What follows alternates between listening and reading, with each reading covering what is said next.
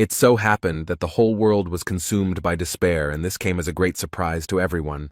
Humanity has never encountered anything like this before. People fell into unprecedented chaos, encountering terrible creatures that had never been seen before. The mysterious civilization demanded that the citizens be handed over if they wanted to live, but the UN refused this demand. The US leadership stated that the monsters want to use people as food. They should not give in to them.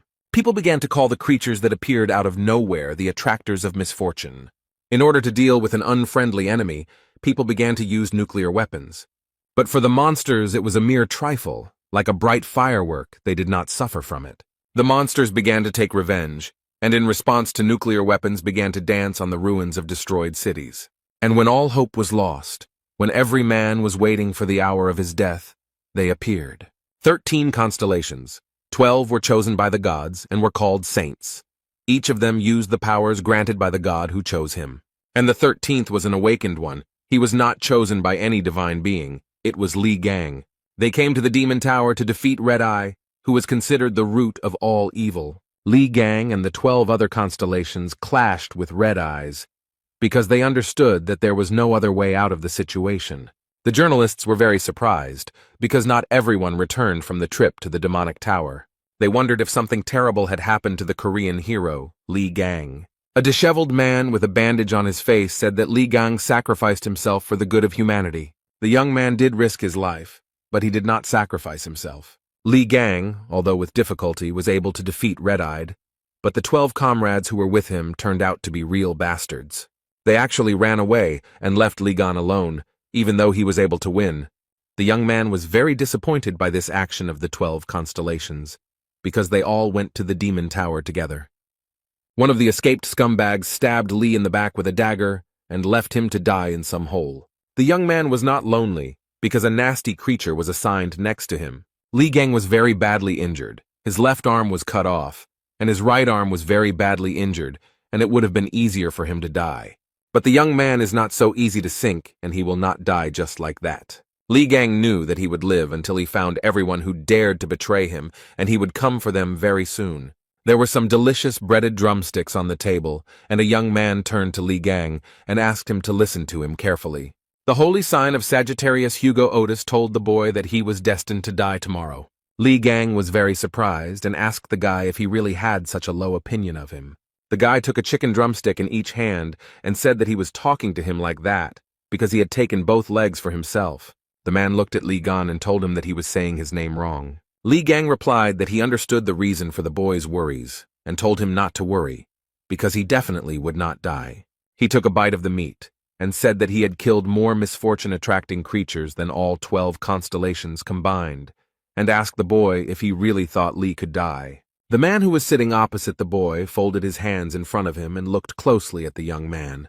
The Demon Tower is the home of the strongest monster that can bring death to all of humanity. It all started on the last day of the 20th century. A powerful temptation of misfortunes drove humanity into a corner with its overwhelming power. They left behind only chaos and pitch darkness, and it was during this period that the 12 gods appeared, who called themselves sacred beings. They vowed to give humanity the power to fight off all monsters and chose 12 people who was granted indescribable power. But something happened that no one expected. The 13th awakened appeared, without the blessing of a single sacred entity. He was so strong and so incredible that everyone was shocked by his abilities. The surprising thing was that even among the 12 saints he had no equal, and this fact made them very angry. And who was so strong, incredible, and unique? Of course, a young man named Li Gang. The guy thanked Gan for the fact that thanks to him, they were able to organize an attack on the Demon Tower.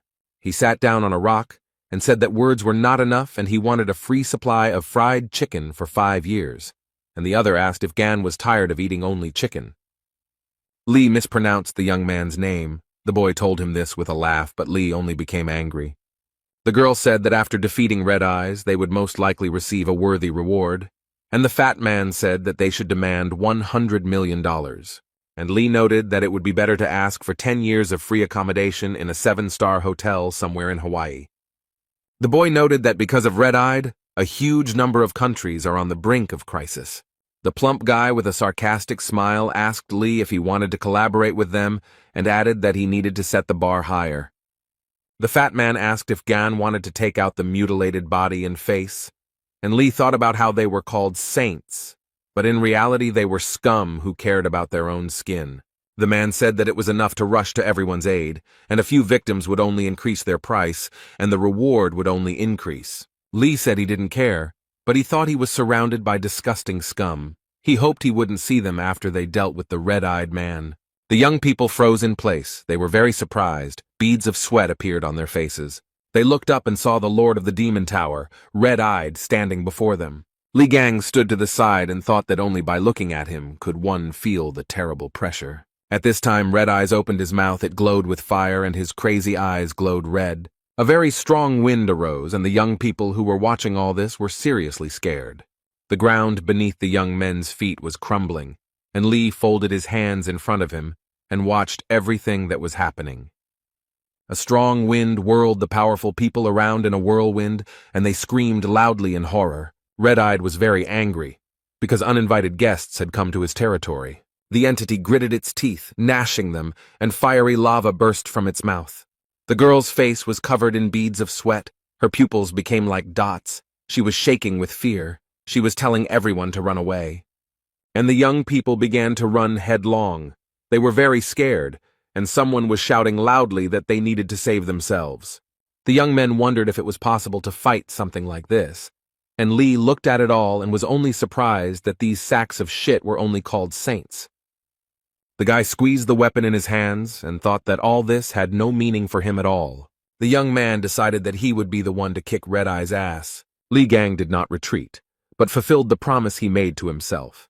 And in the end, those who were with him stabbed him in the back. He thought about how things were in the outside world and cut up the monsters that haunted him. Lee found himself in a place that was a special trap, in which more and more hordes of monsters were constantly appearing. But Li Gang could not be taken by something like that, which his traders were counting on. The guy continued to fight and promised himself that he would survive and would definitely deal with the traders. Gan promised himself that he would tear to shreds all those scumbags who dared to betray him. 20 years have passed since then. A terrible monster appeared in front of the young man, which surprised him greatly. Gan asked how he managed to get here and then noted that he was the last one. The monster screamed at the top of its lungs and began asking if there was anyone left there. Li Gang told him that the monster could scream as much as he wanted, but it was already over for him. The monster called for help, but the guy dealt with it very quickly. He stood over the monsters and sighed heavily. Li Gang had beads of sweat on his face and said that it was finally over. The guy started walking towards the exit and happily said that now he would be able to get out of here. The city was completely destroyed. There was not a single intact house. Not a single intact road. Voices could be heard. The young man was telling the other that he had chosen a less than ideal path, and the other replied that he had been told that it was safer today than usual. The boys were very surprised that they ran into high-ranking monsters that were running after them. The young man noted that they were in deep shit and said that the fortune-teller told him that today he would meet a monster with whom he should not associate himself. The monster approached the guy. He became covered in beads of sweat and began to scream very loudly. The boy fell after the blow. He lay on the ground and groaned in pain. He felt very bad. The guys were surrounded by a huge number of monsters and they felt in danger. The young man began to rise and thought that if Li Gang had been able to return from the demonic tower, then the monsters would not have dared to even show up here. And then, as if on cue, the doors of the demonic tower began to open very slowly. The young people looked at everything that was happening with horror. Beads of sweat appeared on their faces. The boys could barely stand on their feet. A strong wind was blowing in their direction, and dirt and sand were flying straight into their faces. Suddenly, a fiery tornado appeared from which smoke and sand were pouring out. It was a terrifying sight. The young people fell to the ground. They were crushed by huge boulders. The guy asked his friend what it was. He didn't have time to answer. The young man was very surprised. He told his friend that someone was coming out of the destroyed tower. Everything was in smoke, and it was very difficult to understand who was coming out of the destroyed tower. The boy stood in front of the tower, folded his hands in front of him, and said out loud that he had been hit in the back and left to rot in this hole. Lee noted that only cattle do this, but now they won't get away with it and will pay for everything. The young people watched everything that was happening, their eyes wide open in surprise, and could not understand what was happening. And this young man, who had just left the tower, dealt with the monster very easily. The guys couldn't believe their eyes. They were surprised that Li had dealt with the dog without any difficulty. But Li Gang wasn't going to stop there. He began to destroy other monsters. The young man dealt with the monsters very quickly and was very pleased with himself. And the guys who were attacked by the monsters watched everything that was happening from the side. A few seconds later, Li Gang was already near the young people and grabbed them by the hair. They screamed in fear and pain. The guys began to ask Li not to attack them. They stuttered from fear, and Gun was very surprised that he met people. He immediately thought that they were monsters. The young man looked around and noted that the work here was finished, and the guys breathed a sigh of joy that they remained alive. One guy told the second that the man came from the tower and that it was a real sensation. The second noted that it was impossible.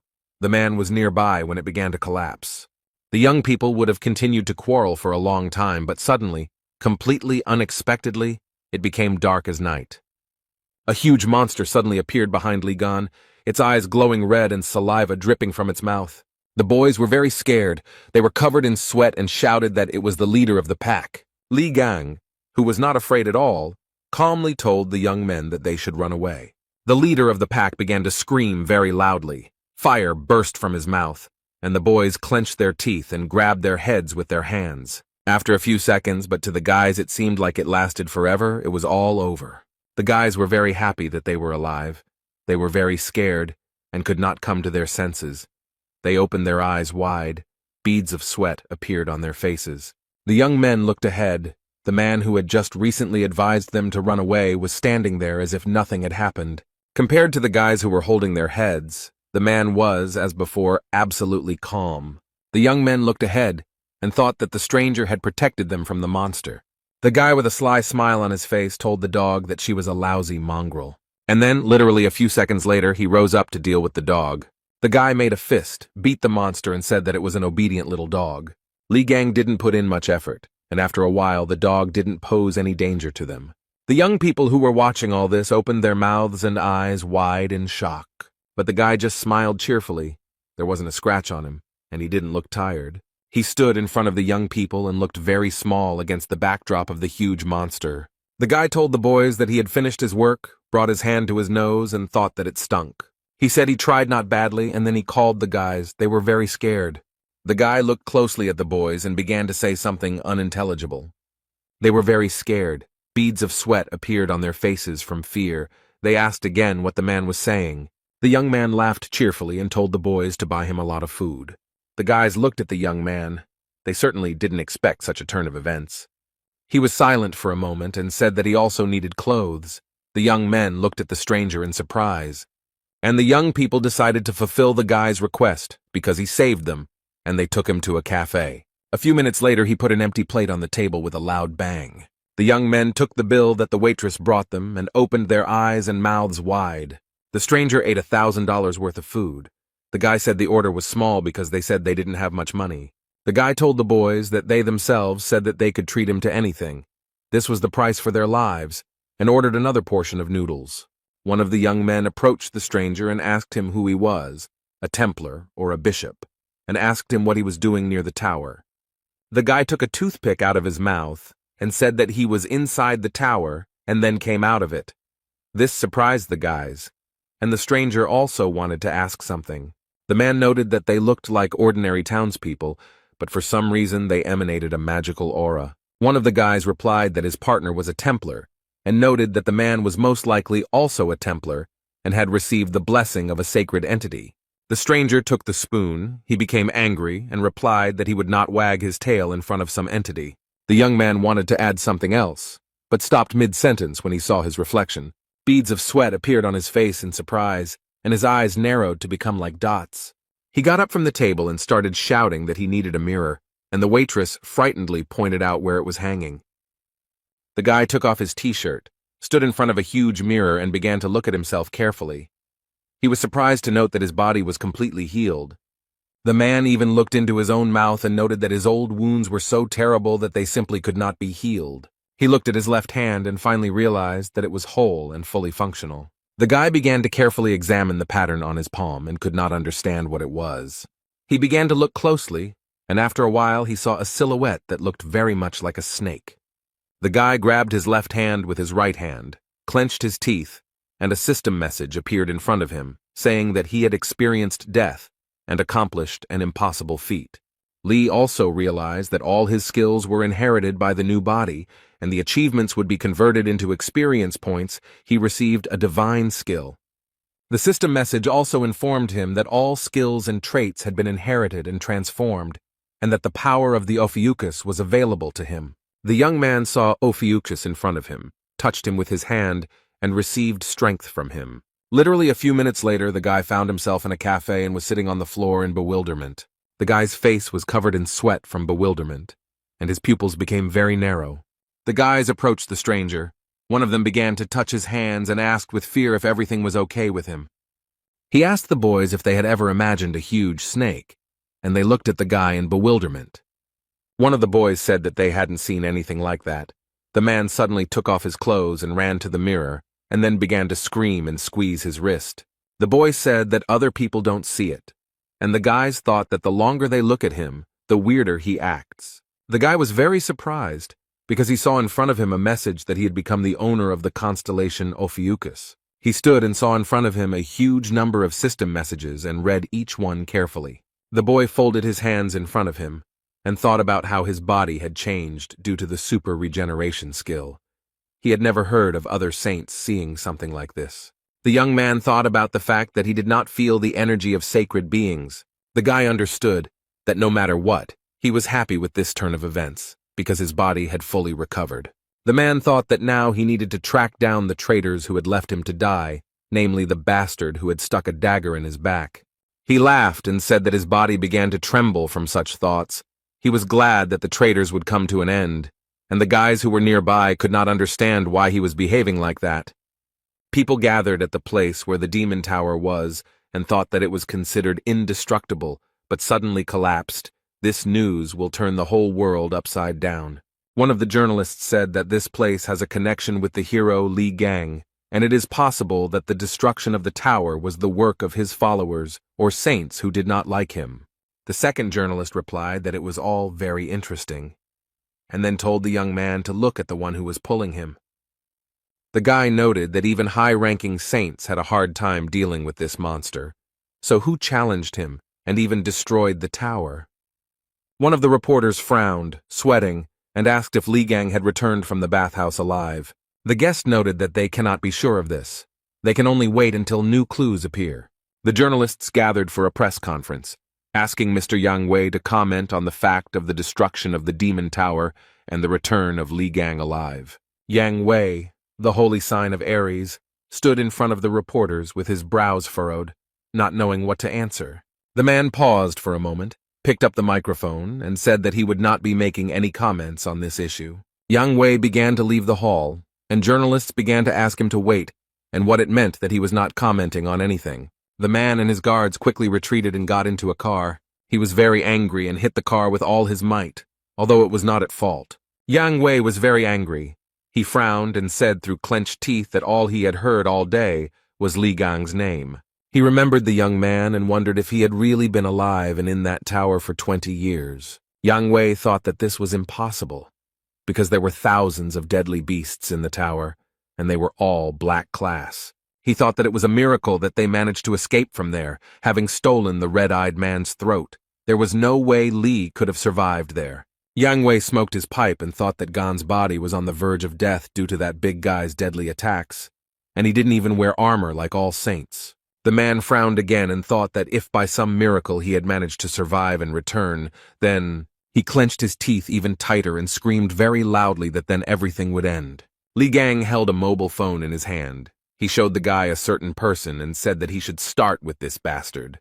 There was a plane at the airport. It arrived. The doors opened and a man started getting out. The guards greeted the young man joyfully. They said that they did not think that they would be able to meet one of the saints, and this was a great honor for them. Mr. Hugo Otis, a Sagittarius, straightened the collar of his shirt and looked around. He approached the guards and asked them where the Prime Minister was, and they replied that he was waiting for them in the office and that transport was ready. Hugo Otis said that it was wonderful and began to walk, and the guards began to bow to him. The guards broke out in beads of sweat, and one told the other that Otis was majestic. The men looked at Hugo Otis and thought that this is what a truly chosen man looks like. And the car set off, the driver taking the young man to the Prime Minister. The man was sitting in the car, looking out the window and thinking about something. He was absolutely calm. Literally a second later, his mood changed, and he thought about the annoying reporters. Otis couldn't believe the stories about Li Gan's return. The young man's mobile phone rang, but the caller's number was hidden. The man gritted his teeth and said that 20 years had passed since those events, but did not answer. He turned off the sound and turned his mobile phone face down. It was not his policy to pick up the phone when someone was calling. The young man calmed down a little and began to look out the window again. He began to think about something again. He remembered how he had told Li Gang many years ago that he was destined to die. Then the guy, with a smile on his face, asked if he really had such a low opinion of him. Hugo Otis remembered that when they attacked the Demon Tower, he, at Goon's request, went outside and held back the incoming hordes of monsters. He wanted to believe that his premonition was deceiving him and that Gon would manage to return alive. The boy remembered holding hands and asking other people why Gon wasn't with them.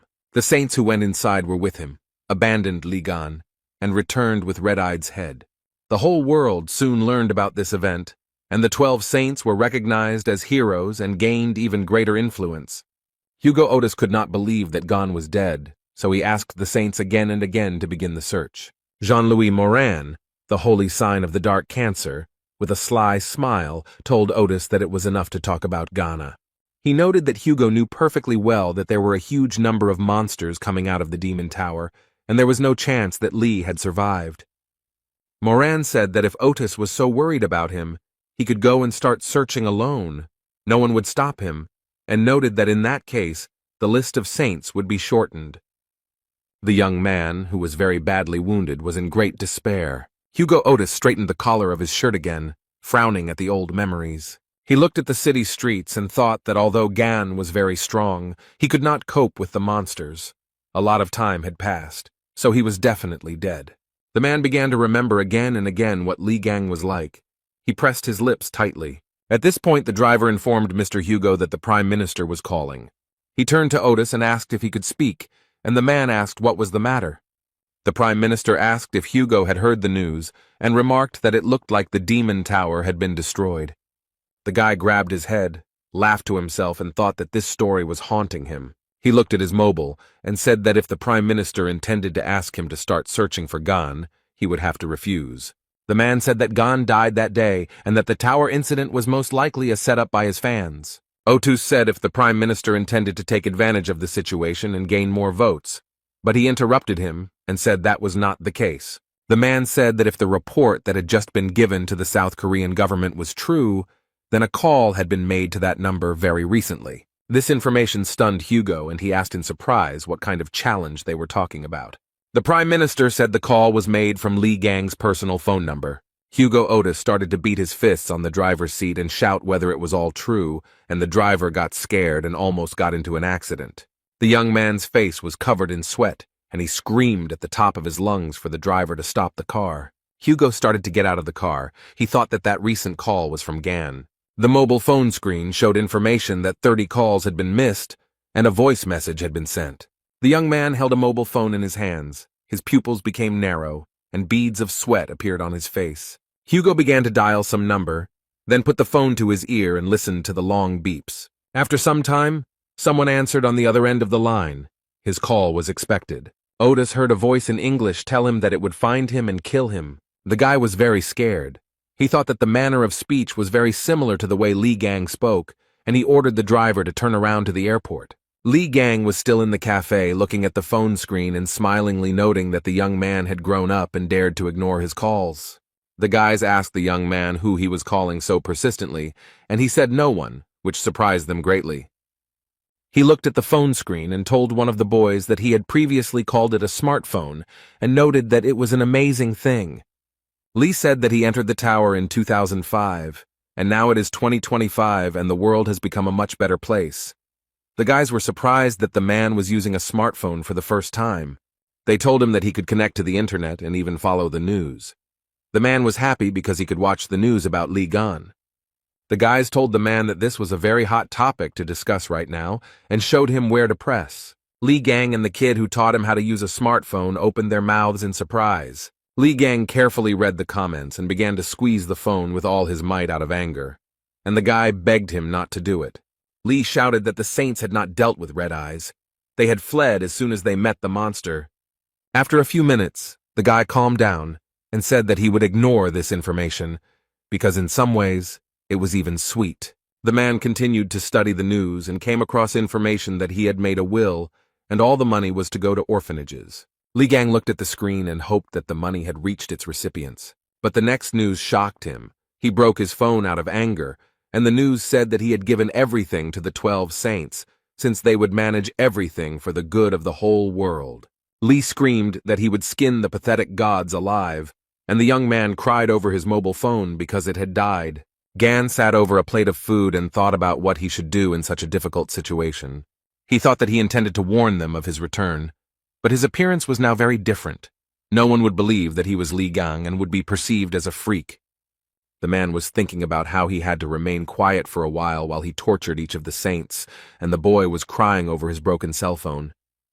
The young people were sitting at the table when Li Gang felt awkward. The man received a system message that he was being watched, and he thought it was an aura. The guy stood up and started walking somewhere. The guys asked him where he was going. He answered that he was going to get some air. The man left the cafe and began to look around. What he saw surprised him. He realized that there were avatars in front of him, and asked himself if it was an animal of the holy sign of the white Aries in front of him. The system message informed that the avatars had recreated the barrier in the name of the white ram, and they were demanding tribute from Li, and the man only gritted his teeth. Gan was very angry and said, even though they are sucking up to the sacred entities, who are they trying to command? The guy wanted to say something when he heard his name being called, and he began to listen to the conversation. The young men were talking about how everyone was talking about Li Gan, and the noise from all the chatter would soon kill him. The girl was telling her companion that this stupidity was being talked about everywhere because of the damn news. The man replied that Gan's name was not tarnished, but he was amazed at how everyone had suddenly become interested in him. The girl supported the young men who had badges with the Gemini Zodiac sign flashing on their clothes. The guys opened their mouths in surprise and thought that the people who were talking about Li were from the Gemini constellation squad. Li Gang, who heard the conversation about himself, immediately walked towards the couple. The man frowned. The guy started shouting at him to come back immediately, as they should not be provoked. Li Gang walked closer to the young people, stood in front of them and looked at the girl and the man without blinking. He frowned and asked the guy what he was staring at, then told him to get out of there. The young men who were feeding Li and standing a little further away became frightened and thought that they were finished. The man with the Zodiac sign on his sweater took a drag and exhaled nicotine smoke straight into Li Gan's face. The young man was surprised by this attitude, and he looked at the man angrily, and he began to ask what happened, some kind of problem. The man put his face right next to Li and told him that if he had a problem, he should hit him. The mustachioed man's companion told him to leave the guy alone because he was going to shit his pants. The couple left the young man alone, and the man, passing by Li, called him a coward. The man told his companion that all those who are fans of Li Gang are no different from each other, and the girl agreed with him. Li wondered why the weakest saint was so popular with everyone, and whether it was completely absurd to consider him a saint. The boy told Li that he had held up well, then noted that these people were part of the ranking representatives of the Gemini constellation. Li Gang called the damn cockroaches with all his might, and tears appeared on the face of the guy who stood next to him. The couple turned around. They repeated the word cockroach in surprise and asked if he had said that to them. Li Gang said with a sarcastic smile on his face that he called them, "They are the cockroaches." The man ran towards Li Gan, looked the boy in the eye, and told him to repeat what he said. Li gave the mustachioed man a flick on the forehead and said that he was a pathetic simpleton who didn't even have a magical aura. The guy simply raised his hand up and the man flew away from him several meters. The mustachioed man's companion, who was watching all this, began to scream very loudly. The guys who were watching all this from the side opened their mouths in surprise. The young man watched the reactions of those around him and was very pleased with himself. After some time, the mustachioed man's companion crept up to the young man. She wanted no one to notice her. Li laughed and asked her if she seriously expected him not to notice her sneaking up. And while she was in a stupor, he also gave her such a flick that she also flew back several meters. Li Gang looked at the young people and calmly said that they were losers. The young men told Li that using magic in the middle of the street was strictly prohibited.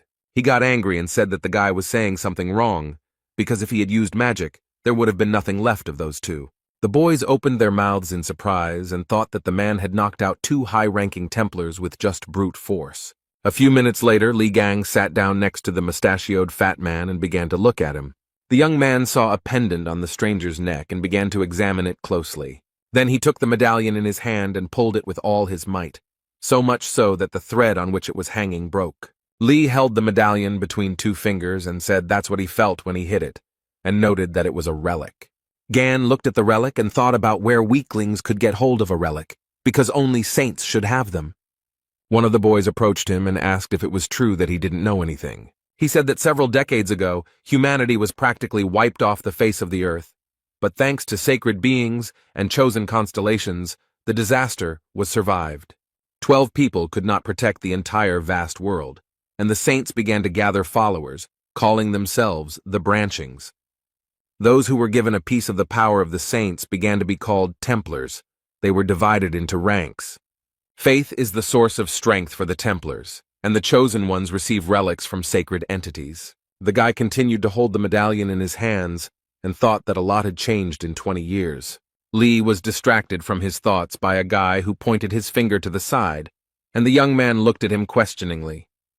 The young man saw before him again the avatars of wealth and greed who were enjoying the current situation. Li read the system message that the avatars demanded that he deal with the attackers. They were thirsty for bloodshed and promised a worthy reward. Beads of sweat appeared on the guy's face. He thought that this was not it, because Li had attracted the attention of the avatars. They are like reflections of the sacred beings themselves, and standing in their way is like challenging the gods. The guy started telling Li to hurry up and do as they asked, but he just laughed. Li said that he thought that where the stinking aura of Aries was coming from, it turns out that they intended to fill their bellies. Gan came to the conclusion that in the end, nothing had changed, and he kicked the asphalt with all his might. A very strong wind arose. The young people could hardly stand on their feet. They could not understand what was happening. One of the guys looked at everything that was happening with surprise, and beads of sweat appeared on his face from fear. Li put his hands on his hips and said that they were showing off despite the fact that they were worthless losers. The boys looked up and noticed that the white Aries constellation had retreated and the barrier had also disappeared. One of the boys had beads of sweat on his face, and he thought that this was not an easy person to deal with. The guy was surprised when the young man called him by name, thereby distracting him from his thoughts. Li asked the guy if those cheeky idiots really belonged to the Gemini branch. He replied that in their country the Gemini branch had the greatest influence. The elite group had gathered 2/3 of all large corporations. Li Gang asked the guy so they should have money on them, and he looked at him in surprise. The man smiled and asked the boy that the clothes they wear should be branded. He started to rip off his clothes, saying that it was time to make some good money, and the guys watched everything that was happening. In the evening, the young people stood near the building, and Li said that they were finally there and noted that the day had been very long. One of the guys showed with his hand which apartment he lives in, and his friend noted that his door was next door. The guys thanked the young man for saving their lives and even walking them home. Li began to yawn and began to ask whether they were going inside or not. Since he really wanted to sleep, the guys were very surprised. After he found himself in the apartment, he very quickly took off his clothes, got a haircut, and stood in front of the mirror. The young man began to admire himself and smiled at his reflection in the mirror. He liked it very much. The guy saw all this and told the man that a short haircut suits him very well. He said that Li now looks much cooler, and he was not prepared for such admiration. The man thought that in the past, baldness was a side effect of using his abilities, and now he tidied up his hair. Li Gang frowned and his smile turned into disgust. He couldn't understand why this happened. He looked at the huge fly and wondered what the fly had forgotten in their apartment. Literally a few seconds later, he caught the hand in a fist and squeezed it very tightly. Li opened his hand and threw away the remains, and the boy raised 2 fingers up and was surprised that he caught the fly with one hand, because even experts can't do it. The man began to catch one after another the luring one and asked what number it was and why they were sticking to him, and the guy noticed that his scent attracted monsters. Lee told them to smell his ass and said that this usually happens because something is wrong with the house. He looked at the shelf and said that the guy keeps nasty things in the house, which is why the creatures flock here. The boy looked at the figurines and noted that this could not be an abomination, since they were received from the constellation Gemini. The guy took the statuette in his hand and said that these artifacts did not belong to him, but they were blessed by the saint. But he did not finish speaking because Lee broke it. The young man looked at his hand, covered his nose, and said it was disgusting, and the guy started shaking over the broken figurine. The man picked up the mask and told the guy that it was intended to spy on the buyer. He started throwing things off the shelf, threw out the music box because it collects personal information, and the watch attracts the attention of monsters. The boy screamed from injustice. Li Gang said that the saints had appropriated his property and then started selling such disgusting goods to people. The guy got really angry and said that the very thought of such injustice made him furious. The young man who stood in front of the door heard someone shouting that all this junk needed to be thrown out. Li Gang was holding some object in his hands, and the guy was holding him by the shirt and crying really hard. The young man entered the apartment and saw all this, looking at the guys in surprise. Lee looked at the stranger and asked who he was, and the boy was very happy. He was very happy to see Songjae and called him by name, who confirmed that it was him. Sun frowned, his face became displeased, and he noted that he was the owner of this apartment. By this time, Li Gang had managed to beat and smash a lot of objects. He didn't know what to answer. In the branch of the White Aries, in the residence of Yang Wei, a very interesting conversation was taking place in raised tones.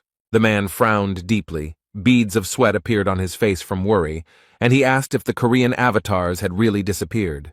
The young man who knelt before him said that it was true, and noted that there was a lot of fuss about it. Yang Wei frowned, gritted his teeth, and began to think about who could do such a thing. He knew very well that avatars were direct representatives of sacred entities, and only someone extremely strong could disperse them. Yang Wei ordered the man to contact the other saints and ask if they had anything to do with this. The man replied that he understood the order, and noted that Strelitz had not been in touch for a long time. Jan replied that this was no cause for concern, since he wanted to get a new position. The young man replied that Hugo immediately boarded another flight after arriving at the airport. Jan listened to the young man and was very surprised, then asked where the man was heading. The guy said that the destination was South Korea. This information surprised Jan very much. He stood up from his seat and began to scratch his beard and think about something. For some time he silently digested the information. Yang Wei thought that Hugo had always been on good terms with Li Gang. The man frowned and wondered if such actions could be related to the return of that bastard Gan. It was very surprising, but Yang Wei began to wonder if Li Gang had actually survived. He grabbed some statue and threw it down the steps with all his might. It almost hit the man who came to report. Jan started yelling at the guy to report clearly. He was very angry. The man began to talk about how a Templar of the Gemini branch was found in the place where all the avatars disappeared. He was unconscious. The guy told Jan that a man was lying in the middle of the street in his underwear. Witnesses said that before this, he had gotten into a fight with a very handsome young man. A candlestick with candles fell to the floor, and Wei noted that it couldn't be Li Gang, since his face was covered in scars. Yang thought that things weren't going too well, although it was entirely possible that Li had managed to survive and return. Wei thought that the avatars disappeared for some unknown reason, and the worst thing was that they failed to finish off the Spider Queen. The man clenched his fist and thought that at this rate his position could be in jeopardy. He told the man to have a plane prepared for him, and the assistant asked if Wei was going to go there personally. Jan scratched his beard again and replied that he wanted to see everything with his own eyes. The man very quickly put on his coat, took a cigar, frowned, and noted that something devilish was happening there. In Korea, in the Gemini Branch Hospital, a fat man was lying on a bed. Various devices were connected to his body. He also could not breathe on his own. An oxygen mask was connected. A gray-haired elderly man entered the boy's room. He frowned very deeply and clenched his teeth. He pointed his hand at the guy and began to scream furiously, asking who dared to hurt his grandson so badly. The old man started pointing his fingers at some man, who calmly asked the old man not to worry so much. The man told the old man that this was exactly why the twins had sent him here. The red-haired boy frowned and asked his youth if they really met at the Demon Tower. The guy was wondering if it was true that the man was able to kill all the draggers with his bare hands and knock out a ranked Templar, and the young man noted that everything was so. The redhead screamed that it was all a lie, and that the man had destroyed all of his relics, and Lee noted that they were all fake. The guy gritted his teeth and asked what branch the man was from, and the guy laughed and asked if he thought he needed something like that. The red-haired man closed his eyes and asked what about the god he was loyal to. Lee replied that he didn't need 12 idiots for nothing. The guy started asking Lee about his rank, and he said that he was a production worker. Then he asked what the man's name was. The young man's pupils became like dots, and he calmly said that his name was Lee Gang. The boys who were in the apartment started talking about something and interrupting each other, and Lee looked at all this with bewilderment. The red-haired boy told Gan that he broke into someone else's house without permission and destroyed all the relics, and then he shouted furiously that the young man dared to pretend to be the great Lee Gan. Songjae started doing such things that the boy started yelling at him that he was a crazy bastard. A system message appeared in front of Lee that a burst of magic from a Gemini follower had been detected, and he noticed that the red-haired man wanted to destroy the house. Lee Gang was also able to study the guy's rank and other characteristics using system messages. The young man thought that the guy at such a young age already possessed high-ranking skills, and the genius trait was not given to him for the sake of a sounding point. The boy broke out in sweat and started yelling at the man to run away, as Song was a rank Templar and a crazy fan of Lee Gang. Zay asked Jiming if he was crazy, and then told him to get lost if he didn't want to get killed. The red-haired man was very angry and noticed that by playing with fire so furiously, the boy risked wetting his pants. Li Gan got tired of watching everything that was happening and decided to use force. Sun fell to the floor, and Gan said that at this rate the guy could not only burn down his apartment, but the whole house. The boy asked the young man if Sun had died, as he was very worried, and he replied that everything was fine.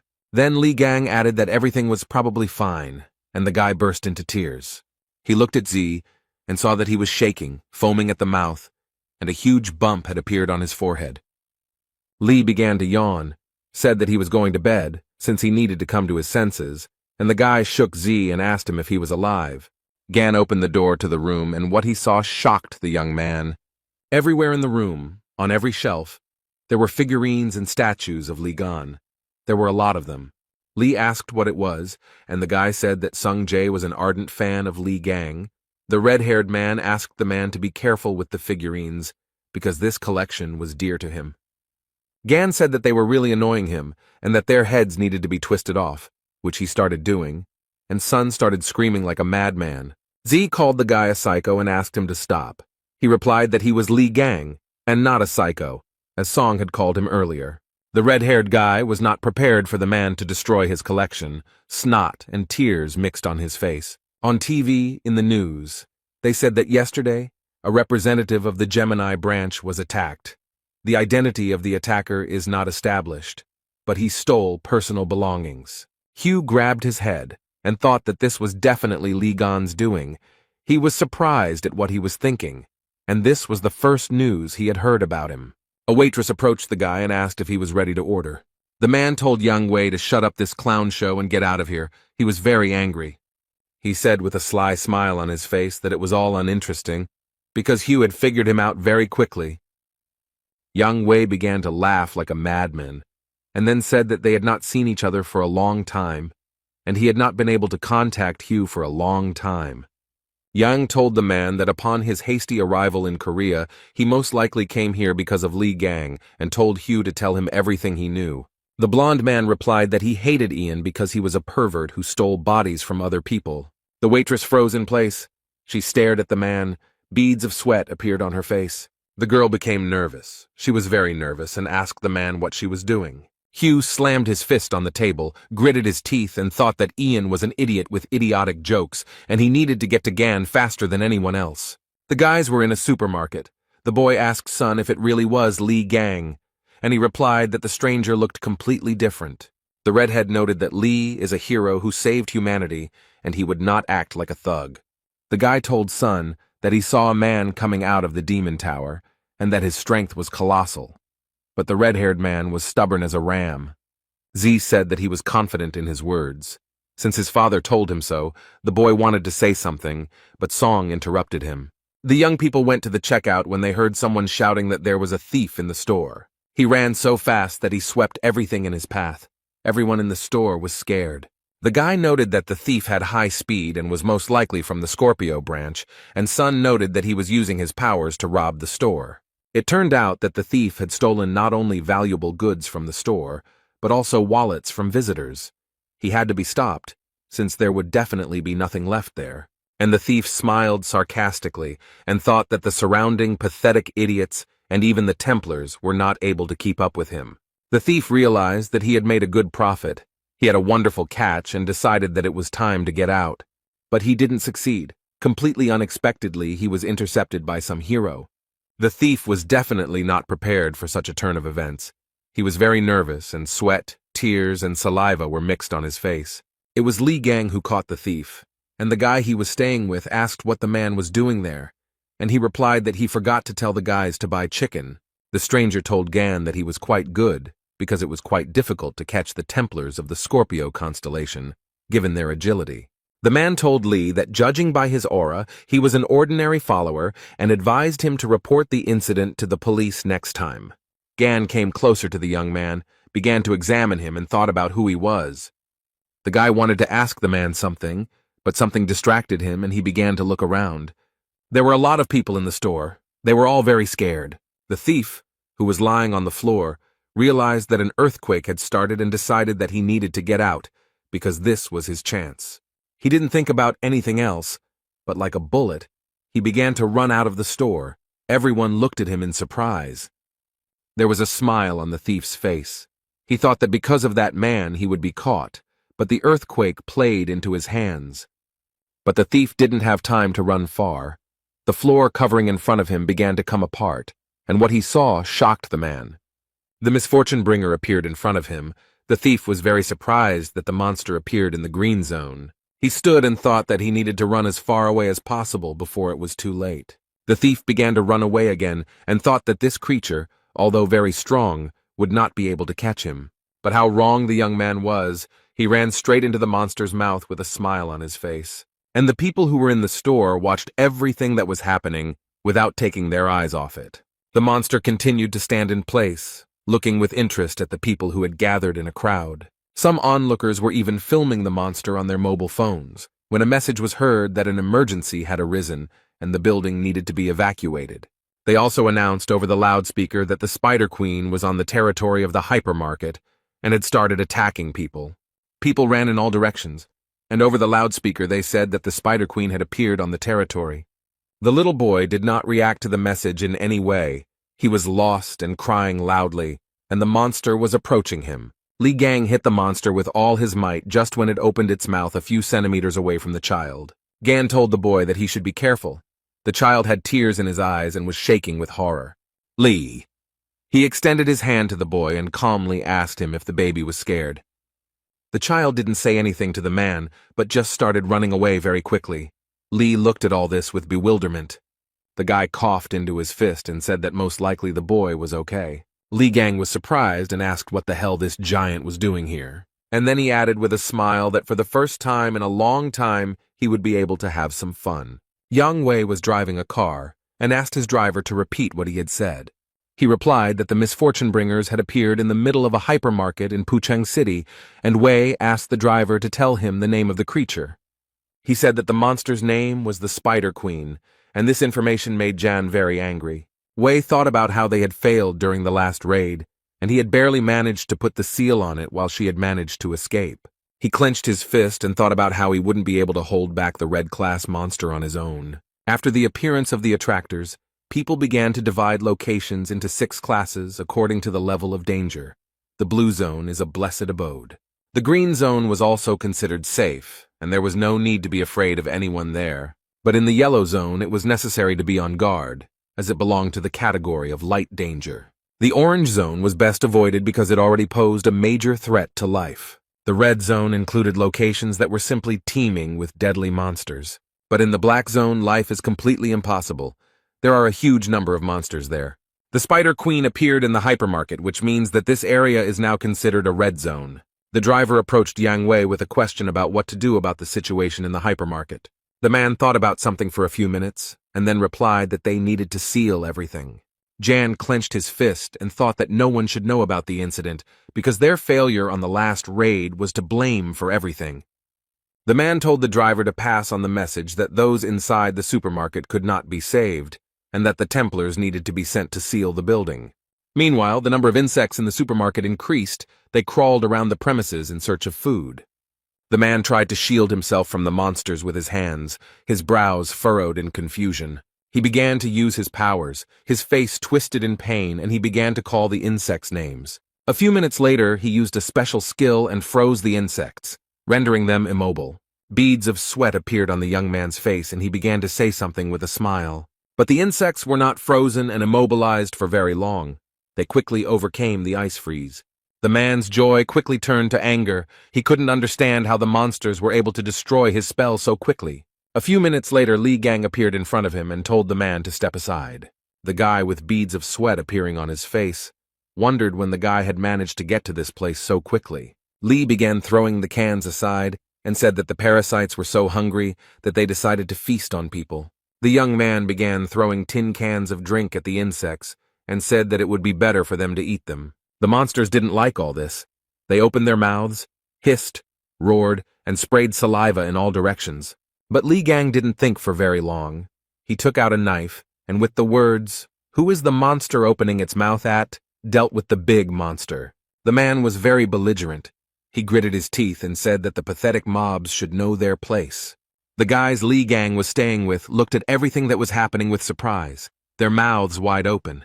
And a system message appeared in front of the young man, saying that he had destroyed the bringers of misfortune. The guy was very surprised. He read a message that his experience was increased, and he received consumables. He read that he needed to collect materials, and he would be able to create new relics and skills. The guy realized that production skills had also changed.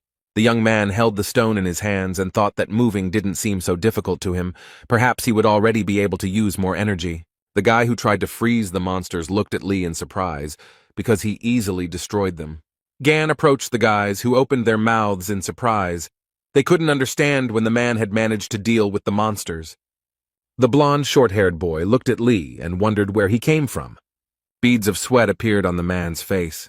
He frowned and realized that he had not heard the question. Li Gang looked at him and called the stranger an uninitiated minister of the church. The man began to shout that he knew something was fishy there and noted that Li was the same man who had attacked their followers. Li Gang immediately understood that the young man was talking about that man and woman, and so he smiled slightly. The guy's mood changed literally in a second, and he punched the stranger in the face. He fell to the floor, clutching his face with his hand, and Li asked how he knew that, and then added that he knew too much. The man folded his hands into fists. Beads of sweat appeared on his face and asked how he could not recognize him. And then he added that Li had put on the clothes and badge of a beaten man. The man said that the badge was a relic that was only given to the Templars of the Gemini branch. He yelled that the secret of Li's strength was that he carried a badge, and Gan looked at the badge in surprise and asked why he had that thing on him. The man looked at the badge. His pupils became like dots and said that it was an abomination. The gray-haired man began to scream very loudly. His face was covered in beads of sweat. He called Li all sorts of names. Chan said that this relic was good enough as a declaration, and that the guys had most likely been cheated big time, adding that those bastards hadn't changed a bit in 20 years. He wanted to say something else, but a monster to the side began to scream very loudly. Li Gang stood there, his face completely devoid of any emotion. He was calm. The guys were very scared. Beads of sweat appeared on their faces. They were shaking with fear. The Spider Queen was very angry. She followed the people, and they ran away from her in different directions. The gray-haired man turned his head to the side and stuttered that the Spider Queen was coming towards them. Li Gang looked in her direction and realized that he needed to act quickly. Everyone was running away from the Spider Queen, but the guy flew straight to her and even called her a spider. The young man began to hit the monster with his fists and shouted with hatred for it to get out of here. The Spider Queen didn't like the guy's familiarity at all, and she began to destroy everything in her path. People looked at everything that was happening with horror. They were all very scared. The guys Li Gang lived with opened their mouths in surprise. Beads of sweat appeared on their faces. The gray-haired man also looked at everything that was happening with horror. He frowned. The guy thought about the fact that Li rushed at the monster without any relic on him. Those present in the supermarket heard a message telling the Gemini branch Templars to be careful. The boys immediately realized that it was the voice of the Gemini branch bishop's son Hek. One of the boys thought about telepathy. The man said it was Sun Hyuk, and he called out to Sun Jae and Sun Jun to leave the building immediately. The bishop stated that the people from the Aries branch intend to completely seal the building. The man said that Yang Wei himself was heading here, and that he couldn't be stopped, and that even a saint couldn't handle the Spider Queen. That's why they decided to get rid of the place completely, because the saints would have problems if people found out about their failure. The white-haired man asked Song Jun if he had a teleportation skill. He told the guy to take Song Jae and get out of there. The boys were very upset by the fact that only the two of them could be saved.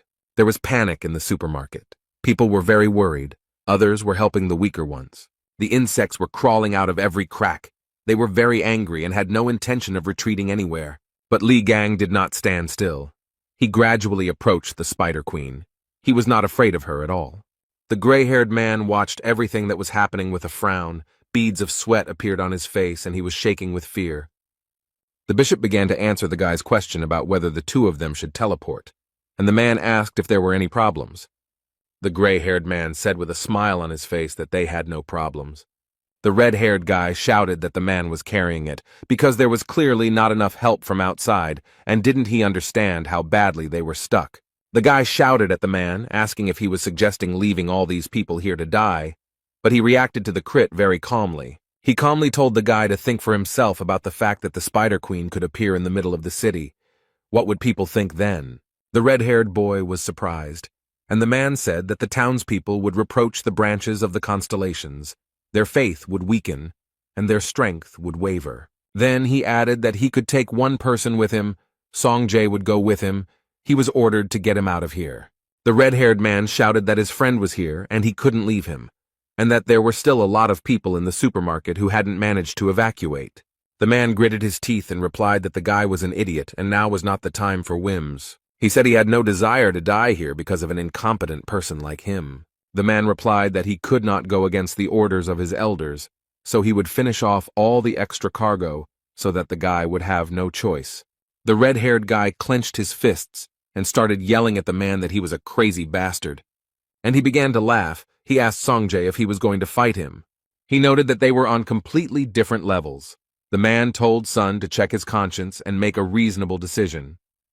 The man wanted to say something else to the young man, but he stopped mid-word. Song Jae didn't think for long, but used his strength and the man flew to the side. Li Gang ran into the hypermarket and asked in surprise why the guys were still there. The boy noted that it was very dangerous to be in the hypermarket, so he should move his buns. The guys were very happy to see the young man, and the red-haired one noted that the attractors had blocked the exit and they couldn't get out of here. The dream said that they have two ways out of here. The first is to take the teleport to the gray-haired man. The second way out is much more difficult and consists of destroying all these creatures. The guy said that there were a lot of wounded people in the hypermarket and they needed help. And then he added that the people from the Aries branch decided to seal the entire building, thereby not giving anyone a chance. Li Gang frowned and said that this was indeed a huge problem, but the gray-haired man only wheezed. A few minutes later, he stood up and began cursing Li with all his might and calling him to come to him. Gan calmly said that it seemed to him that the man had chickened out and had already run away with his heels flashing, and the gray-haired man yelled at him to shut his mouth. He looked at his mobile phone and said angrily that he would see if they could get out of here alive, and he would be able to escape alone. The gray-haired man frowned. Beads of sweat ran down his face. He was thinking about something. He didn't notice how the Spider Queen approached him and entangled him in her webs. After a few seconds, the gray-haired man realized what was happening and began to panic. He was definitely not prepared for such a development of events. But the Spider Queen did not stand on ceremony for very long. She lifted the man up in order to profit from him. The boys opened their mouths in surprise. Their pupils narrowed very much, and beads of sweat appeared on their faces. They were brought out of their stupor by Li's voice. He told the boys to take care of the wounded, and he would sort everything out. Then, when he was done, he would join them. The guys were very surprised, and Gan calmly said that it wouldn't take much time. Yang Wei arrived at the hypermarket and immediately asked about the situation. He was told that the building was already practically sealed and cordoned off. Jan said that given the fact that the work had begun before his arrival, everything was progressing very slowly. The guys began to wonder why the defense wasn't holding as it should. The second one noted that he felt like something was about to break out. A group of people standing near the supermarket began to cough very heavily because smoke was coming from the building. Those around saw a huge snake with its mouth wide open and its eyes glowing red. Yang Wei was very surprised. He frowned and seemed completely unprepared to see the snake. People started running out of the hypermarket. They were screaming to be saved and that there were people in the middle of the building. They started telling stories about some guy in a hypermarket who was fighting monsters alone. Yang Wei, who stood to the side, thought that people were talking nonsense because no one would fight monsters alone, especially since he was also not able to do it. He told the security that he would see it all with his own eyes. The security got nervous, and the guys told Jan that it could be very dangerous. Wei said he didn't care, then added that everyone should be ready and went inside the hypermarket. The man walked into the middle of the building and what he saw shocked him. In front of him was the Spider Queen. A few seconds later, he realized that she was killed and wondered who could have done this. Jan walked around the hypermarket and thought about the fact that there were traces of a real massacre in the premises. He was wondering what the hell had happened here. Wei thought that someone was specifically hunting the Spider Queen, and then said that he got rid of his headache because he already had enough problems. The man stopped. Beads of sweat appeared on his face. He began to understand that he felt a familiar energy. Jan went out onto the balcony and began to look down. He was interested in what was going on there. Wei saw Hugo Otis and was curious about what the young man was doing there. Ian began to think that this could be Hugo's doing. He thought that it made sense. Wei frowned deeply, clenched his teeth, and thought about how Otis missed him. Then the man was distracted by a question. Someone from behind asked Jan what was wrong, the pig, and he got really scared. Lee asked Wei if everything was okay, and then noted that they hadn't seen each other for a long time. And what happened to his expression? Jan was covered in beads of sweat and began to scream like crazy. He was gasping for air and choking. At this time, rescuers were working near the entrance to the hypermarket, helping the wounded. The guys Li Gang lived with were seated aside and given warm blankets. The boy was coughing and Song was deep in thought. The red-haired man was wondering if that guy could really be Li Gang, as he said, although he looks different, his movement said otherwise. Then the young man was distracted from his thoughts by someone's voice. It was very familiar. Someone was calling the guy by name. It was Hugo Otis. He asked Song Jae what he was doing near the hypermarket. Sun asked the man why he had returned. The boy was surprised to see the holy sign of Sagittarius, and Hugo got angry, since this is not the way to greet one's own father. The dark-haired guy started laughing, and Song gritted his teeth and became very angry. Hugo noted that his son was unharmed, and noted that a little medical attention would quickly get him back in action. He told his son that he had been informed that the monsters inside the building had been destroyed, and asked if he had seen who had done it. Sun said something inarticulate, and Otis smiled and wondered who his son was like. The guy asked Sun if everything would be okay with Li Gang. Hugo, who heard the conversation, was very surprised. He ran up to the boy, grabbed him by the shoulders, and started shaking him, while Sun watched everything that was happening in surprise. Otis shouted what name the boy had called, began to ask where Lee was now and whether he knew him. The child was very scared.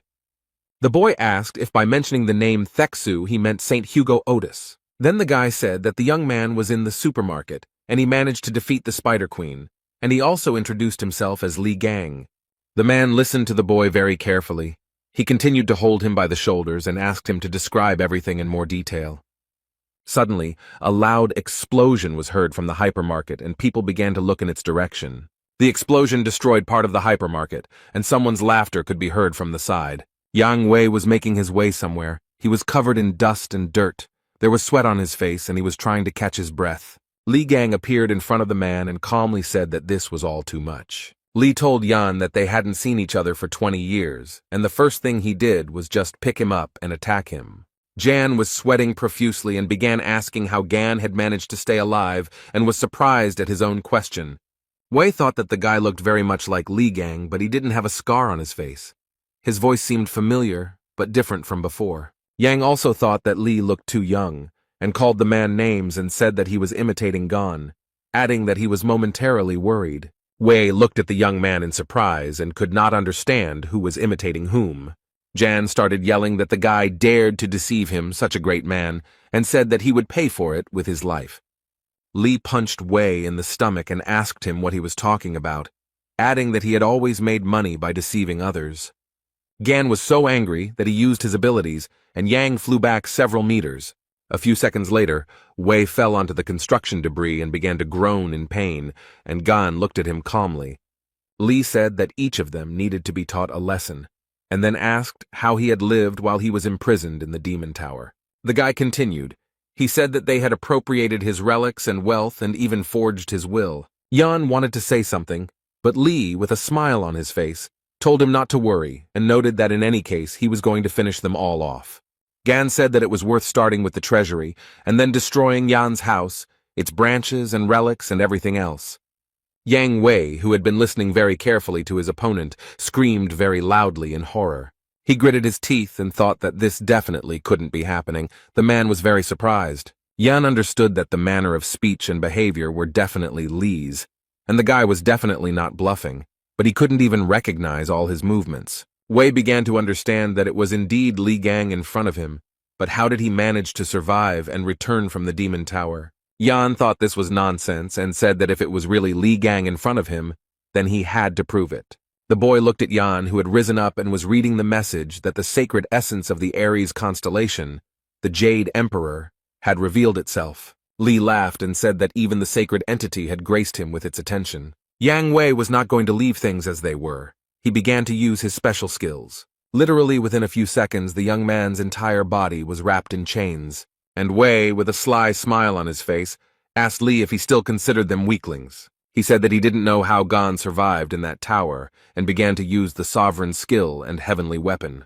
Li Gang watched all this calmly, and then calmly said that he was impressed by the Emperor's strength. Yang Wei gritted his teeth and angrily told the guy to quickly shut his mouth. He began to send a huge number of swords towards Li Gan, and said that it was time for him to die. In just a few minutes, the young man was completely covered in swords. Yang Wei looked at the huge mountain with his brows furrowed, and thought that he had succeeded. He started walking towards the mountain with swords, and said that it was amazing that Li was able to get out of the tower, but his self-confidence had not gone away. Jan said that challenging someone who had gained experience all these years through his followers was at the very least reckless. Wei began to smile sarcastically, and asked if it was true that Gan thought that they had been standing still for all these 20 years. Then the mountain of swords began to crumble in different directions, as if someone was taking the swords apart. Yang Wei was very scared. Beads of sweat appeared on his face. His pupils narrowed very much, and he thought that this could not be.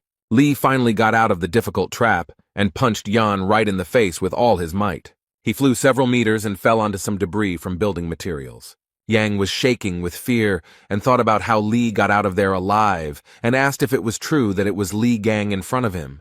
The young man put his foot on Jan's stomach and noted with joy that he finally recognized him. Wei wheezed in pain, and Gan said that he came for their souls, and then added that they should prepare for the worst. Li covered his nose with his hand and told his opponent that his weapons smelled strongly of shit. Yang Wei looked at Li and thought that this level of regeneration was impossible even for the Aquarius constellation, which possessed healing skills. System messages appeared in front of Li, and he told Yan that thanks to him, he became even stronger. He leaned down in front of Wei and asked him why they didn't try out his new skill. Yan started shouting for Li to stop. System messages appeared in front of him and he turned red. Wei was very surprised when his divine essence hurriedly left while shouting curses. Yan started screaming about why the sacred entity had left him, and Li noted with a smile on his face that it had left before it was all over. Gan said that he was quite merciful, so Wei would only feel the pain that he himself had experienced. At this time, security guards Yang Wei and Hugo Otis entered the hypermarket. The security guard looked around and asked in surprise what had happened in the supermarket. There was a huge number of monsters lying on the floor of the hypermarket, which no longer posed any danger. Hugo Otis stood to the side and looked at the monsters. He thought about something for a while. Something alerted the guy. Beads of sweat appeared on his face, and he realized that the energy that was floating in the room was very familiar to him. A few minutes later, he saw someone lying in the distance and began to guess that it was Yang Wei. Hugo realized that this was Li Gang's doing, since he was always causing trouble, and the guards were saying that something was wrong here, since Yang Wei's energy was coming from below. One of the guards noted that Jan's aura was very weak, and the second began to suspect something. Hugo Otis came closer and asked the guys if they could step back a little. He began to use his powers. A few seconds later, the man jumped into the crater where Yang Wei's body lay. What Hugo saw shocked him. He immediately realized that this was definitely the work of Li Gan. Yang Wei was foaming at the mouth, and there was a note on his body indicating that he had gone to the pigsty. Hugo wondered what kind of trouble he would cause this time. The young man stood in front of a huge, pompous building and hummed a cheerful melody. Li Gang said that it was now clear where the man kept his stolen relics. He entered the building, began to look around, and said that this guy seemed to be trying to make himself out to be a god of treasures. Too much show. The young man looked to the side and thought that he could smell his relics coming from that side. He came closer to them and realized that they were all fakes. The clothes were taken from his house, but the weapons were clearly fake. What the guy saw left him in a state of great shock, and he could only sigh. There was a toothpick lying on the red velvet pillow, and on the card was an inscription stating that it had been used by Li Gang. The guy put his hands on the glass cube and said that his baby had finally been found. The people who were in this museum began to look at the strange young man in shock. A few minutes later, the alarm started to sound, and the light started to glow red. The guards started running and broadcasting information on the radio that they had a robber, and that all the guards needed to head to Sector B. Li Gang stood next to the broken cube. There were shards of glass on the floor.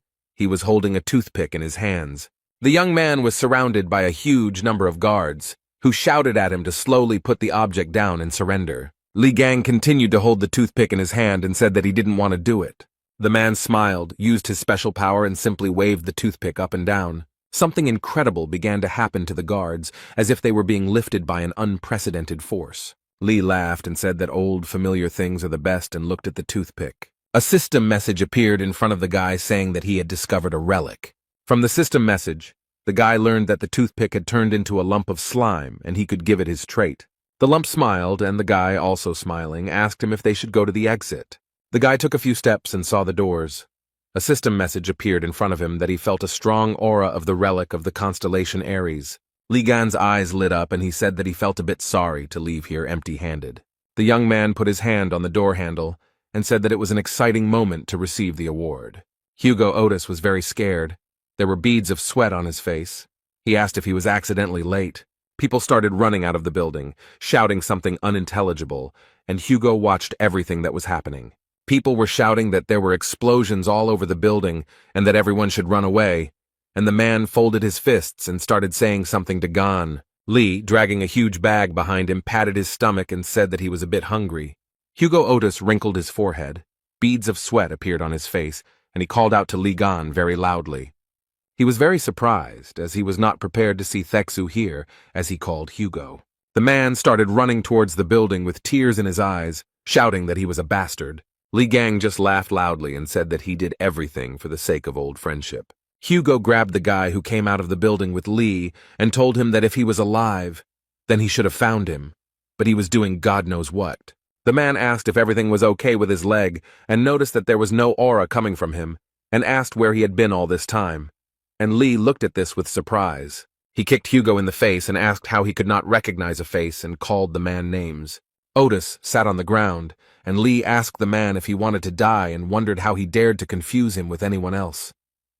The man held his face and looked in surprise at the young man standing in front of him. Hugo saw a clot of mucus on the boy's shoulder and asked if it was all true. Li began to laugh heartily and said that Taixu needed another beating. The man very quickly got up from the ground and threw himself on the guy's neck, but Gan didn't like all this very much. Otis was crying and began to ask Li if he was alive. He was wondering if it was really Gan in front of him. He hung in the young man's arms and sobbed bitterly, his face turned blue, all of which Li did not like very much. The guy threw him off and asked how he dared to rush at him so suddenly, adding that it was disgusting. Hugo replied that it was indeed Li in front of him, and a system message appeared in front of Gan, stating that the essence of the Sagittarius constellation had manifested itself. The guy looked at the essence of the Sagittarius constellation in surprise. Beads of sweat appeared on his face. Hugo was scared. He frowned and didn't understand what was happening, but Li was calm. The men looked at the essence of the Sagittarius constellation and thought about why it appeared. Li began to think about what had happened when a message appeared in front of him that the sacred entity Apollo was doubting the truth of Gan's survival. There was also a message that Apollo was offering to verify this. Otis asked how to do this. Gan read that Apollo was aiming his arrow at Li Gan and would say that everything would become clear when he shot him. The guy wanted to get rid of the god. Li was surprised that the entity, upon meeting a person, immediately pointed a weapon at him, and Hugo calmed him down, saying that everything was fine, and Apollo did not want to offend him. Gan clarified that everything was indeed fine, and then said that they should continue where they started. The man immediately remembered the phrase about Li saying that he would finish him off, and then adding that they would see each other soon. Li said that when he returned from the Demon Tower to find his house sold, his property stolen, and his relics gone, Hugo began to stutter. Gan made a fist and told the man to let him hit him just once. Without receiving an answer, Li hit Hugo, who, with a smile on his face and tears in his eyes, said that it was definitely gone in front of him, but he himself thought that he had hit him very hard. Security guards began to emerge from the building, shouting that the offender needed to be found and captured, and that he had to return the relics. Li remembered being followed and the man asking him if he had stolen something. The young man pointed to the bag and calmly said that he hadn't taken anything special, just a couple of trinkets.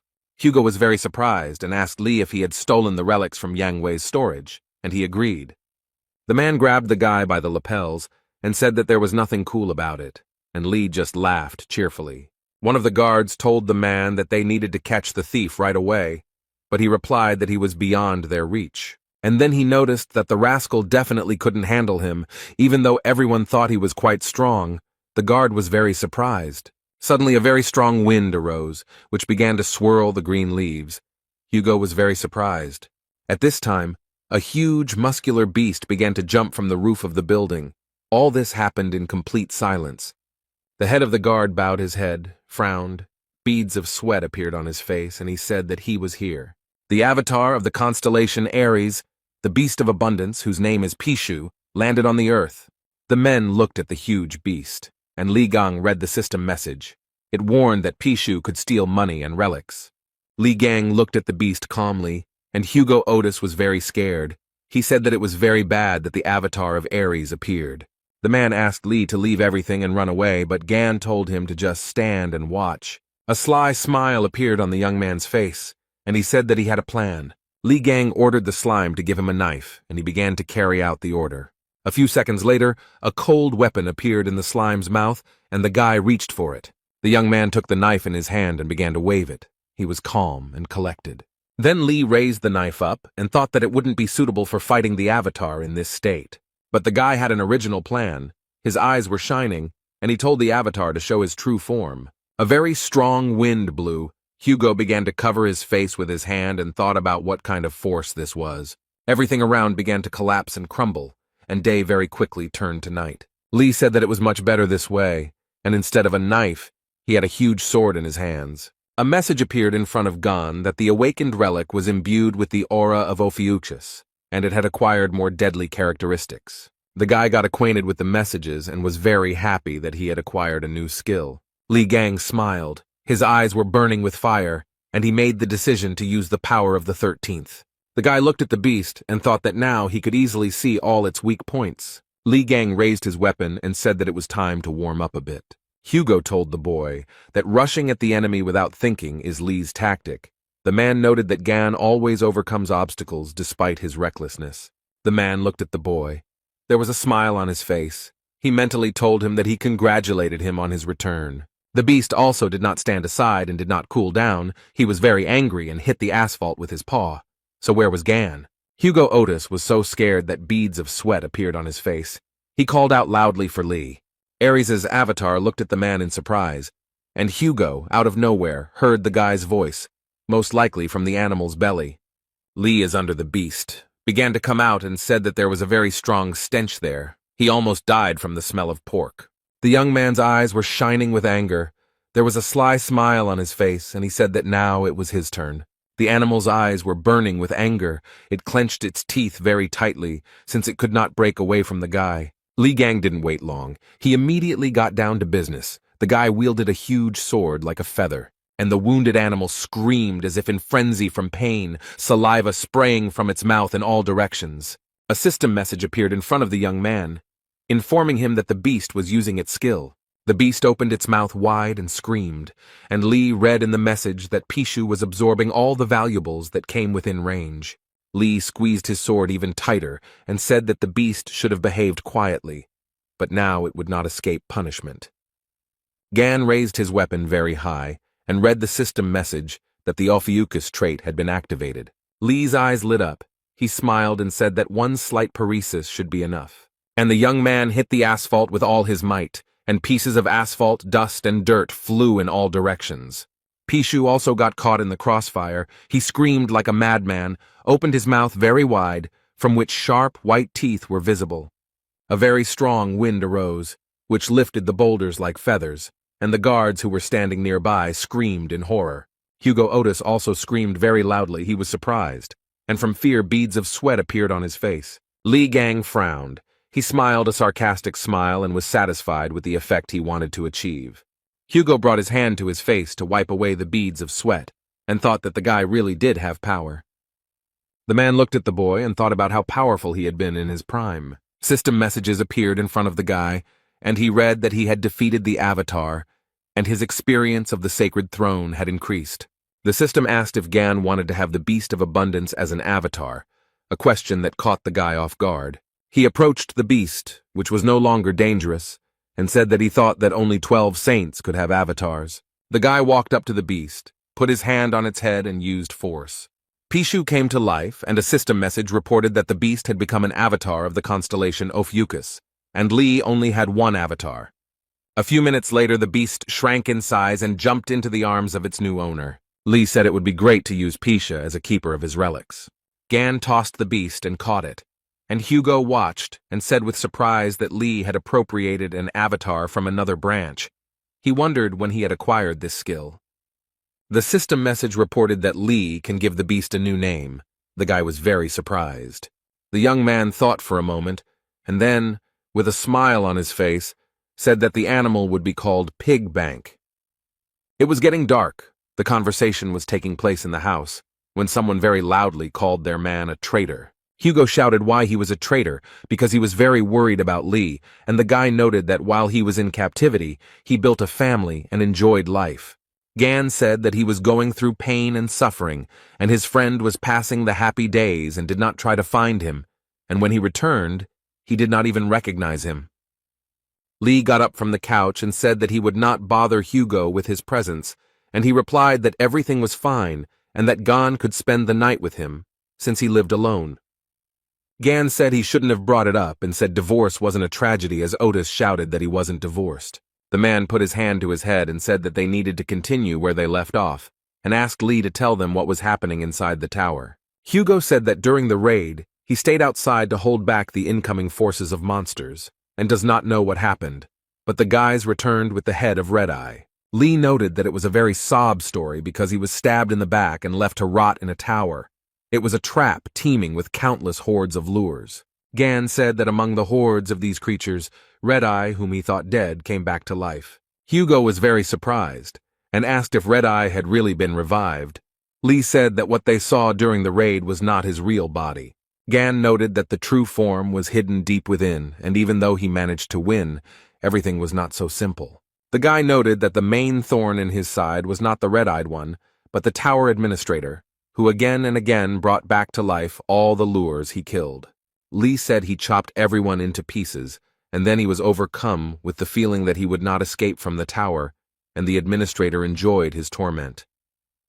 Having finished off the last one, he collapsed to the ground from exhaustion, and if his memory and feelings do not fail him, then at that moment he was already dead. Gan said he opened his eyes and found himself somehow outside the tower, and at that moment, he was filled with a strange power. The guy said that he was sure that whoever hit him was well aware of the structure of the tower.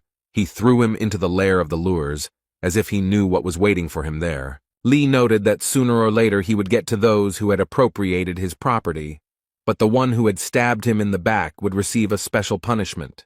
Gan said he needed to prepare, make decent equipment. He called the workshop to create anything. The young man looked through the system messages and muttered something under his breath. The guy looked at the relics with a smile and then said that they just needed to be mixed together. Lee did not hesitate, but began to create a new relic, and the process began. A system message reported that a new relic had been created. A new entity, the false Crimson Horse, had been recreated.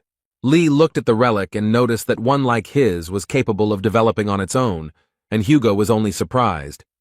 The man began to look closely at the relic and said that it was very valuable, so its design was simply disgusting. Lee screamed. Was Hugo making fun of him? Didn't he see how much material he had poured into this subject? Gan said that he had been thinking about making something for Otis with the remaining materials, but now he suddenly changed his mind. Hugo immediately said that the item had an elegant design. He is a true master in making beautiful relics. Lee replied that he would look at Otis's behavior, began to open the bag and said that the first thing to do was to somehow lure all the saints. Hugo asked how Lee would do this. Since the other constellations would hardly dare to leave their residences, Gan took out a chest and noted that this would be enough. Otis was very surprised because he saw the royal relic of Ares, the vault golden rune.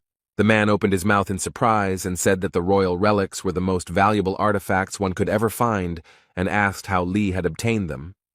Lee said Hugo was the saint of the beggar constellation. He brought this thing to use as a wallet. The man shouted that his constellation was called wrong. Gan asked the man if he knew that high-grade relics required much more materials than regular ones, and now he could create high-grade relics. Otis spread his arms and asked how he would do this, since there was no one here who could activate it. Lee asked what about Hugo then, and he started shouting at the guy not to look at him like that and asked if they had forgotten that his sign was Sagittarius. The room became very quiet, and then Li Gang replied that Otis was telling the truth. The guy looked at the chest and said that he had a feeling that they would be able to activate it, and Hugo noted that it wouldn't work, and they needed to look for another way out.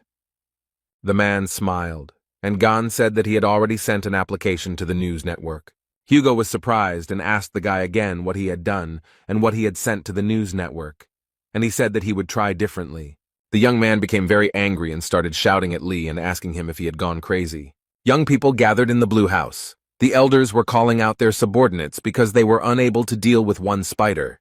The bishop of the Leo branch said that they should continue trading talismans and asked why they were getting into battles with the lures. The man told the bishop to refrain from such statements, and he said that he heard that the Spider Queen was killed by an unknown person.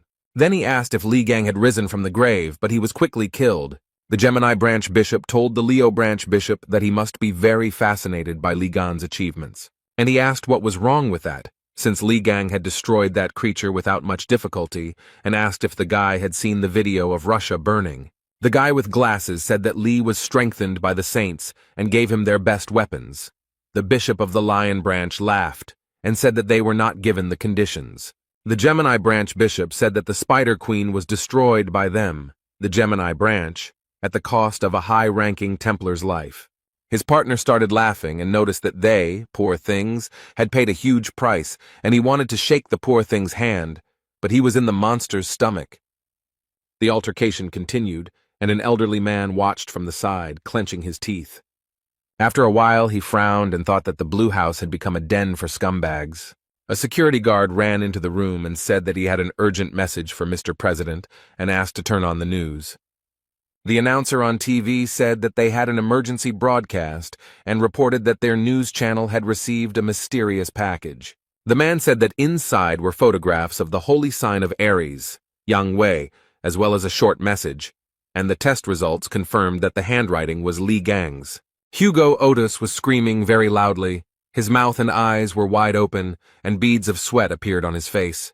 He asked Lee what he was thinking by sending something like that, and Gan said it was just an announcement, letting them know that their heads would soon be on his plate. Hugo clutched his head and said that Yang Wei's death itself was a huge problem, and Lee made it worse with his message. The guy lowered his head and calmly said that Yang Wei was not dead as everyone thought. Otis was very surprised, and Lee added that, to be more precise, it was hard to call Jan alive. Hugo didn't understand anything. He opened his eyes and mouth in surprise. Beads of sweat appeared on his face. The guy picked up the stuffed toy and told Otis that it was Yang Wei. The man thought that Li Gang was a complete scumbag. The man gritted his teeth and stuttered, asking if this toy was really Yang Wei. Li replied that thanks to recent battles, his skills had improved slightly, and he had sealed his astral body into a toy. Hugo was very surprised. He could not believe that something like this was possible. and Lee said that this was not the main thing and gave the man a dagger. Gan told Otis that this was the dagger that was stabbed into his back, the weapon that was the reason for his imprisonment. Hugo took it in his hand and thought that this was the object that almost caused Gan's death, and the dagger, judging by its shape, was far from ordinary. Otis said that if Lee was injured by him, then it was definitely not Yang Wei. The guy asked if maybe he should apologize to Yang then. Gan told Hugo that he was going to visit the shopping mall, and then asked why he needed to do so. Lee replied that the pig said that she had seen a blade with a similar shape there, and asked Otis to lend him some clothes, which he did not refuse. The young man quickly changed his clothes and told slave number 2 to protect the house, and the man asked if he had slave number 1. The guy waved his hand and said that he would be back soon and called Otis slave number 1. He got very angry and started screaming like a madman. A group of people arrived at the site where Yang Wei's estate once stood, but it was now completely destroyed. The girl said into the earpiece to Miss Sacred Aquarius that as expected. But the constellation of Aries has not been there for a long time. The aura of the sacred essence is not felt. Miss was just taking a bath, and with a smile on her face, asked where he could have disappeared to. The security girl said that he most likely took his property and intentionally disappeared somewhere, and added that everything was very bad if he made deals with other saints. Sophie Mard was wondering where the bald, fat man had run off to, and the security guard asked if Yang Wei had been kidnapped by Li Gang, since there were rumors that he had returned. Miss Saint Aquarius began to laugh very cheerfully after these words. She could not stop for a long time. After some time, she let go and told her friend that it was a very stupid joke. The girl replied that she was very sorry, as she said it without thinking, then added that they would visit the shopping mall as they had planned earlier. She wanted to say something else about the auction, but Sophie's bathroom door opened and security shouted that they were in trouble. The girl informed Miss Saint that another saint had expressed a desire to take part in the auction, which surprised her greatly. There were guys in the sports club who were very scared, with beads of sweat on their faces. They came up behind Mr. Stephen as he was lifting the barbell and called him by name. One of the men said that they had received information that the relic, which belonged to Li Gang, would be auctioned off. The athlete threw the dumbbell on the floor in surprise, then smiled and asked if the time had really come. Stephen was incredibly happy. His eyes were shining, he said with a smile, that they would take the relic for themselves. Lee told Sun that the teleporter was a very convenient thing, and he noted that they were very expensive, but members of the Gemini branch could use them for free. The guys were standing near the relic trading complex and looking at the signs. There were a huge number of them there. Gan told the young man that he was grateful to him, because he needed the help of an expert, and he volunteered to help him. Sun replied that he was always ready to help, and he himself remembered the words of the bishop of the Gemini branch, who asked to recruit the man who killed the Spider Queen. The young man took out his phone and read his boss's messages, and Lee noted that his boss was pestering him despite that incident in the hypermarket. Gan extended his hand in which lay the dagger and said that he was returning it, and added that the weapon had helped a lot in the battle with the bugs. Song said he thought the blade had broken after that battle. Lee said he had completely restored it, and then noted that the effectiveness might change slightly.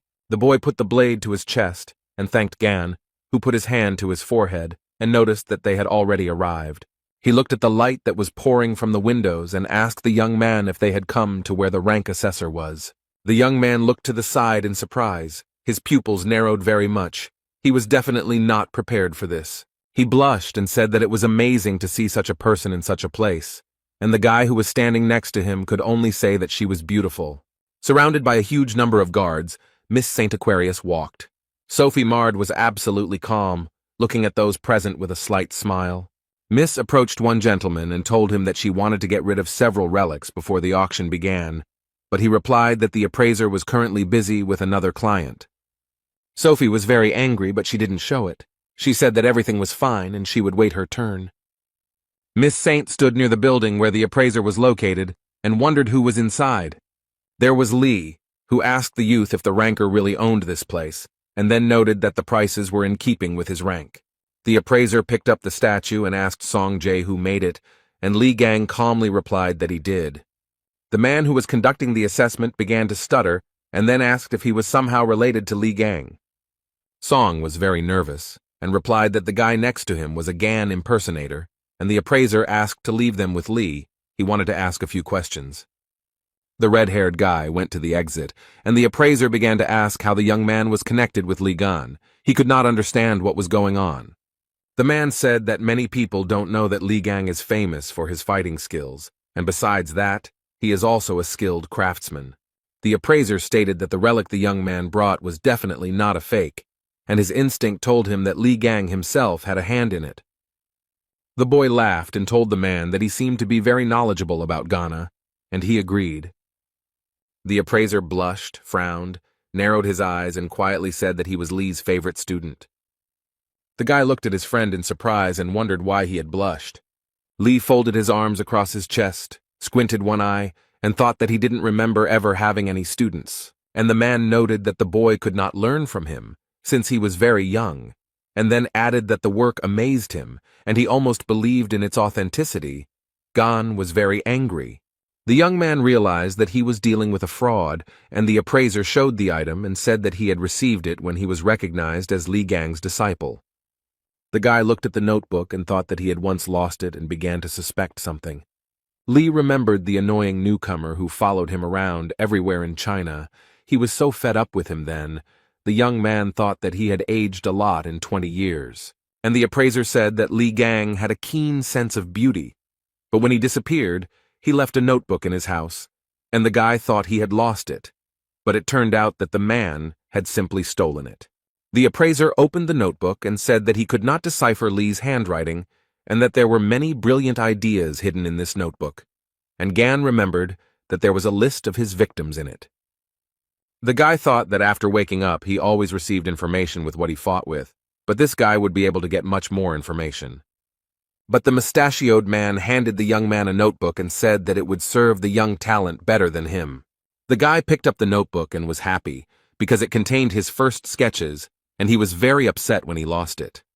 Lee held the notebook and saw a message in front of him that the item's dormant magic had reacted to the owner's aura, and it had been transformed into a relic.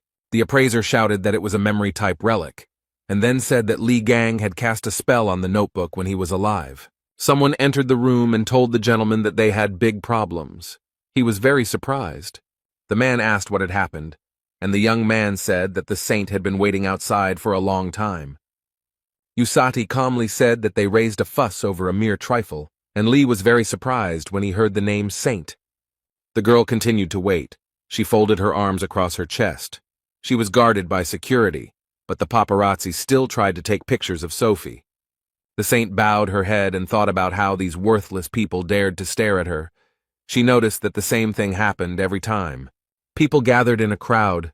One young man thought that Sophie Mard only appeared at official meetings because she was too picky for such outings. The saint told the guards that they had been waiting too long, and it was a waste of time. She thought she should go in and hurry them up personally. The girl really wanted to sell the relics. A security guard approached Sophie and said that there was still a client inside. She became interested in who was there, because it was because of him that the saint was disrespected. She really wanted to see that smug face and ran into the room, saw the appraiser and Lee Gan there. Miss Saint looked around, staring at the men, her eyes growing very big in surprise. The girl stared at Lee Gan and couldn't take her eyes off him. The guy looked at her absolutely calmly. A blush appeared on Sophie's face. She thought that in front of her was a magnificent, handsome man. She wanted to look at him a little closer. Literally a minute later, a snake appeared before the beauty's eyes, its eyes burning with fire. The saint was very frightened. Her mouth opened in surprise, and the pupils of her eyes became like dots. The girl was so frightened that she couldn't stand on her feet and fell to her knees. The guards immediately ran up to her and started asking if everything was okay. Sophie's face broke out in beads of sweat as she thought about the terrifying aura she had just felt. Miss Saint felt as if hundreds of poisonous snakes were coiled around her body. Sophie realized that she needed to run away from here quickly and turned towards the exit, and people started shouting after her. The appraiser wondered why Saint had run away, and Lee noted that the girl had become unwell. A system message appeared in front of Gan, indicating that a subordinate of another sacred entity had approached him.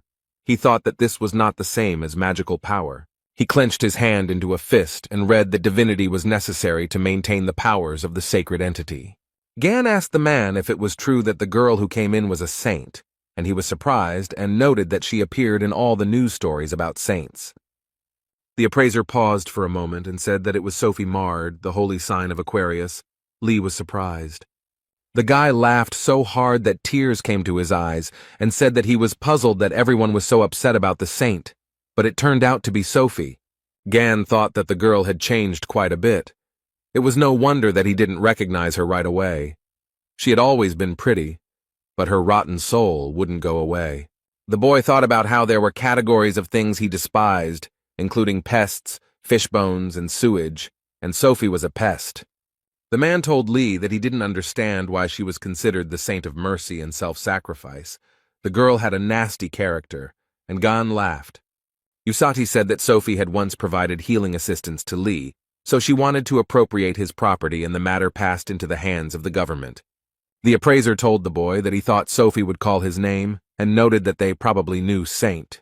Gan replied with a smile on his face that they were old friends. At this time, Miss Saint ran wherever her eyes looked, with security running after her and shouting if everything was okay with Sophie. The girl remembered Lee's face, who asked her if she wanted to die, and thought about why she remembered his face at that moment. Sophie said that the magical aura that wanted to absorb her was similar to that person's aura, and noticed that she became very scared. Death did not frighten her so much. Miss Saint told the security guard to go back to the pawn shop and find out who the man was. The assistant asked about the appraiser. Sophie thought about something for a few seconds, and then with a smile on her face said that she had changed her mind. Miss Saint's eyes lit up with a blue fire. She became cheerful, and the girl told the security to finish them off. The assistant said that the appraiser was under the protection of the Virgo branch, and they still needed to sell him the relics, and Sophie said that they both deserved to be punished. She promised the security guard that she would hand her the relic and lend her a piece of the sacred essence, but she told her that magic cannot be used in the neutral zone. Sophie asked her assistant if she was refusing to carry out her orders and looked at her with a smile. The security guard replied that no, she would never dare, because the wish of a saint is the wish of a sacred entity, and the assistant knelt before Miss Saint and stretched out her hands to her.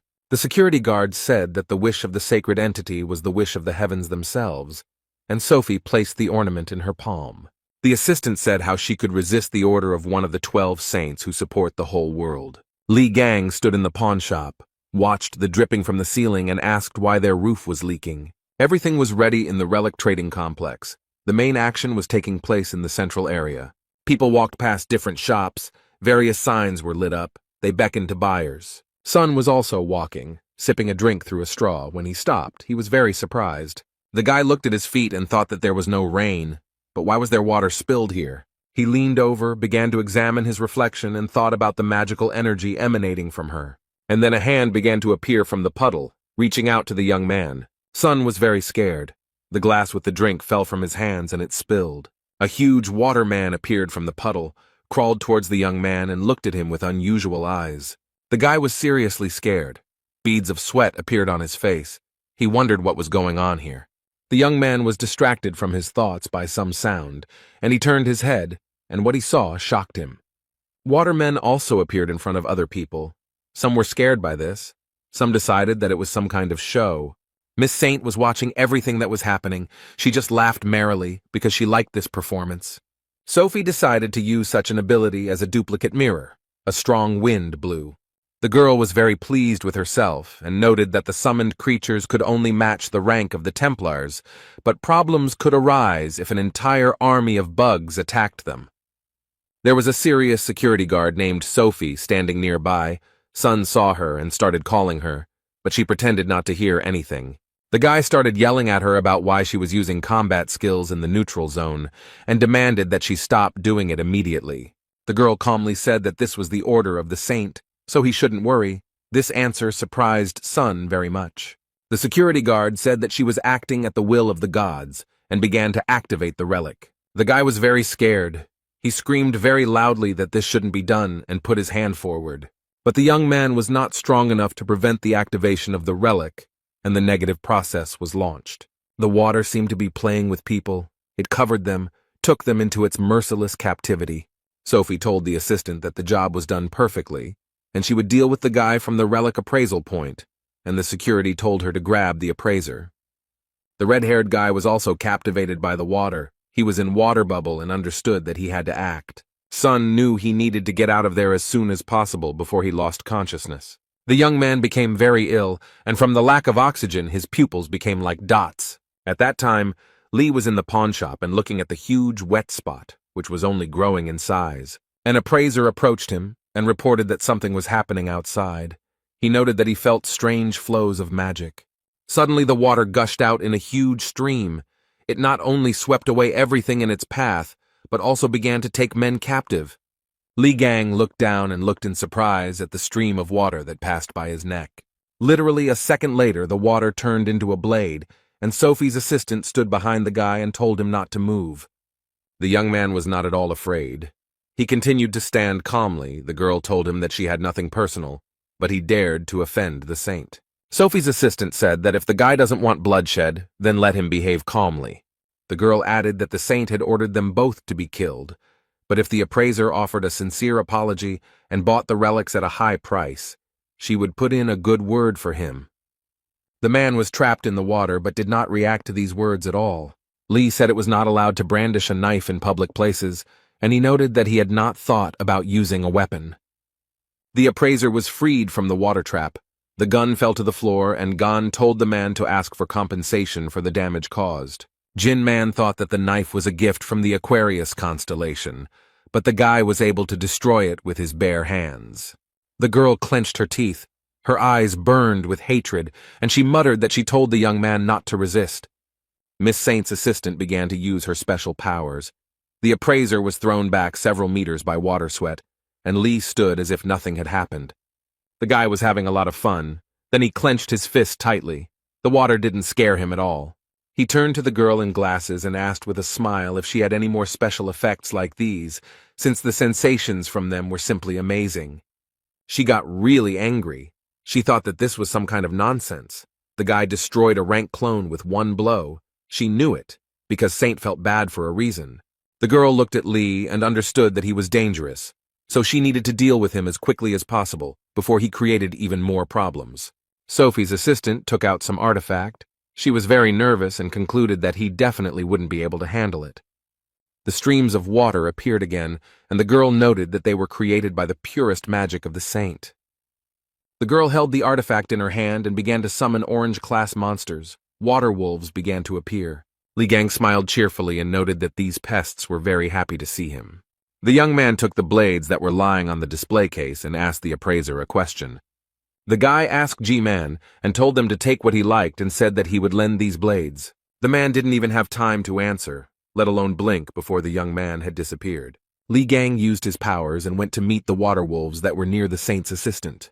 The guy immediately began to attack the monsters. He was happy like a child and said that these daggers were very good. The water wolves' faces were distorted, and Lee said he had the feeling that they were no stronger than yard dogs. He understood that it was the weapons. The guy didn't stop. He said he was just planning to have his items evaluated, but he got something much better. A huge number of system messages appeared in front of the young man. His experience was increased, which could not but please. The girl who held the artifact in her hands thought that this couldn't be, because the guy had destroyed the saint's calls so easily. Lee felt a surge of strength and turned his head to tell his assistant Sophie that they weren't finished yet. The girl began to shake with fear. She understood that they were on different levels, and if she tried to attack, she would die immediately. So she couldn't think of anything better to do than run away. But while running away, he said that that wasn't all. Li Gang laughed at her and noted that the idiots who shouted that it was not the end were the most pathetic. G frowned. Beads of sweat appeared on his face. He understood that the person in front of him was not simple and asked the guy if everything was okay with him. Lee didn't have time to answer, as Sun flew into the room and shouted that he had been attacked by a Templar from the Aquarius branch and that he had barely escaped. Gan was glad to see the guy and told him that they had just finished here. Z stuttered and asked what had happened here. The guy began to look at the water wolves, which no longer posed a threat, and said that this was magical energy, similar to the calls of the saint. Lee said that by sending something like this to him, they were giving him resources, but Song said that they had better leave before the next attack. Then G-Man turned to the guys. He asked the guys to wait a minute. They looked at him questioningly. The appraiser thought that 20 years ago he had followed Li Gang and listened to his art, and he clearly remembered how he collected materials after every battle with monsters. The man told Li that he fought like a demon, this crazy fighting style, and timidly asked if it was Gan in front of him. The boy looked G-Man in the eyes and put his finger to his lips. The man frowned, tears flowed from his eyes, and beads of sweat appeared on his face, but he only smiled in response.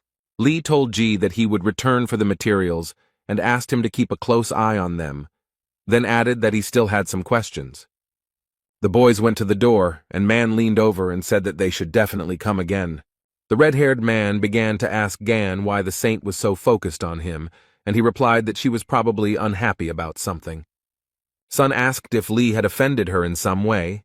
The young man closed his eyes and replied that this was also possible. The man smiled. His eyes were burning with fire. He said that the boy would soon see something funny. The guys went to a cafe. Li ate ice cream and told Z that it was just awesome here, and offered him to eat as much as he wanted. Sun said that he was very grateful, and then quietly asked if Gan was sure he had enough money, because it could cost a pretty penny. The guy was silent. He was just remembering how the saint's assistant ran away and dropped something. He told Sun that everything was fine, because earlier he had picked up an interesting thing, and with it they had access to many privileges. Li showed it to the young man, and noted that as far as he remembered, this emblem was similar in functionality to a bank card. With it, he could also rent other people's skills. Sun looked at it in surprise, and said that he had not noticed before that it had the Aquarius emblem on it, and he himself thought that they might have problems, because it also serves as an identifier. Li was eating ice cream and told his friend to forget it and think about it after eating, while Song was wondering if he could eat it. A man with glasses walked into the cafe and told Z that he was glad to see him, and then remarked that he didn't think he liked the ice cream there. At first the boy couldn't understand who was talking to him, but he turned his head and saw Bishop Sun Hek. He smiled and asked if he could join them, but no one answered his question. The bishop placed his hand on Jae's shoulder, and Li looked at him and thought that this was the same boss who was bothering Sonu. Sun sat down at the table and said that he was glad to meet them, and introduced himself, and then turned to Gan and asked if Z had told him that he was unfriendly. Hek replied that the young man had told him that he had met a truly amazing person who had been able to defeat the Spider Queen, while Yang Wei had failed miserably. Li Gang continued to eat his ice cream, looked at the man, and then asked him what he had to do with all this. The bishop said one of his main tasks is to recruit promising awakened people. The young man was very surprised, and then asked Sun what he could offer him. He laughed and said that one of the 8 relics of Li Gang himself would be auctioned off, and suggested that they continue the conversation and enjoy the auction process. The guy was surprised, and thought that they were playing a prank on his relics. Sun knows how to intrigue. The boy replied that it all sounded quite interesting, and then asked how far the auction house was from here, and Song told him to wipe the ice cream off his face first. The bishop smiled and replied that the auction would be held nearby and noted that there would be very rare relics there. The man said that the premises were located 16,000 feet above the ground and housed the largest auction house. In the floating city of Drachma, there was a large auction house of Drachma. It was very tall. Miss Saint was sitting in one of the chairs in the room, hugging herself with her arms and shaking violently. She didn't look very well. The girl was very upset. She was thinking about something. A man sitting nearby and holding a glass of drink in his hands noticed her. He was very angry and told Sophie to get lost if she planned to continue shaking in the corner. The saint looked at the speaker and thought that he was the same stupid and ill-mannered bore, but now she had to control herself. Sophie looked at the huge, muscular man and thought that he was very strong. He was able to surpass Li Gan. There was no place safer than next to him. Stephen Marker said that Li Gang's relic would definitely be his, and the saint would not even dare to lay claim to it. The man went to the exit, and Sophie asked where he was going. He replied that it was none of his business, let her sit and not move. The saint sat, looked out the window, and told herself that she just needed to calm down, and whoever that person was, he would not be able to get in here. Sophie began to look ahead and was very surprised when she saw a familiar silhouette. There was a blond man named Hugo Otis. The girl didn't expect to see him here. The saint smiled and thought that the desired guest had appeared just in time. The man looked around and wondered where Li Gang was. He had disappeared somewhere again. Otis thought that knowing the guy's character, He was sure that he would come here, because the city of Drachma is a real treasure trove of precious relics. Miss Saint crept up behind Hugo and told the man that they hadn't seen him for a long time, and he became scared. And the girl, with a humble smile on her face, began to ask how Hugo Otis was doing. Otis turned his head, frowned, and clenched his teeth. He was not very happy to see Sophie marred. Miss Saint smiled at Hugo and said that she couldn't get through to him. Sophie laughed and said that time spares no one, and before he was a handsome man who represented all the saints, but now his face has changed a lot. The girl asked if this was due to the small number of followers. The man just waved his hand and said that he did not want to talk to her. Miss Saint started laughing loudly and said that Hugo had decided to ignore her again. And then she added angrily that Otis's son would suffer the same fate as his wife. Sophie laughed even louder and added that his wife was not yet dead, but her condition was indistinguishable from death. The girl did not calm down. She began to talk about how the shame had been brought upon his house by none other than the head of the family.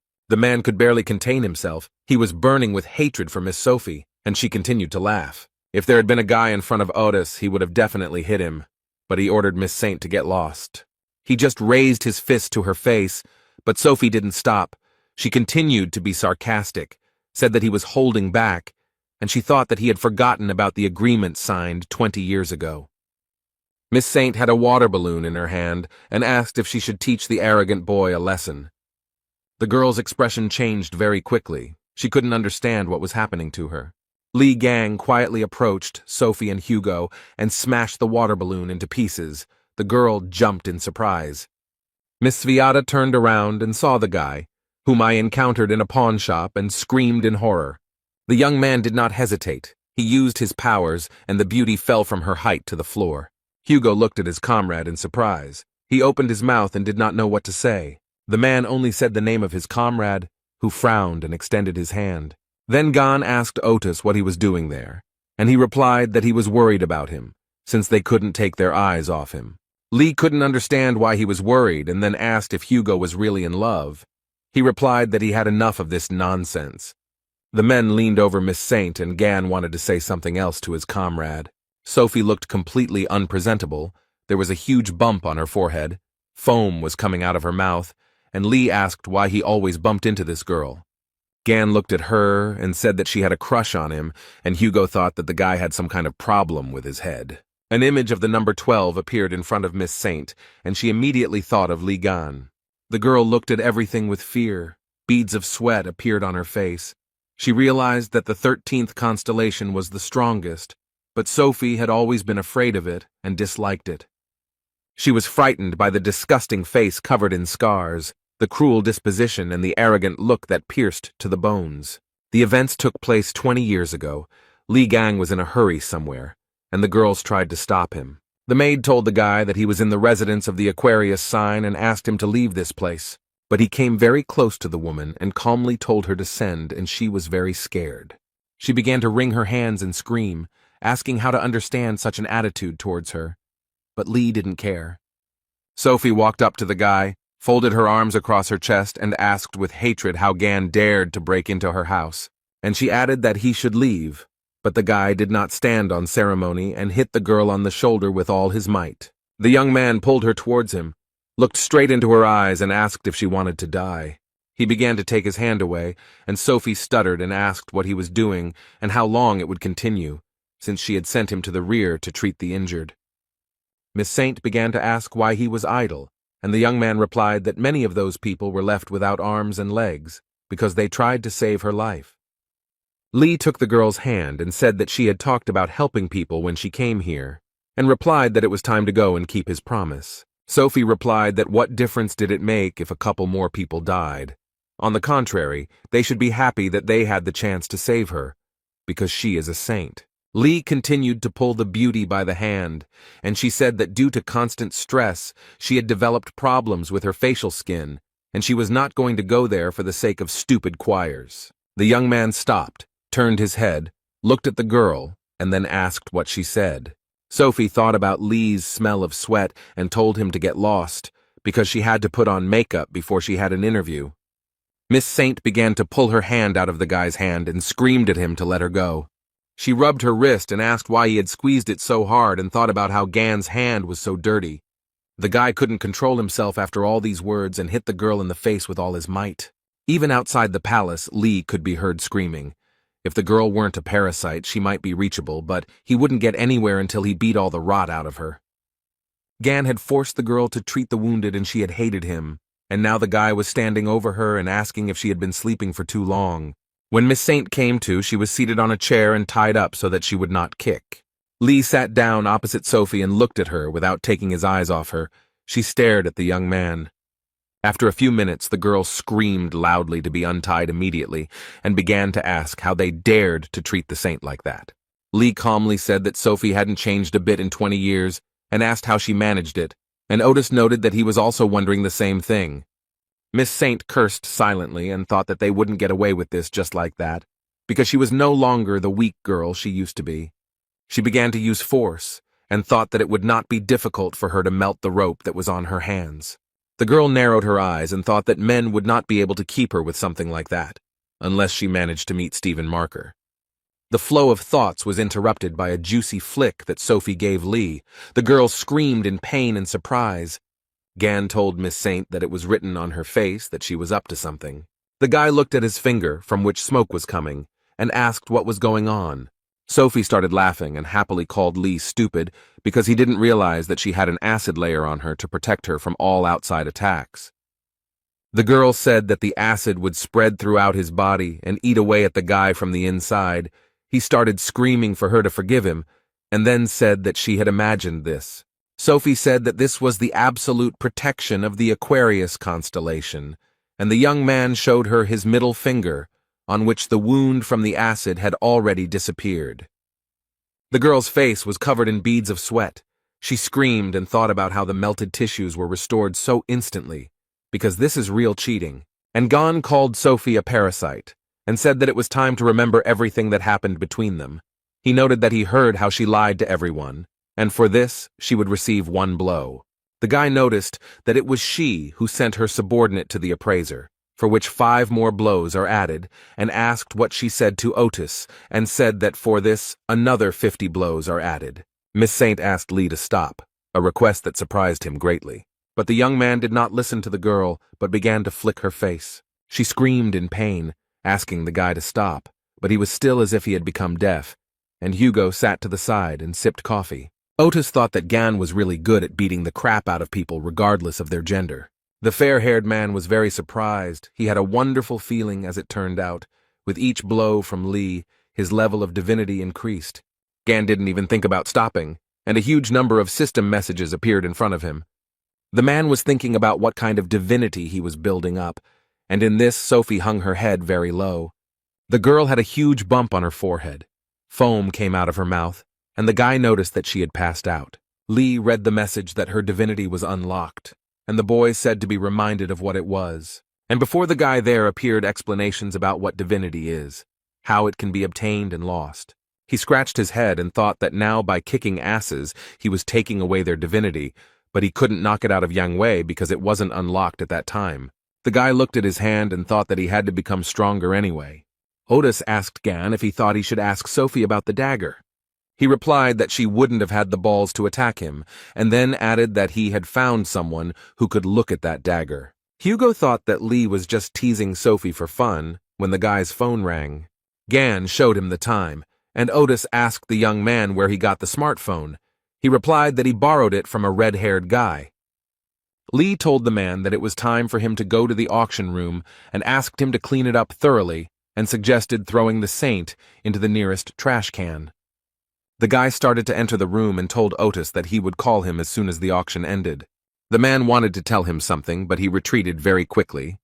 Hugo thought about what to do with him. Someone entered the room and the young man asked him what he was doing there. Otis wondered why, of all the people, the one who was definitely not expected was here. It was Stephen Marker. He put his hands behind his back and began to look around the room and naturally saw Miss Saint. Hugo looked at him, his forehead furrowed and his lips pressed tightly together, but he said nothing. Marker was very angry. He frowned, his eyes were burning with fire, and he told Otis that he had to explain himself. The jock started to take off his glasses and said that he and Otis had not seen each other for a very long time. Stephen frowned so much that his veins bulged, and then said that Sagittarius didn't seem very happy to see them. Hugo calmly asked Marker what he was doing there, and he replied that he and Aquarius had made a deal. Sophie had asked him to be her bodyguard. The man said he had some business in Drachma, and he agreed, and Miss Saint was still sitting unconscious, tied to the chair. Stephen said that it was his turn to ask questions, and asked why Otis was here. He replied that he also had his own business. The jock angrily asked if he was aiming for Ligon's relics, and Hugo asked in surprise if his relic would really be auctioned off. Marker smiled and asked if Sagittarius didn't know that, and then added that he was the most pathetic creature and still couldn't afford her. Hugo replied to Leo that he was always going around picking up old relics of Ghana. He added that Stephen had tried to ignore Lee for a long time, but his inferiority complex grew and he had sunk to the point of collecting all the relics. Otis asked Marker with a smile if he thought he could become as strong as him this way. The jock got very angry. His anger caused a loud explosion and stones flew in all directions. Hugo thought that Stephen had definitely gone crazy. As soon as Gan was mentioned, he couldn't control himself. Marker grabbed Otis's arm with all his might and told him to stop talking nonsense about that weakling and stop saying his name. And then he added that he had long ago become much stronger than him. Leo's eyes burned with hatred. A young man ran into the room and told Stephen that they had problems. He said that the Gemini branch was buying up all of Ligon's relics, and Marker was very surprised. Leo told Sagittarius that he didn't have time to mess with him, and he just laughed. Stephen went to the door and told Hugo to do whatever he wanted with her, and he was very surprised. The man thought that the jock had come here to save her. The Marker replied that the auction was more important to him, and he had to get there as early as possible, and decided to give advice to Sagittarius so that he would choose his words wisely if he wanted to live long. Otis frowned, then laughed and said that he was very grateful for the unsolicited advice. Hugo was again left in the room with Miss Saint, who still had not come to her senses, was unconscious. The blonde man thought that Stephen Marker was a shitty person. Then he looked at the hand that he was squeezing with all his might, and thought about the fact that Lev didn't even consider him a weakling. And at this time, in the Drachma auction house, in the VIP room, an auction was taking place that many were so eagerly awaiting. The presenter happily said that once again the Gemini branch is taking another lot. The woman said that the first stage of the auction had come to an end, and after a short break the second stage would begin. Li Gang was incredibly happy. He said with pleasure that he received another lot. Bishop Gemini began to congratulate the guy, and noted that he could buy whatever he wanted. The young man told the man that he was too kind because he invited him to the VIP room, and now he buys everything he asks for. The bishop remarked that it was the least he could do for him, and Sun asked if he was sure, since they had already spent an indecently large sum. The man smiled and said that everything was fine and asked Sun to pay for the alcohol, as he had forgotten his card, and he would send the money later. Z agreed, and thought to himself that he had already forked out a lot of money today, but he couldn't object since his boss had asked for help. Lee told them not to worry about the alcohol. He showed the card and noted that he had already paid the bill. The bishop thought that the guy had his black card. He had no idea when he had time. The young man told him that he looked quite drunk, so he paid in advance, and noted that he could not get his subordinate to pay for everything. Bishop Gemini said with a laugh that he was just about to pay with his card, but he thought that the guy was quite young, but already damn rude. The man in glasses understood perfectly well that in front of him was a genius who had managed to defeat the Spider Queen, and if he recruited him, then alcohol was just a pitiful price. He told the guy that they had relaxed a bit, and it was time to get to the main topic. The bishop said he had high hopes for the future, and told Lee that he had every chance of gaining rank, but that was not all he could do to earn the favor of their saint. And Gan thought that the fog that covers the mind control is practically invisible to anyone. The effect is not strong, but it makes you believe that idiot. The man with glasses said that the boy could become a cardinal, but that was not the end. The bishop noted that the most important thing that awaits the young man is, of course, wealth and fame. The man added that the guy will also receive the respect of the great leader of Gemini. All this can easily become his. The bishop did not stop talking. He extended his hand to Lee and told him to take it in order to be reborn as a follower of the constellation Gemini. The young man listened very attentively to the man in glasses without interrupting, and then began to laugh. Lee noted that he had been laughing too much lately, and then noted that that was exactly what Bishop Gemini wanted from him. And then they added that they wanted him to become another lackey of his worthless god. The man could not understand why the man was angry, because he had always behaved with him as expected, and he decided that he needed to change the subject and said that there was a misunderstanding. Someone outside the door said that he had brought them the relic he had won, and the bishop thought that this was very opportune. The man allowed entry, and the girl opened the door and apologized for disturbing him. She congratulated him on the purchase of the item and said that it belonged to Li Gang, also noted that all the certificates were ready. The guy thought that all this was so unusual. Bishop Gemini frowned and asked the boy if he had won one of Li Gan's relics. The young man replied that the man himself told him to choose whatever he wanted, and then added that it was not exactly what he was looking for, but it would certainly be useful to him. The guy with glasses thought that Stephen was obsessed with them, that they couldn't even afford to touch these relics, and said that she already had an owner. At this time, someone started to knock down the doors to the VIP room. He did it with his feet. The person apparently did not have the patience to just knock. Everyone in the room turned their heads to look at the person who had knocked down the door. Stephen Market burst into the room. He frowned, clenched his teeth, wanted to ask something, but fell silent for a second. Leo's pupils became like dots, and he began to ask who dared to touch his relics. Lee looked at the jock, then wondered if Stephen had accidentally laid claim to that relic. The bishop jumped up to Marker and began to ask him for forgiveness, noting that their newcomer had made a mistake due to his ignorance and that they would return the relic to its place. Lev calmed down and said that this time he would close his eyes. He told them to take the relic and put it back where it came from.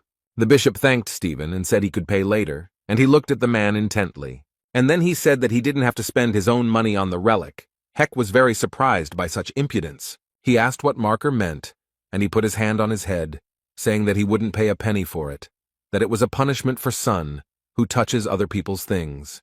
The bishop was shaking with fear, and thought that because of a small mistake, they would be left without tens of millions of dollars. Li Gang turned his head towards the men and asked what the hell they were talking about. He smiled and noted that he had won the auction and all the relics were now his, and if Marker wanted to take them, he had to pay $200 million.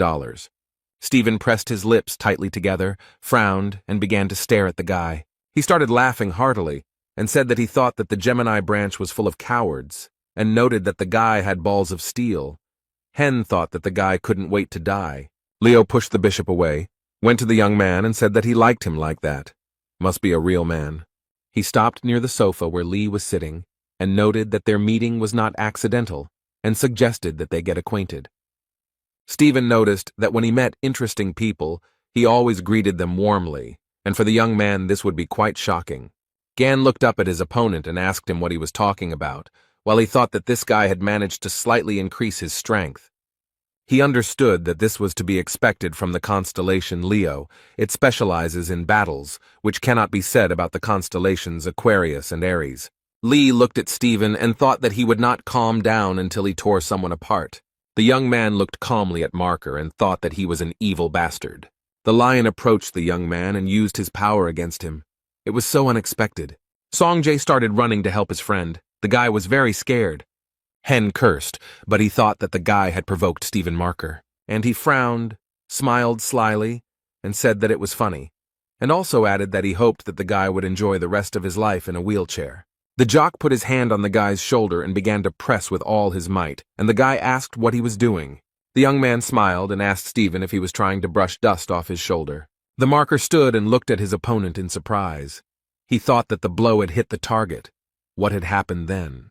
He asked the guy if he managed to dodge his skill using teleportation, and Gan replied that he didn't understand and added that Stephen was still as slow-witted as he had been. Lee smiled and said that the skill was called Crushing Cliff, and asked if he thought the skill he had developed would work on him. Gan's face changed, and he said that Lev had begged him to teach him and swore that he would use the skill only for good, but now he used it to boast of his strength. The Marker opened his mouth in surprise and asked how he knew everything and who this person was. The guy didn't have time to answer the question, because the auction host appeared in the room and apologized for the delay and noted that bids would be accepted soon. Stephen asked in surprise if it was already time for the second stage, and Lee was thinking that another batch of his relics would be presented again. The jock stood up, pointed his finger at the guy and said that he had a lot of questions for him, but right now he had more important things to do. Marker, leaving, told Lee not to lose the pendant and that he would return for it immediately after the auction. Sun approached Gan and asked if he was okay. He was very scared. Bishop Gemini looked at the guy and thought about how he managed to survive such an attack. Even he can't dodge the saint's skill. He looked at the young man and Zay, who was sobbing loudly, and thought about who was in front of them. The auction host said it was time to begin, and announced that the highlight everyone had been waiting for with such impatience would be presented. She asked if those gathered knew about the Berlin Wolf incident that occurred 24 years ago. The phenomenon of the attracting misfortune appeared on the territory of Germany. It was a real hell, in which not only weapons but also armor melted. The 12 saints could not find a solution. The raids ended in failure. The hero Li Gang appeared, who defeated the invincible monster, and those present have a chance to become the owner of his relic. Stephen gritted his teeth, frowned, and thought about how the relic would finally become his. He had dreamed of this weapon for a very long time. The events took place 20 years ago. Journalists were in a helicopter above the island where the Berlin Wolf appeared. The press reported that 4 days had passed since the arrival of Li Gang, the 13th awakened. No one had come out since then, and the situation was unknown. Several saints tried to go inside to find out what was happening, but it was not an easy task. The man told one of the saints that they were all at their limit, and he looked at the man in surprise. He clasped his hands and thought about how Li Gang was able to get so far, how he could fight that creature. They couldn't get so close to it. The man thought about why he should even feel jealous towards a guy who wasn't even chosen by the gods. What was the difference between him and him? He still couldn't figure out what he was missing. When a guy came up to him and told him that Li Gang had appeared at the exit, the man furrowed his brow. His pupils became like dots, and he thought that this couldn't be. The journalists began to actively spread the news that Li Gang had returned alive. They insisted that the 13th awakened. One had managed to defeat the monster that was considered invincible. The guy returned from the raid as a winner. All eyes were on him. The men stood aside and talked about how Li Gang had once again taken all the credit, and Lev began to laugh and said that he finally understood. The subordinate could not understand what was happening, and Stephen told him to tell everyone that they were coming back. The boy asked if the gentleman would take his weapon, but he replied that he no longer needed it and allowed him to keep it. Other men began to approach Li Gang, all admiring his strength and endurance. Marker was no exception. He looked at the young man's weapon and thought that it was precisely this that he missed so much. The auction host took the cape in her hand and said that today, one of Li Gang's legendary relics was being presented. Those present opened their mouths, and the woman said that this weapon was used to defeat the mighty Berlin Wolf, and it would be auctioned off. People looked closely at the weapons, but Lee stood to the side and was absolutely calm. And Stephen didn't care that his mouth wasn't watering. He was incredibly happy and thought about how he had been looking for it for so long, and finally he had the chance to take possession of it. There was a huge bone under the glass, and Marker thought that this relic would make him truly the strongest. At this time, a huge monster woke up, and he insisted that he felt the relic of Ligana and its force. The auction host said with a smile on her face that those present could see one of the greatest artifacts and said that it was the bone of a demonic beast. Those present shouted that they could not believe what they were seeing with their own eyes. Someone said that they had read about her in the chronicles. The woman said that this was a powerful relic with historical and practical value and asked who would become its owner. Sun screamed that he couldn't believe that they were going to play a prank on her. Bishop noted that she would go to the constellation Leo, and Gon couldn't even imagine what kind of relic it was. He had actually used it once, but decided to ask Z about it. Lee started to ask something, but the red-haired guy grabbed his head with his hands and screamed at the top of his lungs that it was not the time to discuss anything. Hen was saying that he had to contact headquarters. They couldn't just give up this relic. Song was crying and Gan was mentally calling them names.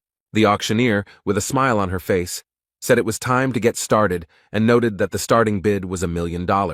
Those present quickly raised the stakes, as everyone wanted to own the relic. Li Gang stood to the side and only managed to read the system messages. There were a huge number of them. Sun grimaced and began to shout, why were people suddenly so alarmed and said that this was a legendary weapon created by the great Li Gang? Z quickly calmed down and calmly said that such a reaction from people was entirely expected. No matter what Li Gang created, the relics were always of the highest quality, and anyone who understands them dreams of getting their hands on them. As for Stephen Marker, he is an ardent admirer of these relics. He is ready to go to the ends of the earth to get them. His incredible power and influence allow him to go very far. Sun said that he was sickened by the fact that Gon's greatest creation would be in Stephen's collection, and the profits would go to Lee Gon's account, and he belonged to the government, and they had to come to terms with that. The man thought about the fact that the money would be transferred to his account regardless of who buys the relic, and the guy began to watch how quickly the stakes were raised. He was interested in how far they could go. Stephen Marker got tired of this mouse fight and shouted that he was betting $1 billion. The room became so quiet that everyone present opened their mouths in surprise. The jock started to descend the stairs and asked sarcastically if everyone had heard his bet. And then he happily added that he was buying the relic for $1 billion, or could raise the bid to $10 billion. The auctioneer was taken aback and began to stutter, as she had no idea that the bid would be so high. The people who were in the hall were in complete shock. They could not believe that Lev was ready to buy the relic for a whole $1 billion. The host started the countdown. Sun started shouting for the bishop to do something, but he understood perfectly well that they had no chance. And Li Gang calmly watched everything that was happening. It seemed like nothing at all upset him. The presenter banged the gavel and loudly announced that the final bet was $1 billion. The cleaners were passing by the room where the auction was being held. One told the other that something had been sold for $1 billion. The second replied that he was very interested in who this crazy person was. The man sighed heavily and noted that workers like them should not even dream of such sums, and said that he wanted something to change. Their wish came true very quickly. The guy saw a huge monster outside the window. One of the guys immediately said that he was taking his words back. The host of the event began to congratulate Stephen Marker, and said that the holy sign of Leo was becoming a new owner. There was a huge number of people in the hall who were happy about Stephen's latest victory. How the room began to collapse right in front of Leo, it was all very unexpected. Marker did not let go of the relic. He raised his head, looked up, and thought about what was happening. The people who came to the auction realized that it was a sign of misfortune, and the monster claimed that he had found a relic. The misfortune bringer stood before Stephen Marker and told him to give him the relic. The monster's eyes were burning with fire, and he opened his mouth wide, from which saliva sprayed in all directions. Stephen continued to hold tightly in his hands the relic that was now rightfully his, and the monster came closer and closer. The man frowned, clenched his teeth, his eyes burned with hatred. He was not going to part with what he had dreamed of for so long. But the monster was not going to lag behind. He followed the man and destroyed everything in his path. The lion began to laugh cheerfully and said that he had never been so happy to see the one who was attracting him before. The man was very happy. He thought that this was a great chance to try out his new toy. Those around him tried to somehow stop Stephen, calling him by name, but he paid absolutely no attention to anything. Sun looked out the window and shouted loudly that the magic tower in the teleportation zone was destroyed. People were very scared. Someone was shouting that if the tower fell down, the island would not withstand it.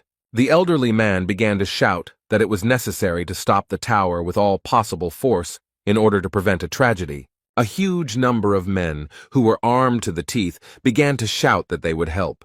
They began to talk about the need to combine all their forces in one blow, because this is really very important. Everyone acted together.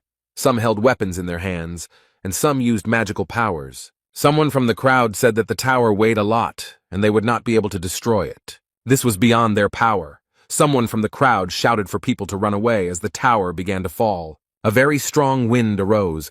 Such was the fury of Apollo. Dirt, dust, and embers flew in all directions. The man said that everything burned very quickly, in the blink of an eye, and they answered that it was all because of the enormous force. People saw Hugo Otis, who was squirming in the clouds. Despite everything that was happening, he was absolutely calm. The man thought that Leo still hadn't learned to control his powers and that people almost died, but they began to thank him for saving them. Otis looked around and realized that only one skeleton remained of the monster, and he began to get even closer to it. The monster's eyes glowed red, and despite the fact that he had no skin, he looked terrifying.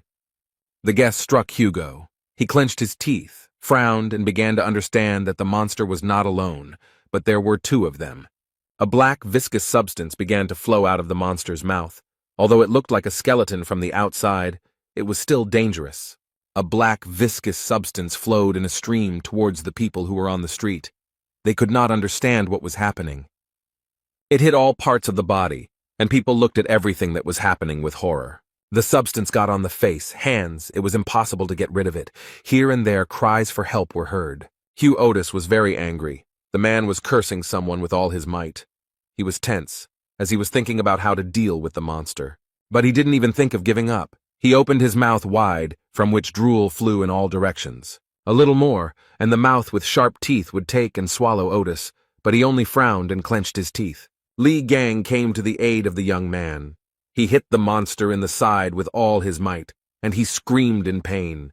The boy fought with the monster and started screaming for Hugo to stop clicking his beak and called him a fool. Otis thanked Gan for sleeping with him and said that he owed him a favor, and the guy was very angry. He asked if his comrade was a combat-type constellation. He began to ask Otis why he was weaker than him, the owner of the craftsman class, and then added that it was scary to leave his comrade unattended. Hugo replied that he had given it his all, and Lee asked if that was why he had almost become dinner for the attractor, and the guys began insulting each other. They would have continued arguing, calling each other names and quarreling for a long time, but they were distracted by a very loud scream. It was Stephen Marker running, holding the artifact in his hands and screaming very loudly. The jock's face was distorted, the veins on his forehead were bulging, and he started screaming about why they were testing a new weapon on him. The boys looked at the monster, whose mouth was drooling in all directions. Lee calmly replied that he had forgotten that there were monsters here. He wanted to say something else. What the guys saw left them in great shock. They looked at everything that was happening in surprise. There were 2 monsters below. Marker was flying towards them and screaming like a madman that no one was allowed to spoil his reunion with the bone of the demonic beast. Gan furrowed his brow and calmly asked why Stephen was wearing his underwear inside out, a question that caught Hugo off guard. And Marker became as if possessed. He screamed like crazy for everyone to quickly get out of his way. He used his sovereign skill and went to fight the monsters, while not letting go of the demonic beast bone. The jock stood with his feet on the ground, laughed and told those pulling him to sit still and not move. Stephen leaned on the bone and said that the monsters were inside a destructive lightning storm. The Marker was extremely happy. He noted that all preparations had already been completed. He was sure that the artifact would help him. The man looked at the one who was pulling him and said that he had previously been in a disadvantageous position. Because of this, he had to counterattack with magical energy. The jock shifted the bone onto his shoulder and said in a satisfied voice that now he wanted to test the true power of this baby. The people who were standing nearby and watching everything that was happening happily said that Stephen Marker was the strongest saint. He even surpassed Ligon's hero. The jock headed towards the puller, and the people shouted at him to destroy it, and then added that they were saved. Stephen swung the artifact at the monster and said that it was time for him to answer for all the mess he had caused. And the man struck the demonic beast with all his might on the head with a bone. And nothing happened. The monster stood calmly, only clenched his teeth. Stephen was perplexed. It became very quiet. After a few seconds, Marker screamed very loudly, his forehead furrowed very hard. And the one who was pulling him understood perfectly well that he was not in any danger, and began to attack the young man who dodged in different directions. The monster realized that the guy with the bone in his hands was not an opponent for him, and began to attack him. The jock wheezed in pain. After a strong blow, he fell down and thought about what happened, why Ligon's weapon didn't work, because there were direct hits on the entraining one. The guys started talking about whether they would be able to get out. The second one noted that they would not, since a sovereign skill was used, and it would take a long time to dispel it. Lee swore that once he got out of here, Stephen would regret being born, and Otis noted that only a moron would throw away such skills. Gan looked at his comrade and said that they needed to deal with their friends first, and pointed at the monsters. Nearby stood people who had fallen under the influence of the monster. They were screaming in pain. The young man said that judging by the location of the victims, the monster most likely intended to use them as a human shield. The blonde man noted that this meant that they wouldn't be able to just attack him. The guys looked at each other, and Lee said that they had one choice left. Otis did not understand which one, and began to clarify whether his comrade had any decision. Gan yawned and said that he would just kick the monster's ass and went towards him. Hugo started running after him and asked him to wait. The young man shouted for Lee to look away because a monster was running towards him. but the guy saw it without warning. He put his hands forward and stopped the monster. The young man, with a smile on his face, pressed the monster's head with all his might, so that he only wheezed in pain, but tried to fight back. The one who attracted, together with the people he infected, watched everything that was happening.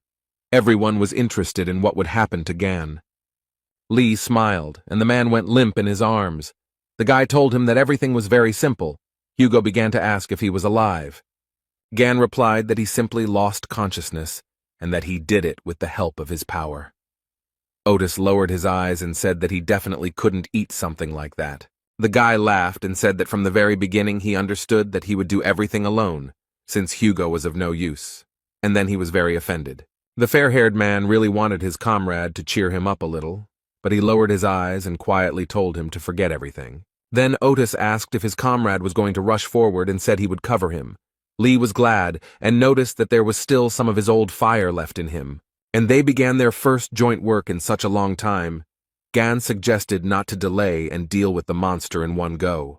But first, Lee had to deal with the people the monster had infected and who were fiercely guarding it. The monster watched everything very carefully and began to growl because he did not like all of this. And after a while, it started running towards the guy and spewing out all its viscous, jelly-like poison. The young man continued to run forward, and with a smile on his face said that the monster was only trying in vain. The guy began to guess that the monster was targeting the townspeople who were behind him. People began to feel unwell. Some fell straight to the ground, holding their heads with their hands. And behind him was Hugo, who held a fire bow with fire arrows in his hands and covered Gan. The guy felt his friend's support, and with a smile on his face told him that he was a good boy. Lee was already very close to the monster and told him to stop wasting his time and just give up. But the monster was not so accommodating. It twisted its mouth from which poison continued to ooze. Gan understood perfectly well that the monster would not give up, so he was ready to fight. He clenched his hand into a fist. He hit the monster with all his might and shouted very loudly for it to die quickly. Each subsequent blow was stronger than the previous one, and after some time the monster simply crumbled. Hugo ran up to Lee and said with a smile on his face that, as expected, he dealt with him very quickly. The guy noted that the people who fell under the influence of the monster should come to their senses very soon, and the fair-haired man exhaled. The young man put his hand on his side, and it suddenly glowed with a greenish fire. The man who was standing nearby was very surprised by this. Gan began to examine his hand and thought about what it all meant, and on his palm he could see the silhouette of Ophiuchus. The young people looked up and saw a huge number of system messages. Lee looked at them very carefully. He was interested in the fighting instinct. He thought about the fact that this skill requires a certain charge of divine energy. The guy continued reading system messages and thought that it was high time to test the new skill. It was unclear how Stephen Marker appeared out of nowhere, still holding the bone of the demonic beast in his hands. He wondered why things had turned out this way, and remembered standing in front of the monster. The jock wondered why the artifact wasn't working, whether he was unable to reveal its true power, or whether he was simply too weak. Stephen walked up to the monster and began waving the recently acquired artifact in front of its nose. The people who were watching all this were shouting that the gentleman was losing, and someone started laughing cheerfully. One of the guys pointed his finger up. Everyone began to look where he pointed. There was Li Gang, who began to use the skills he had recently acquired. Marker raised his head up and couldn't understand how this was all possible because his sovereign skill was broken. The monster realized that there was danger in front of him and told himself that first of all, he needed to kill them. Gan looked at him from under his forehead, frowned. His pupils became like dots and he told the monster to shut up. A few minutes later, the monster's huge body lay on the ground, wheezing in pain and humiliation. He asked Lee how it could be that a person had such enormous power. With the last of his strength, the monster said that it was most likely not a human being in front of him. Gan leaned over the dragon and asked him what the hell he was muttering under his breath. The guy used his special power. A strong wind blew, which lifted huge stones up like fluff. Marker watched all this from the side and thought that he simply did not believe his eyes. He gritted his teeth, frowned. Beads of sweat appeared on his face and thought that there was only one person in the world who could possess such power. The man began to guess that it was Li Gang, who stood opposite him and smiled sweetly at Marker. The guy smiled and said that he was very glad to meet the lousy lion cub again, and added that he had a lot of fun while he was gone. Stephen stood opposite. He was shaking with fear and said through his teeth that this was all nonsense. The muscle man shouted very loudly that the guy standing in front of him could not be Li Gang. The guy grabbed the bone of the demonic animal and asked if Marker liked his toy, and he growled like a tiger in response. The young man squeezed the bone with all his might and it shattered into small pieces in all directions. Li gave Stephen a sardonic smile and said he had done it by accident, then said the piece of bone was too brittle. Marker looked at what was left of the relic and began to scream like a madman. Gan told the jock that he had wasted so much time and effort, and now it was his turn to punch him. Stephen Marker yelled at the top of his lungs for the boy to stop, but he didn't listen. The blow was so strong that Leo was thrown back several dozen meters, and Miss Saint was unconscious the whole time, foaming at the mouth. After some time, the girl woke up, but could not understand where she was and what had happened to her. Sophie noted that her head was splitting. Li Gang and Hugo Otis stood at the edge of a huge round hole. It was very deep. The guy laughed heartily, and then said that they would see the lousy lion cub again if he stayed alive, and the fair-haired man was surprised that his friend sent him down. Li noted that Marker had vitality and asked his comrade if he had taken care of the people inside, and he assured him that everything was fine, because the people were rejoicing. Gan said that everything was fine, took out a small little toy and ordered it to act. The guy told the pig to take a good look around and collect all the useful items and explained to his friend that she was simply collecting everything she saw. Li turned to Otis and said that he came here with his friend, who asked who it was, whether it was the person from whom he borrowed a mobile phone. The guy said that the young man he came with was called Song Jae. This answer shocked Hugo. He started shaking and became covered in beads of sweat and asked again what his friend's name was. Li repeated his name again. Gan said that the guy is a Gemini Templar, but would be quite suitable for a bishop, also adding that he is smart, despite his young age, and he will be very useful. Otis grimaced, grabbed his head with his hands, and wondered when Song Jae had managed to get in touch with this walking headache. The guy looked at his mobile phone and wondered why his friend was so upset. Hugo thought that the last thing he wanted was for his son to meet this scumbag, but his two children are obsessed with Li Gang, so his family is doomed. The boy told Otis that Sun was with the bishop, who had teleportation powers, and said that they would call them here, but he suggested that they wait and just leave. Li was surprised, and the man said that the twins despised him. Why bother with them? And the guy began to remember that that guy always irritated him with his shouts. Hugo said what had to be proven, and then added that that boy hated him, and mentally asked for forgiveness from Sun. Gan was upset, and noted that he cared about the guy, but he should have been prepared for something like this, and Otis told his friend not to worry too much about some kids. As soon as the fair-haired man heard someone calling for Dad, a bead of sweat appeared on his face. He began to turn his head and stuttered, saying that this voice seemed familiar to him. Hugo hugged Li, and behind them stood Song Jae talking to someone on the phone.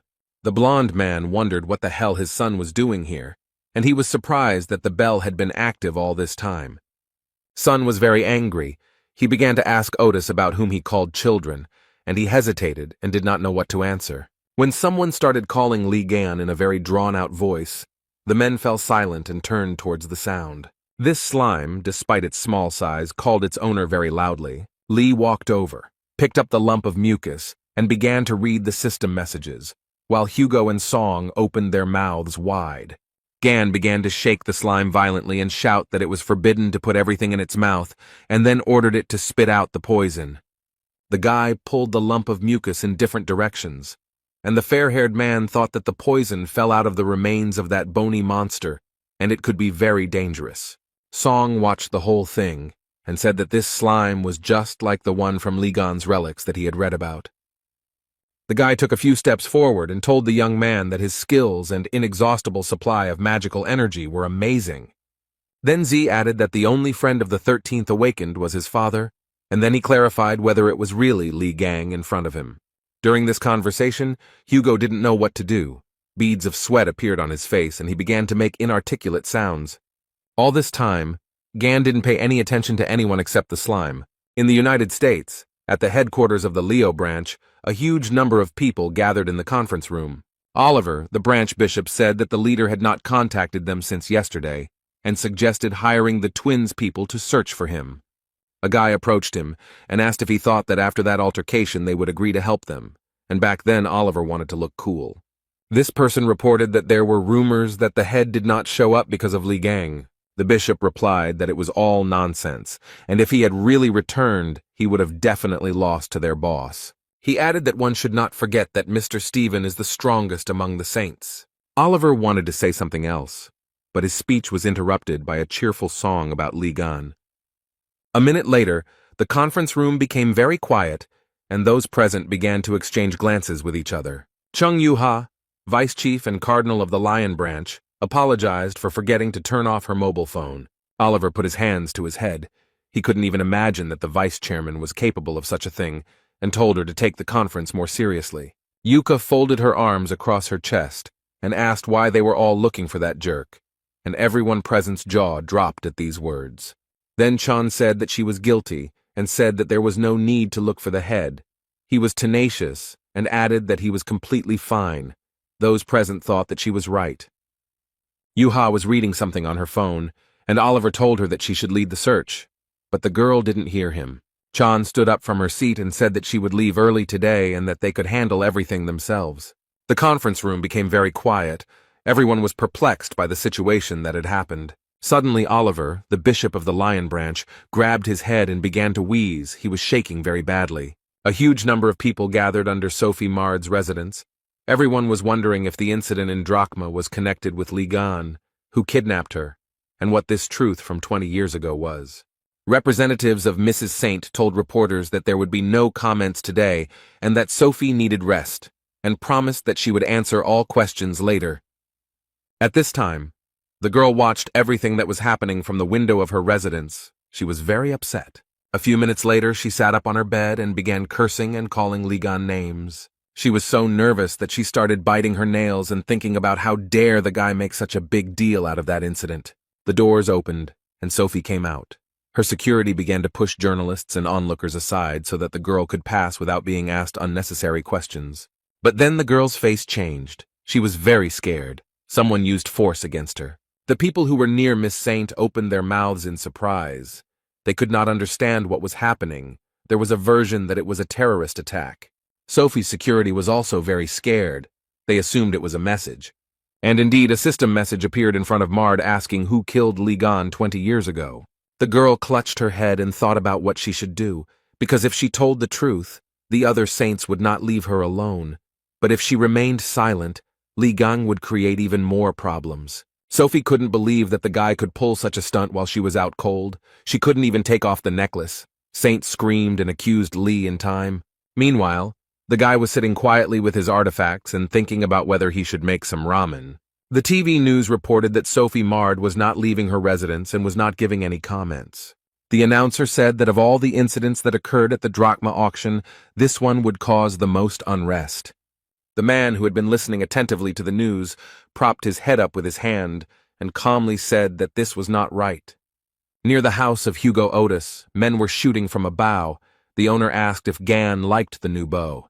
He replied that it was much better than the one he had before. Otis asked what the comparison was, and Lee hit the nail on the head again, so the blond man had an interesting idea. He blindfolded the boy and told him that this was how he should shoot.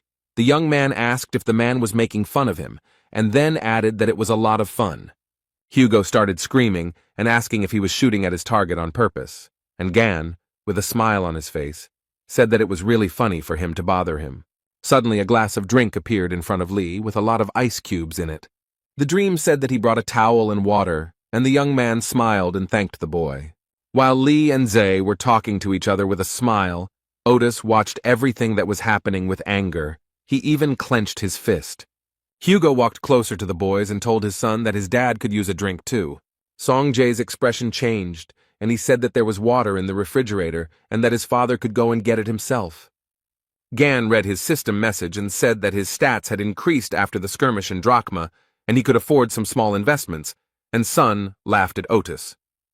Lee learned that the sacred abode of Ophiuchus, the Serpent Palace, had been rebuilt, but the space was limited due to the low level of the sacred abode. The guy also read that in the sacred monastery one can live, train, and test the level of one's strength, and he can control it. The system message stated that Lee could summon a low-level pig bank avatar to the abode and strengthen its power by bringing human avatars to the abode. Song approached Gon. He noted that his uncle said that it was time for him to leave. He noted that he had things to do, and they could move out together. Lee noted that he hadn't even noticed how time had passed. Z asked if he had an appointment, and the young man answered in the affirmative. The young man smiled broadly and said that he would be meeting a lot of people today. The Gemini branch bishop asked him with a smile on his face if he would like to join them. Gan chewed chicken drumsticks, and with his mouth full replied that the guy had more than enough strength, and he said that he was swamped with work. The waitress was surprised by the guy's appetite. Hen said he was indeed busy, but hiring promising people was always a priority. He looked at Lee slyly and asked if he was going to leave them after they bought items worth $1 million with the Gemini branch money. Gan looked at the man with wide eyes and continued to eat the chicken drumsticks. The guy took a napkin and began to wipe his mouth. His expression did not change, and the bishop thought that apparently the guy had planned to do this. Gan thought that at first Hen seemed annoying to him, but everything turned out pretty well, because he dealt with pig, parasite, and lion cub. Now the next person he needs to deal with is that bitchy purple witch. And Lee said that he would join the Gemini branch. Bishop wanted to discuss the official date, but the guy noted that he had a condition. The guy took another drumstick and declared that Hen should give him his badge. The guards began to call the young man names because the emblem was given to the bishop personally by the Holy Lady, and Gan told them to stand still. And he added that the assistants should not interfere in the adults' conversation, and noted that the emblem was needed to enjoy all the privileges, but he needed to get something in his hands. And Lee asked the bishop with a smile if he was willing to make a small investment. Hen frowned and said that he needed to think about such a proposal. The man looked at the shin that Lee had pointed at him. The guards became alarmed, and the young man suggested that the bishop decide faster because he had another meeting ahead of him. Sun was sitting in a cafe, writing messages to Gan and thinking that this cafe had very tasty ice cream and that Uncle Lee should appreciate it. The guy blushed and thought that he could call Gan his uncle. Nuna would be shocked. He would be able to look at her shocked expression. Z picked up the dagger that Gan had subdued, and thought that when Lee came, he would ask him to leave an autograph on it. Sun heard someone start talking about how playing with knives is very dangerous, and the dagger started falling out of the guy's hands. The blonde guy said with a smile on his face that Z might get hurt, and then added that he would confiscate the dagger for himself. The red-haired guy jumped up from his seat, looked at the guys, and asked what it meant. The boy smiled slyly, showed his badge, and said that he was Yun Shivu, a Templar of the Gemini branch. Sun asked him what he had forgotten and ordered him to give back the dagger. Yun replied that it was not customary to greet an elder like that, and noted that they also often dropped in here. Z was very angry. He thought about how Shivu was always bothering him because he was a little older, but he wanted to beat the crap out of him. But he can't get into a conflict with him, because this bastard is the son of the holy sign of Libra, and that's why he so boldly turns up his nose. Sleep shouted very loudly to the guy, asking if he knew what it was, and ordered him to immediately return the dagger. The guy started to twist the red-haired man and shouted loudly for him to calm down. Z did not expect such an attitude at all. People who were in the cafe started talking about how they needed to be quieter in public places, while others wanted to break up the fight. Song asked Yun if he thought he could get away with all this, and Yun replied that these were very big words for someone with his face pressed to the table. Blondie was curious about why Z was so concerned about this thing, and asked if Li Gang had made it by accident. Yun mocked the boy and asked if the dagger belonged to his incapacitated mother. These words made the boy very angry. He began to call his opponent names very loudly. A system message appeared in front of Yun, who continued to hold the dagger, notifying him that the owner of the relic was in danger, and that a random skill had been activated. The blonde guy was very scared. A greenish light flashed in his face. He screamed loudly, covered his eyes with his hand, and could not understand what was happening. The guys who entered the cafe with him were very scared. They screamed in horror. The visitors were also very surprised, their mouths wide open in shock. The dagger was not simple. It attacked the blonde guy. The guy was horrified by everything that was happening. A few minutes later, he fell straight onto his back, tears streaming from his wide-open eyes. And only Song Jae was happy, because he guessed what was happening and called Uncle Lee. Gan asked Song Jae and grabbed his head while he managed to punch Yun in the nose, who was crying loudly. The boy asked his uncle with a smile how he knew he would be here, and he said that he was in the restaurant a minute ago and noticed that the one-time summoning skill had worked. Lee looked around, assessed the situation, and said that all this had not happened in vain. He looked at Yun, whose nose was bleeding, and noticed that these jerks were bullying him. Gan folded his hands and asked how they dared to offend his nephew. Someone tried to be sarcastic, and another guy said that he was scared. Lee smiled sarcastically and said that he would now show them what happens to those who bother his loved ones. The guys were very scared. And in the restaurant, a couple of minutes before the call, the bishop agreed to give Lee the emblem, but only on the condition that he join them immediately. The guy agreed. Hen smiled and thought that this was a ridiculous price for such a loot, and then he could get the emblem back. He would just add an inconspicuous clause to the contract. He handed Gan the emblem and told him to use it wisely, and he replied that he would try. The man in glasses asked the guard to hand over the contract. Lee looked at it all in surprise. The bishop said that the contract needed to be signed and raised his head, but the guy had already disappeared. Hen and the guards remained near the fried chicken drumsticks, thinking that the guy had simply disappeared. A few minutes later, the waitress came up to them, brought them the bill, and said that they owed $190. Z's two offenders were lying on the floor of the cafe, foam flowing from their mouths. They no longer posed any danger. Yun tried to ask Lee if he knew who he was, but he didn't listen to him and immediately punched him in the face.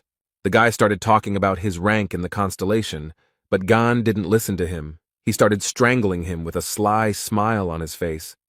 The young man tried to convey that he was the son of the holy sign of Libra, but Lee kept hitting him in the face. Yuna was shaking with fear and resentment. He thought that the man would at least let him finish speaking. The blonde guy was lying on the floor, and Gan told him to get up because they weren't finished yet, and the boy was thinking about why his magical protection was of no use. He crawled on the floor and called Lee all sorts of names, and thought that he should know his place. The bull Phalaris appeared in front of the cafe visitors. It was located behind the blonde man's back. People were very scared. Some said that he used combat magic in a public place. Others shouted that they needed to run away as quickly as possible. Yun began to laugh like a madman and shouted that the man would be punished for his arrogance. Gan stood opposite the blonde man and calmly told him that he was very noisy, and he noted that he was interested in what kind of miracle skill this was, and then added that it became clear to him that he couldn't even light coals with it. A message appeared in front of Lee that he had suppressed the enemy's magic. Yun screamed. He couldn't understand how this was possible, and then he realized that there was also a mage in front of him. The man continued to read the system messages and calmly replied that he was a craftsman. He absorbed Yun's skill and asked for permission to show him how to use the skill properly. Naturally, the young man did not wait for the guy's answer, but immediately applied the skill he had just acquired. The bull of Phalaris, the burning masculine passion, was activated, and the blonde man screamed furiously. The boy flew several meters towards the wall. He flew head over heels, so much so that his pants split at the butt. Gan approached him and said that if the guy continued to bother Song Jae, he would fry him until crispy. And he told his nephew that if the idiots continued to bother him, he should definitely contact them, and his uncle would always cover his back. A girl ran into the cafe and called Z. He only took a deep breath and smiled. The girl looked around, noticed the mess, asked what happened, and immediately asked if everything was okay with the guy. The red-haired guy told Nuna that none of this mattered now, and she looked at him in surprise. Song grabbed the girl by the hand and showed her Li Gan. The boy was very proud, and his companion looked at all this with surprise. Z noted that this man had defeated countless monsters and saved the entire world more than once. The boy continued talking about Li, adding that he was the hero from the videos they loved to watch over and over again. The hero of this conversation stood to the side, looked at the young people, and smiled reservedly. Nuna was very surprised. She couldn't believe that the one standing in front of her was Li Gang. The girl noticed that he looked much more attractive than before, and the guy looked at her questioningly. She said that 20 years ago, Li's body was covered in scars, and since he had spent so much time in the tower, she was sure that his appearance would be even more pitiful. Nuna thought that it wouldn't have affected his coolness anyway, and noted that appearance wasn't the most important thing. The girl took the medallion in her hand and said that she was sincerely glad that Mr. Li Gang was safe and sound. The dream told the beauty that she had blurted out all her thoughts, and the man began to laugh cheerfully. Gan asked if she was Yuha and remarked that he was glad to meet her. She thanked him for helping Z out. Lee laughed and suggested that they skip the formalities and said that Hugo's daughter was his niece to him. The girl's face turned pink. Tears appeared in her eyes. Sun noted that she cried and asked if she was that happy. She timidly turned to Gon, remarking that she was sorry to burden him right away, but could he do her a favor, he replied that Yuka need not be embarrassed. The girl was a little shy and couldn't formulate her question correctly, but at that time something extraordinary was happening in the cafe. A huge monster appeared and began to destroy everything in its path. The young people looked at it in surprise. Gan realized that it was Gra'ar in front of him and thought that this must mean something. The monster screamed very loudly. Lee looked at it calmly, and the girl had a weapon in her hands. Yuka started to walk forward and Gon called her. She answered that her uncle should wait 1 minute. Jung said she would make a proper proposal after she dealt with the temptations. Lee asked if Z had heard the same thing as him, and the guy said that something had gone wrong with his sister from Gon. The young man broke out in beads of sweat and thought about what proposal the girl had in mind. The loudspeaker announced that disaster-causing objects had been detected, but unfortunately it was not a drill. It was also announced that people should evacuate to safe places, and the monster destroyed everything in its path. Literally a minute later, chaos settled in the city, fires broke out here and there, and destruction occurred. There was not just one monster, others joined it. They inspired fear and horror. Zhang Yuha was holding a huge spear in her hands, and most likely she was trying to defeat the monsters with it. Within a few minutes, they surrounded the girl from all sides. She was so small and defenseless. Yuka began to fight the monsters, and she thought that she needed to do everything as quickly as possible. And after she deals with all the monsters, she can propose to her uncle. Chan fought the monsters, and then said that there was no end to them, and she had hoped to deal with them very quickly. The girl thought that she could destroy all the monsters at once, and began to use her special skills. She threw the spear and screamed very loudly that they should not dare to interfere with her love. Zhang Yuha used an ability called Lotus Flash and watched the events unfold. Li Gang stood to the side and watched what the girl was doing. He did not come closer. He was interested in the result. The guy smiled and thought that he followed her because he was worried about her safety. But there was no need, and he noticed that her instincts were sharper than Hugo's. The girl felt that someone was looking at her and turned her head. She waved her hand to her uncle. A very strong wind arose and the young people flew up like fluff. Zai was very scared. Yuhei was scared. She opened her eyes wide. Beads of sweat appeared on her face and she began to call for her uncle. The cap fell from the girl's head and began to burn. In a few minutes, only ashes would remain. The monster was surprised that Gon had reacted to the attack and noted that there were interesting creatures in the world and promised to make a tame animal out of the boy. The monster sat on the dragon's back and said that at this rate they would wet their beds, and Li calmly said that he needed a furnace to create relics. The guy frowned, smiled slyly, and told the monster that it would become the first gas burner. The monster smiled and said that the young man in front of him was very funny. Zhang Yuha looked at the monster and thought that they belonged to the illusory race. Li touched the girl's head and asked what she was thinking about, whether she wanted to try to deal with everyone alone again. Gan asked the guys to leave everything to him, and then asked them to take care of the evacuation of the residents. The man smiled and noted that he trusted them with all this, because he knew how strong they were, and noted that they should also trust him. The boys smiled cheerfully at their uncle, even though he didn't see their smile, and agreed with his words. Li replied that it was all wonderful, and then, a little more quietly, said that the fun would begin very soon. The monster smiled vilely, telling the guy to resist even harder. A few seconds later, the young man was tied with a thin but strong rope. He did not understand how it happened. The monster was having a lot of fun, and told the guy that taming him would be incredibly fun. The monster pulled the rope with all his might and it rose up to the very sky. He was incredibly happy. The monster raised the rope, then lowered it, and the young man hit the ground, from which huge pieces flew off to the sides. After some time, the guy found himself on the ground. His clothes were very badly damaged.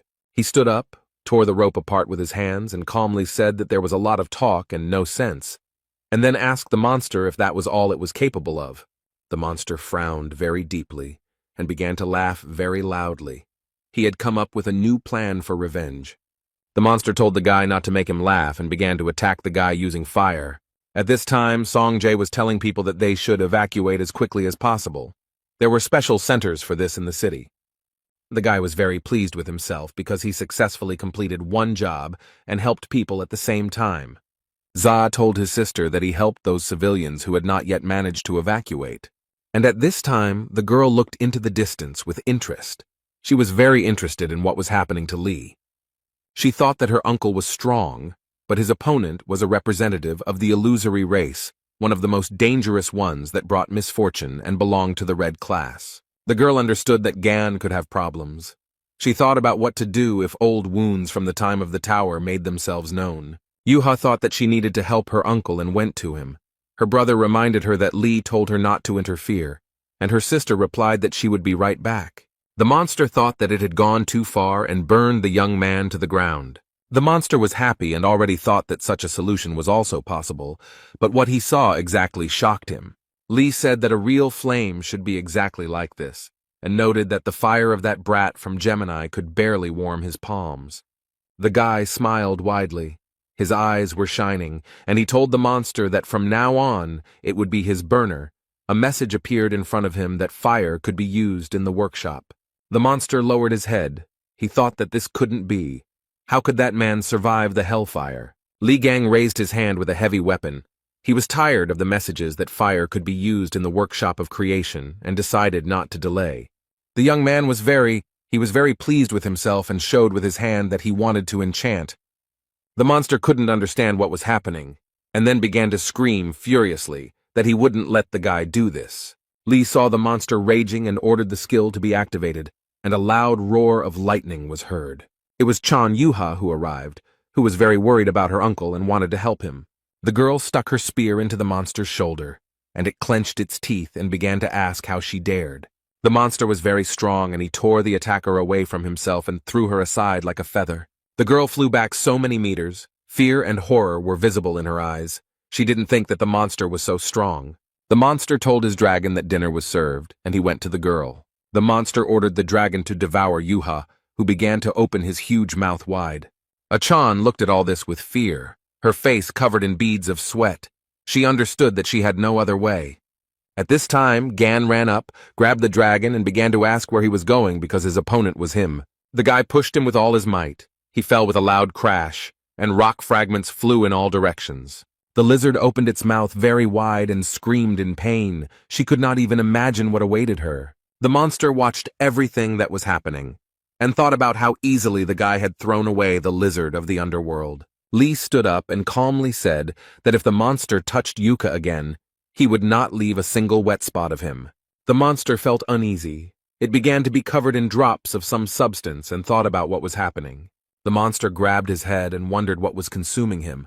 His representative of the illusory race, was it really some kind of pathetic person? The monster began to understand that the games had finally come to an end. It hovered high, and Lee watched all of this. Yuka, who was nearby, began to cover herself with her hands. She thought about what these absurdly huge streams of magic were. The monster told Gon that he didn't like this form because he couldn't train in it, and he had to acknowledge him. The monster changed a little and said that there really was an enemy standing in front of him and promised to incinerate him, and then everything in the area. The monster began to use the skill of disaster. A very strong wind was blowing, but the young man calmly resisted the monster. Chan Yuha was very worried about her uncle. She began to call him very loudly, and tears appeared in the girl's eyes. A bright light blinded the entire city. It became very quiet. Only dust and dirt flew in the sky. The city was burned. The monster flew towards its competitor, its teeth clenched tightly. The monster's hand was grabbed by Li Gang, who was wearing a special glove that was designed to come into contact with fire and was enchanted with hellish flames. The monster couldn't even believe it, as he didn't expect the attack to be stopped by an ordinary glove. Gan frowned so much that the veins stood out on his forehead and told the monster that it would get it right now for daring to burn down the entire city. The monster clenched his teeth. His mouth twisted. He thought about how humiliating all this was. The guy started laughing and asked what he meant by humiliating, whether the monster was belittling the capabilities of his glove. And then he looked closely at the monster and noted that it couldn't even imagine how useful the glove was when eating chicken. A system message appeared in front of the guy saying that the negative energy was too strong and needed to be cleansed. The guy replied with a smile that he had a cleansing fist. He repeated the phrase about the cleansing fist, and the monster prayed for the young man to stop. The monster fell from such strong blows, and Gon asked him why it still wouldn't cleanse itself. A message appeared in front of Lee that dead targets could not be purified. This surprised him greatly. He was not prepared for this. The boy told the lizard that he had no choice but to replace the broken gas burner with it. The lizard gave up very quickly and became a prisoner of Ophiuchus, as the system messages announced. The young man stood in front of a huge lizard and asked her what would be the best name for him, and she chose the name Torch. Young Yuha and Songjae ran up to Lee and asked if their uncle was okay, and he asked if they were hurt. The girl replied that everything was fine and added that she had not had time to ask a question. Gon was very surprised. A moment later, he remembered Yuha talking about proposing after she dealt with the monsters. The young man coughed and wanted to say something to the girl, but she interrupted him. Chan asked Gan if he sacrificed himself in the demon tower. The guy looked at her with surprise. The girl frowned, lowered her eyes, and said that this question had been tormenting her for a very long time. Yuha said that the other saints claimed that Li Gang sacrificed himself for the sake of all mankind, but the fact that the strongest died in the battle with Red Eyes seemed absurd. Chan clenched her fist and added that it was impossible to get proof, and she had harbored her suspicions, but now she saw him fight with her own eyes. The girl said she was sure that Li did not sacrifice himself, but became a victim of a cunning plan. The man listened carefully to the girl, and with a smile on his face answered her that she was very smart, as expected from Otis's daughter. The brother and sister looked at the young man, and he said that Yuka had said everything correctly.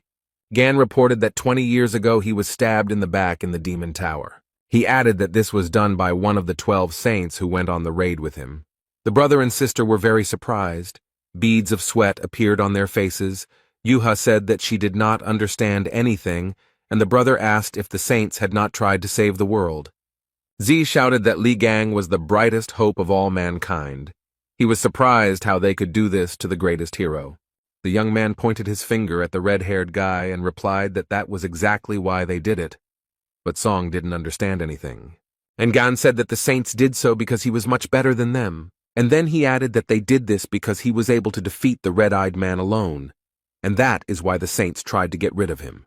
Lee said that since the strongest attractor had been killed, the entire world could be at their mercy, and the only barrier between them and their ambitions was him. The guy noted that it is impossible to know everything for sure.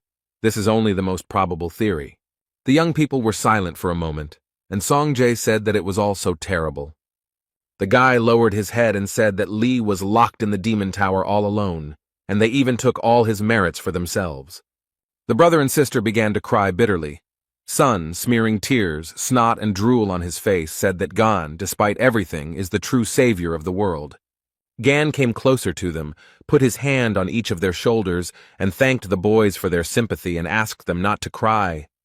The man calmly said that he was going to pay them all $1 million, and Z looked at him in surprise.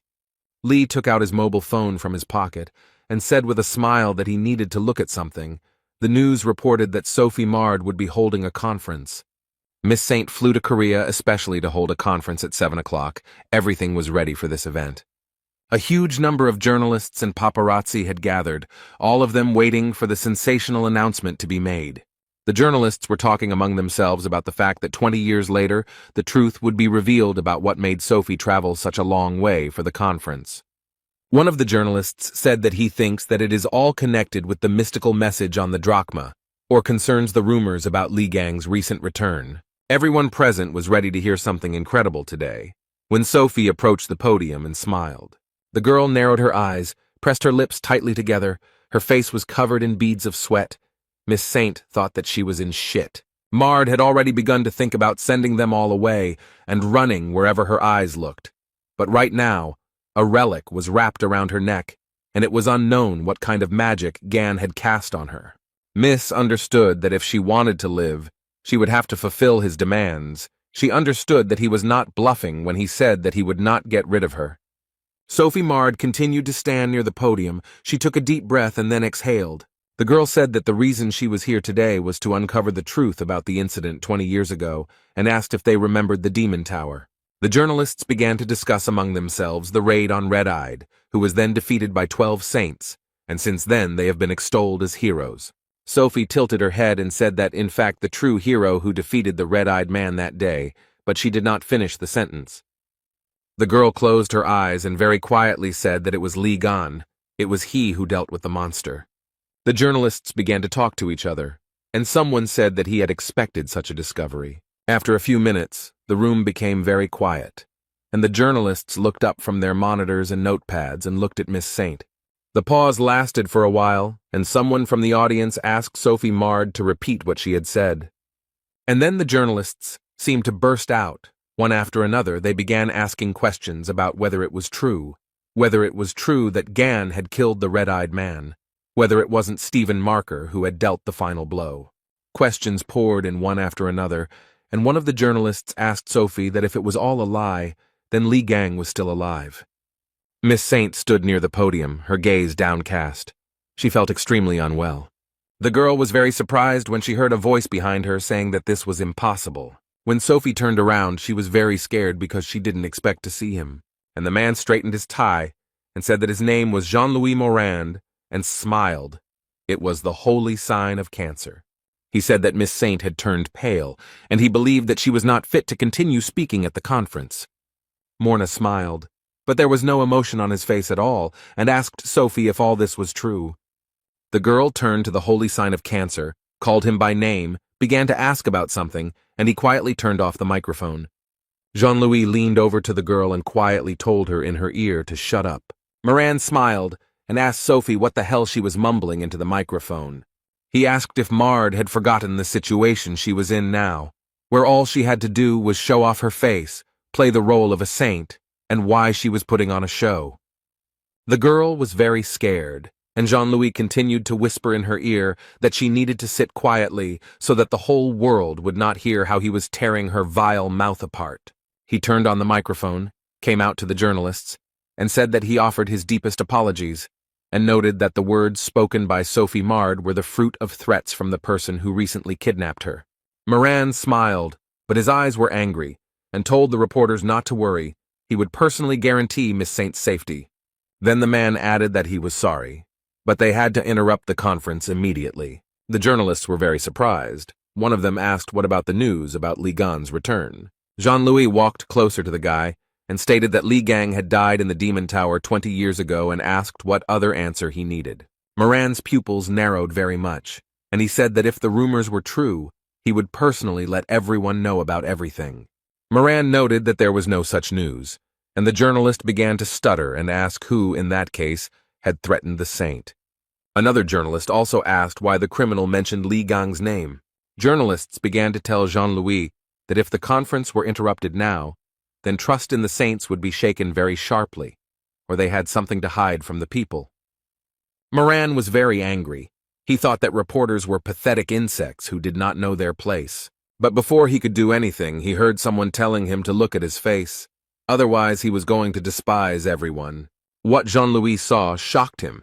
He was definitely not prepared for such a turn of events. The impact was so strong that the remains of the chairs flew in all directions, and the hall became very quiet. Miss Saint put her hands to her head, tears streaming from her eyes. She said it was him. Jean-Louis Moran gritted his teeth. He was very scared and could not understand anything. Li Gang said that he hadn't seen the sad crustacean for a long time and noticed that its wrinkled face hadn't changed at all. The boy shouted at Moran, who still couldn't come to his senses, to catch his gift. Sophie Mard watched all this from the side with her mouth wide open. She began to guess that it was a tale. Young people approached the huge lizard torch. A prisoner of Ophiuchus touched him. He had a sign that it was strictly forbidden to feed the beast. Gan stood over Moran and asked him if he was out of his mind, if he wanted to interrupt the conference in this way. The young man heard someone from the side saying that he had the tail of a lizard of the illusory race. Jean-Louis also said that he heard that someone had dealt with them and asked if it was Li by chance. Gan furrowed his brows, became angry, and said that he was tired of his tricks with the clones. Moran said the boy quickly recognized his division skill and then asked who he was. The young man was surprised, then smiled and asked who else he could be, and then replied that he was Li Gang. The room became very quiet, and all the reporters turned their gaze to the guy. They were shocked. After a few seconds of silence, the reporters began to laugh and say that Li Gang couldn't possibly look so young and good. Jean-Louis noted that the guy had good skills, but he was a little out of touch with reality. He should have chosen a more suitable role model. Li yanked the lizard's tail with all his might, and it knocked down Moran, who was really annoying the guy. The journalists watched everything that was happening, and the young man said that until you hit them, people won't start to think. Gan turned his attention to the reporters and asked them why they were hatching. He jumped into the crowd and said that they would be next, and someone started yelling that a madman had attacked them. In all this confusion, Sophie thought that she needed to escape while she still had a chance. But the escape failed. Miss Saint fell to the ground. Someone slowed her down a little. The girl screamed in surprise. Lee stood behind her, and with a sarcastic smile on his face, asked where she was going, because she still had to tell the whole truth. The girl realized that she was finished.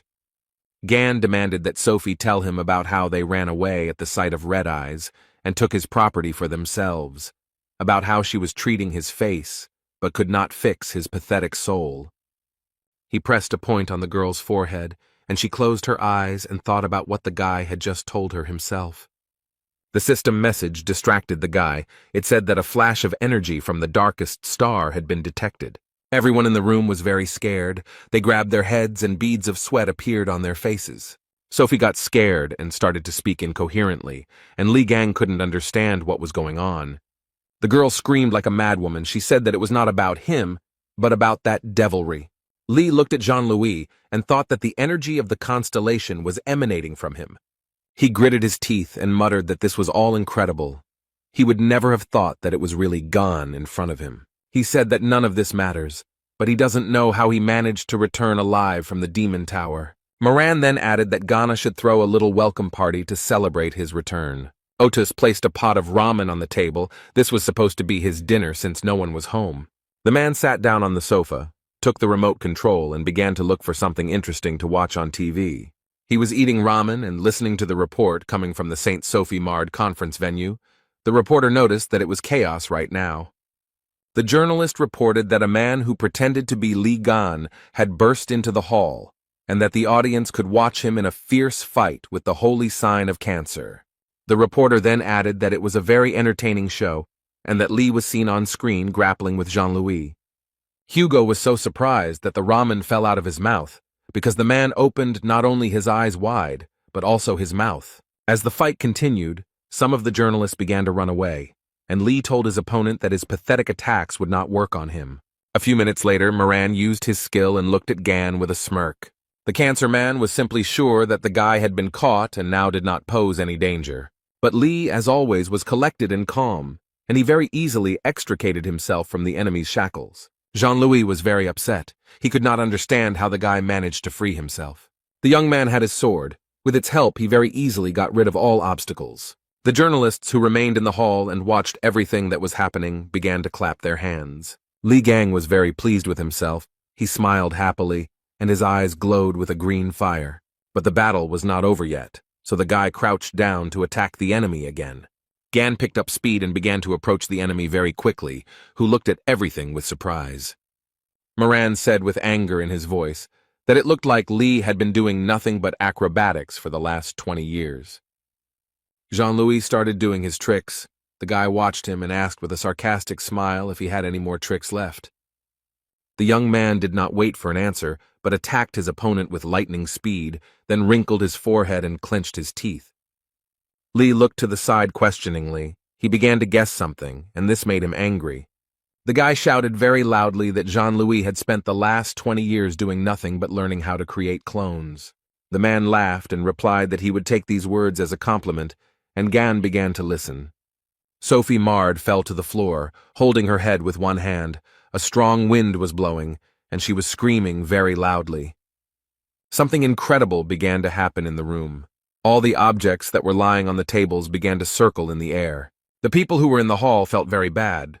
Blood was flowing from their mouths. Li told Jean-Louis that he was a crazy bastard. He asked if he was out of his mind, and then asked how he was going to clean up the mess. The young man's opponent most likely hadn't thought about it at all, but calmly replied that he would figure it out somehow. The man said he simply decided that he had to deal with Gan as quickly as possible while he still had the chance. The guy turned to Moran and, enunciating each word, asked if it was he, the bastard who had stuck a dagger in his back.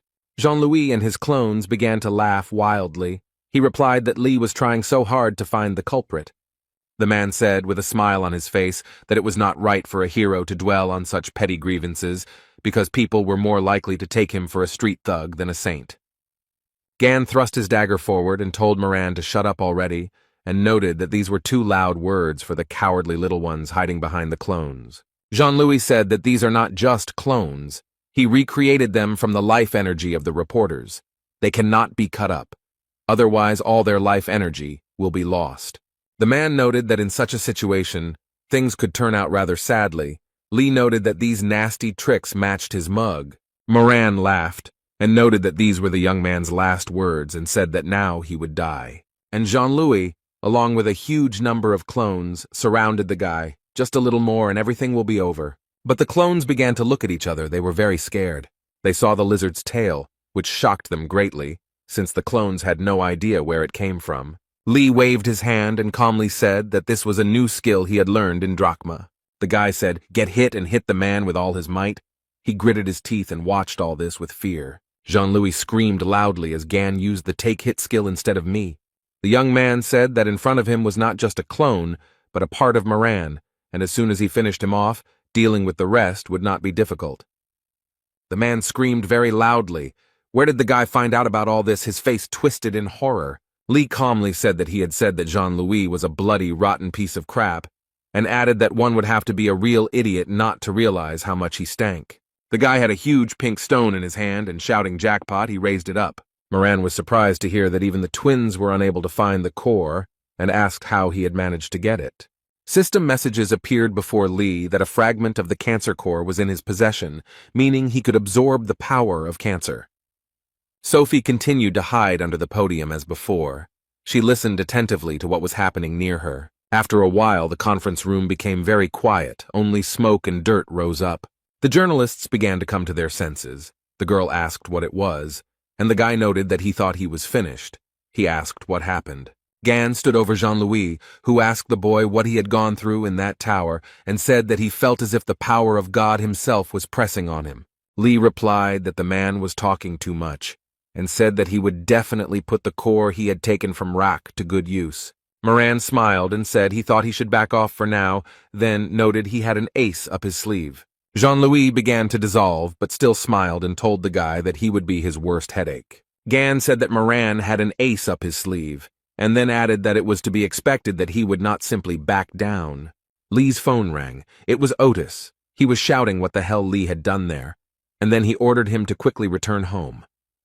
Hugo yelled that he was watching the news, and told the guy that he had just dealt with a high-class clone of Jean-Louis, which meant they had their guns pointed at him. Gan, who listened to his comrade, opened his mouth in surprise and could not understand what was happening. In the starry sky above the planet Earth, either a satellite or another space device was flying. It was getting closer and closer to the Earth and was making characteristic sounds. After some time, the warhead detached from the weapon and began to fly at enormous speed. It broke up into many pieces, and it seemed that a little more and they would destroy the Earth. It was the Mormoth missile, a special weapon created by the Capricorn and Gemini branches after Li Gang disappeared, designed to eliminate incredibly powerful attractors. The rocket was created in case humanity was unable to cope with the monsters.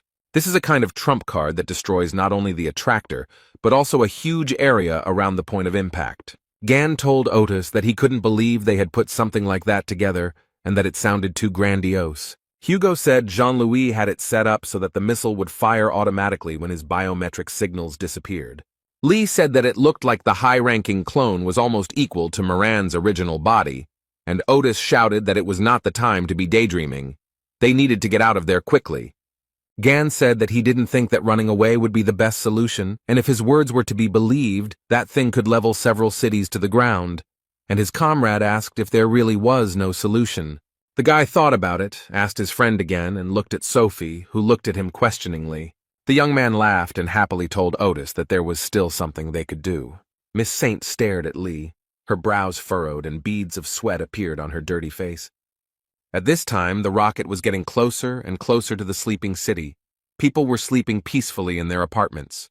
Loudspeakers installed on the streets of the city announced that a Mormoth missile was flying straight in their direction. People should immediately hide in shelters, and this was not a drill.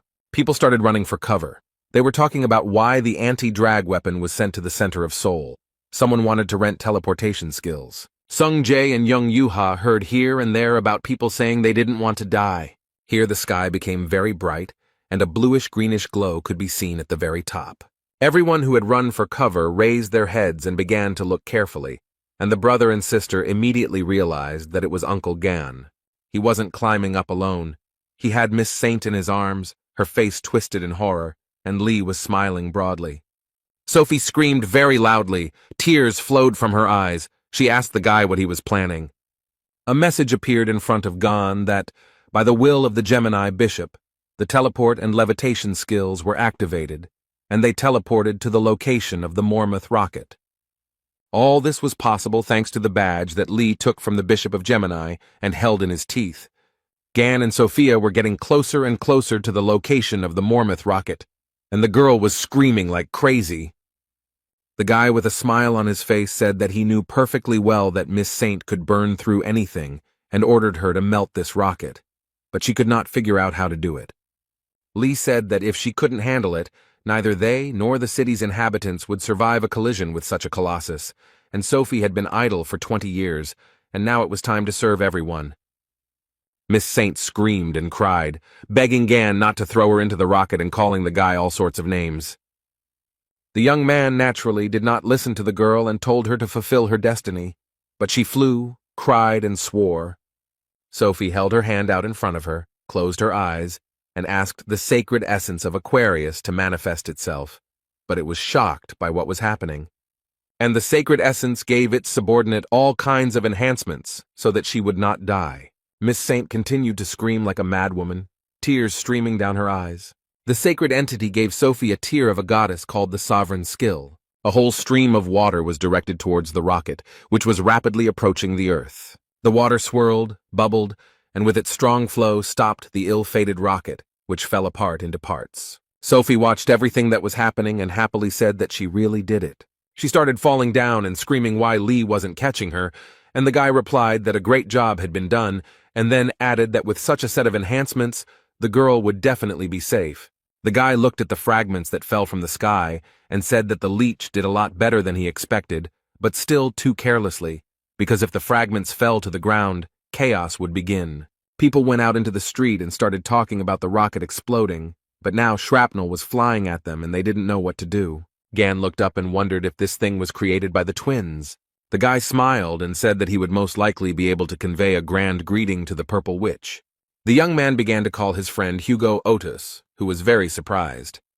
The man asked if Gan had managed to figure out the rocket, and he replied that he didn't have time and asked to borrow the absolute coordination skill. Otis's pupils narrowed very much. He thought that Lee's voice was very worried. Were things really that bad? And he himself answered that he would immediately pass on the skill to Gan and began to search for something in his mobile phone. Gan looked at his phone, realized that the skill had been transferred, and thanked his comrade with a smile, calling him the first slave. The guy read the message which informed him that Sagittarius had passed on the absolute coordination skill, and that it could be used 238 times. Lee said that this would definitely be enough for him. The young man activated various skills. He was very pleased with himself. A smile appeared on his face. When all the preparatory work was done, Gan said that it was time to send our witch a package. A huge, shining star appeared in the sky, and people looked at it in surprise. Some were happy, some were surprised, but it became clear that the rocket and all the fragments had disappeared, and the city residents realized that they were saved. Sun turned to his sister and said that it was Gan, and then added that they were now safe. Bishop Gemini looked up at the sky and thought about how it was possible Lee made the entire warhead just disappear.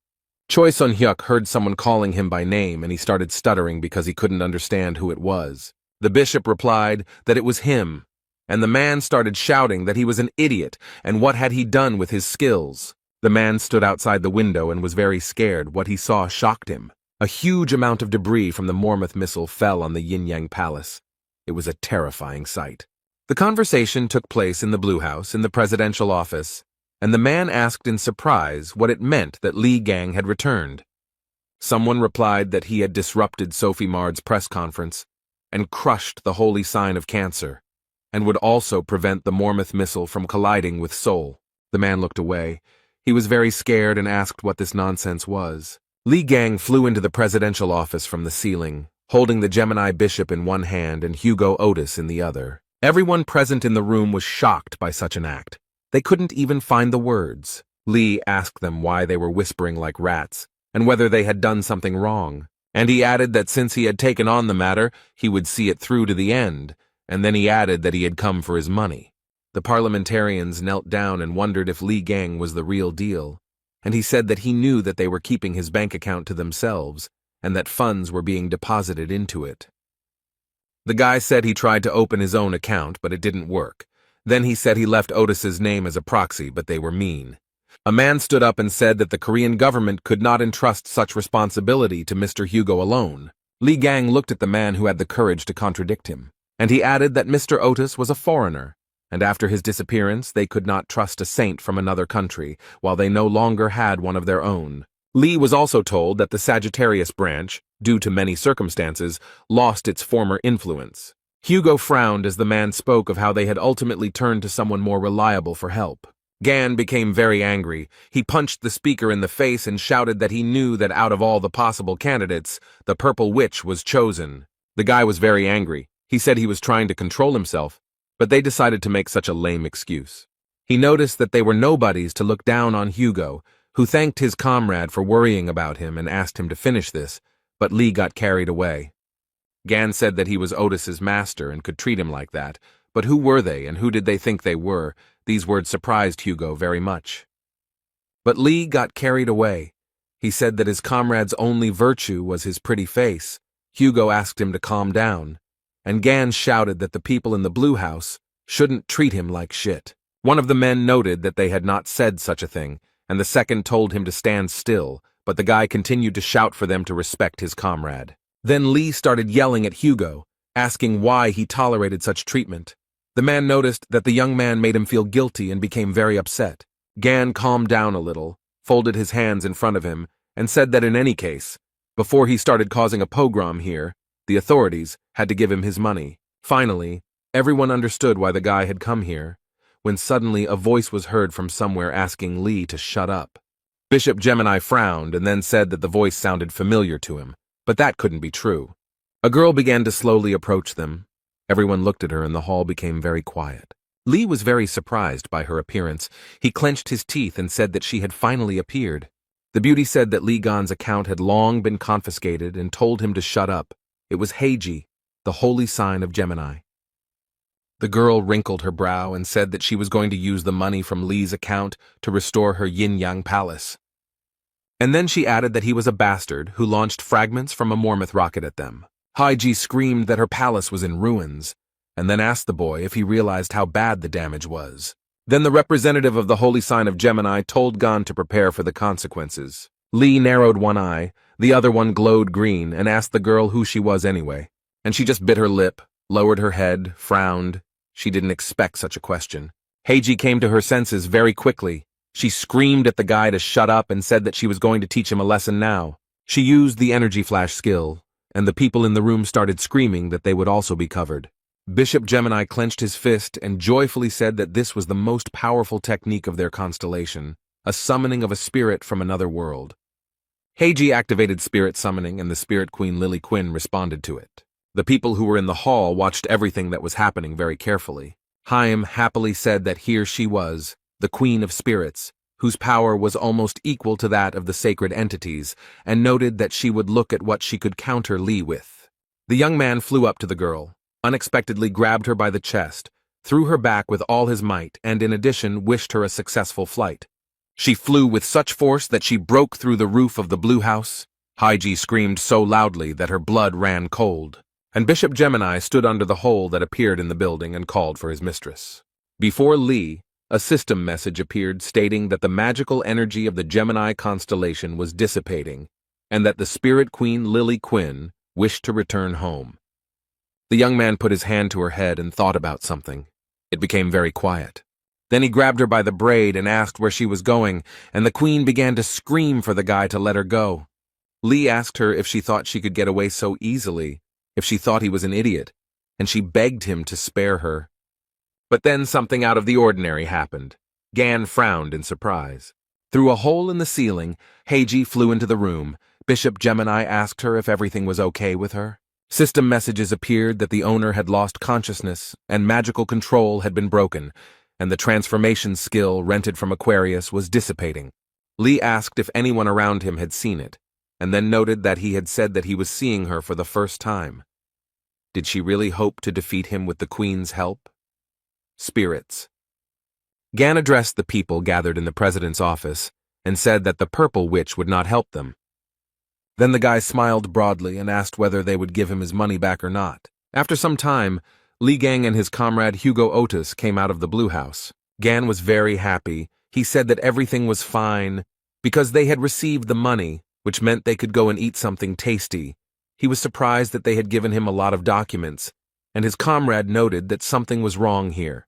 Hugo asked why the real Haji didn't show up, since she was the type to launch a meteor into the middle of the city if she got mad. Lee smiled widely and noted that she hadn't even shown up after he destroyed her palace, which could only mean one thing. Otis looked at him in surprise, and the guy said that this hysterical woman would never be able to calm her anger, and added that he had an idea where she might be, and offered to visit her. The young people were in Songjae's apartment, and Lee offered them a little snack while they worked. The guy handed the red-haired youth a burger and asked him if he wanted to eat it. The young man looked at the ruddy bun for a very long time. The pause did not last long. Jay laughed and said he would take something else, and Gon asked what Yuha and Jiming wanted. The girl said that she really wanted her uncle's, but she didn't finish, and he began to very quickly take the burger out of his mouth. Yuha added that she wanted her uncle's advice. Jiming laughed and said that his niece was making fun of him, and Lee cursed in his mind. Gan was asked if Hugo would come too, but he replied that he had asked his comrade for a favor, so he would be a little late. They stood in front of a very strong relic case that contained the Spirit Queen. Lee told her that he advised her to answer all questions honestly, and she broke out in a sweat and agreed. The guy told her that it was much better to be locked in a transparent box than in a book, and told the Queen of Spirits to think carefully. She agreed. Gan said that bitchy purple witch still hadn't shown up and asked if she found it strange, then noticed that she was unable to make herself known. The guy noticed that he was most likely imprisoned somewhere in Songjae's house. The Spirit Queen answered this question affirmatively. Lee took the book in his hands and said he was giving it one chance, then asked where it was. The captive understood perfectly well that she had no other choice, but she was in no hurry to be frank. The guy was very angry. He asked the Queen of Spirits through his teeth whether she would tell him herself or whether he had to force her. She was shaking with fear like an aspen leaf and pointed her finger somewhere and answered that it was there. The guys followed where she was pointing with her fingers and saw a beautiful figurine on the shelf near the TV. Gan realized with surprise that this was the statue that had recently broken, but now it was whole. The guy took it in his hands and said with a smile that he knew it, because this figurine had a very strong stench. Lee asked Jiming about him mentioning that she kissed a statue or something like that, and noted that it was most likely that witch's coordinate mark magic. The guy opened his eyes and mouth wide in surprise and remembered how he said that the figurines were not his, but she personally kissed and blessed them. Gan activated the power of the 13th in order to interact with the spiritual world. And then the statuette turned to Lily Quinn and asked why she had gone and blabbed everything to them. Chung Yuha was very surprised. She opened her mouth and eyes wide in surprise and began to guess about something. She said it was the Gemini Saint Lady Haiji. It was indeed her, but she appeared in spirit form. Heiji was very angry and thought about why she was caught by the most terrible guy in the world, and why everything turned out this way. She furrowed her brow and thought if only everything hadn't gone wrong that day. It was on that day when the demon tower was completely destroyed that this happened. Heiji was fiddling around near the dining table and felt some kind of energy in the room, and noticed that the aura was very creepy. She wrinkled her forehead, clenched her teeth, beads of sweat appeared on the girl's face, and the purple witch began to guess that Li Gan was alive. The fact that he returned is confusing, but of all the possible places, he went to Songjae's apartment where his friend's son lives. Heiji thought that this was good, because that zone was already under her control, and decided to see with her own eyes what they were doing there. And she couldn't think of anything better to teleport to the chosen location. Her skill allowed her to teleport only the soul. She moved it to the chosen vessel. Everything happened as the witch planned. The transfer to the statue took place. But everything was ruined by Gan. who began to spin all the figurines that were in Z's apartment. But there was one condition: if the statue was damaged, the soul would not be able to get out of it. Heiji began to think about whether there were ways to get out of here, because she would forever remain in the stout. Sun said that, however, it was still a relic and he couldn't just leave it as is. The soul of Lady Saint thought that even a cheap rented restoration skill would do. The main thing was to restore the statue. The young man had a huge tube of super glue in his hands and he was going to use it to fix the problem. Lady Heiji's spirit was very happy when the guy started gluing the figurine. And then she began to sob loudly, as a system message appeared in front of her that the chosen vessel had turned into trash, and she could not leave it. Lee held the statue in his hands and asked how he should torture it so that people would appreciate his efforts, while Heiji screamed at the Spirit Queen to do something, at least try to get out of the fragile case. Lily Quinn stood up and replied that she would not do that because if she tried to escape, Mr. Gan would catch her and asked him not to ask her to do something so senseless. The guy laughed and noted that the Queen of Spirits understood her position well, and the spirit of Heiji said that his brain would boil. Lady Saint looked towards Songjae and said that this was her loyal Templar, and then she shouted that she was his mistress and commanded him to immediately attack Li Gan. The red-haired guy wrinkled his forehead and asked with surprise in his voice why he had to do this. Song said that he didn't want to fight Uncle Gan, and Heiji angrily shouted at him, adding that her branch with Li had been enemies from the start. Lady Saint shouted if the guy dared to call himself a follower of the Gemini branch, then she was obliged to attack him. The spirit of Heiji's face was distorted. The boy jumped away from him and said that in that case he was leaving. She definitely didn't expect to hear such an answer from Z, and spread her arms out to the sides in surprise. Sun said that although he was a member of the Gemini branch, Uncle Gan was his hero. The guy took a badge out of his pocket and noticed that being her follower automatically made him her enemy. The young man threw the badge straight at the Lady Saint and said that he had decided to leave. The badge fell to the floor with a clang, and the room began to shake as if during an earthquake. Heiji began to shout that this was not the holy retribution of the sacred essence. So Jay's faith had switched to the constellation Ophiuchus. The sacred essence of the Gemini branch was furious and sent down punishment. The magical energy struck the guy. Young Yuha and Jimin, who were watching all this, were shocked and screamed loudly. Z became so ill that he could not control himself. He began to fall, and his sister ran to help him. Heiji wouldn't leave the guy alone. She screamed at him to beg for forgiveness and immediately attack Li Gan, as he was a cruel and dishonest person and shouldn't be trusted. The young man was tired of hearing all this from the sacred entity, and despite the fact that he felt very bad, he said with all his might that she should shut up. And he himself remembered what happened in the hypermarket and noted that they are ready to abandon people to their death if it is in their interests. The guy noted that Uncle Gan is not like that at all. He always comes to the aid of those who are in trouble. Sun added that they are all hypocritical scum and can only throw around false phrases about wanting to save the world.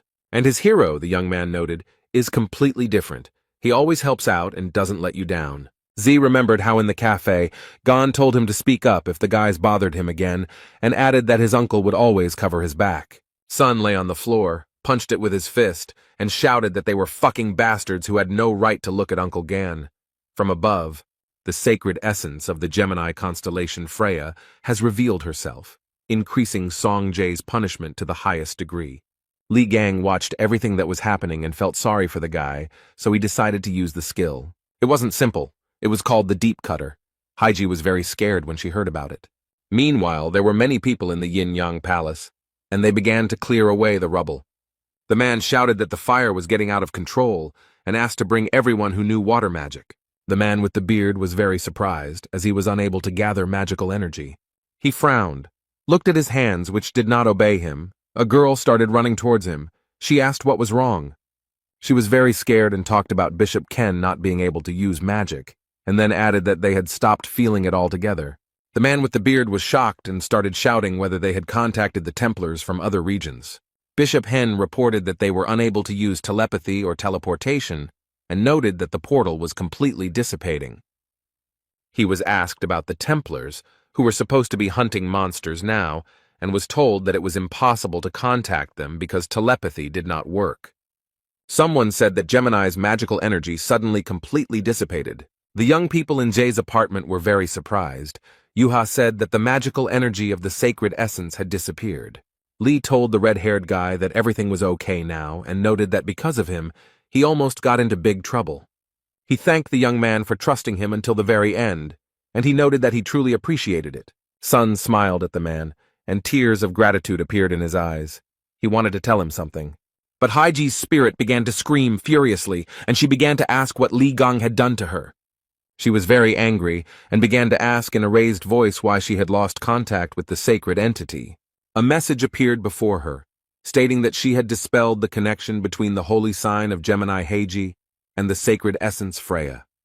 Sacred entities expend a great deal of resources and also take great risks when they personally enter our world. That is why they send their energy to their subjects, to the saints, so as not to take risks, and the saints, in turn, pass on their powers to the followers of the branch because it is very convenient. The sacred essence can be compared to a huge, powerful electrical station. The saint in this chain is a substation or transmitter of energy, and the Templars are various switches, sockets, and forks, so the disappearance of the energy of the sacred entity immediately affected all of its followers.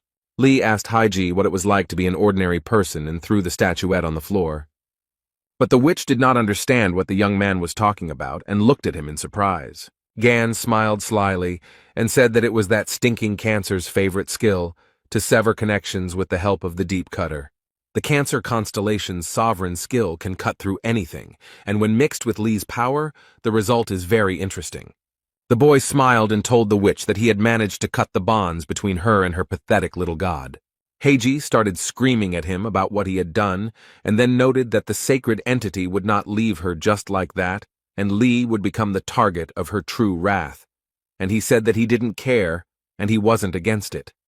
He raised his finger and said that he would very much like those little gods to show themselves to him in person. Heiji looked at the young man with fear, but he was completely calm. A strong wind blew, crows began to circle and caw loudly, thunder rumbled and lightning flashed. The people who watched everything that was happening were very scared. The sacred entity was angry that its ties with the holy sign and the Templars were severed, and was ready to take all the risks and personally invade this world. Everything was spinning in a whirlwind. People were scared, but only Li Gang smiled a malicious smile and noted that this was an impressive appearance. And the sacred essence of the Freya twins appeared before the young man. The guy read in the system message that crazy streams of sacred essence magic had been detected. The young man looked calmly at Freya. He was not afraid of her and decided to use an item from his inventory.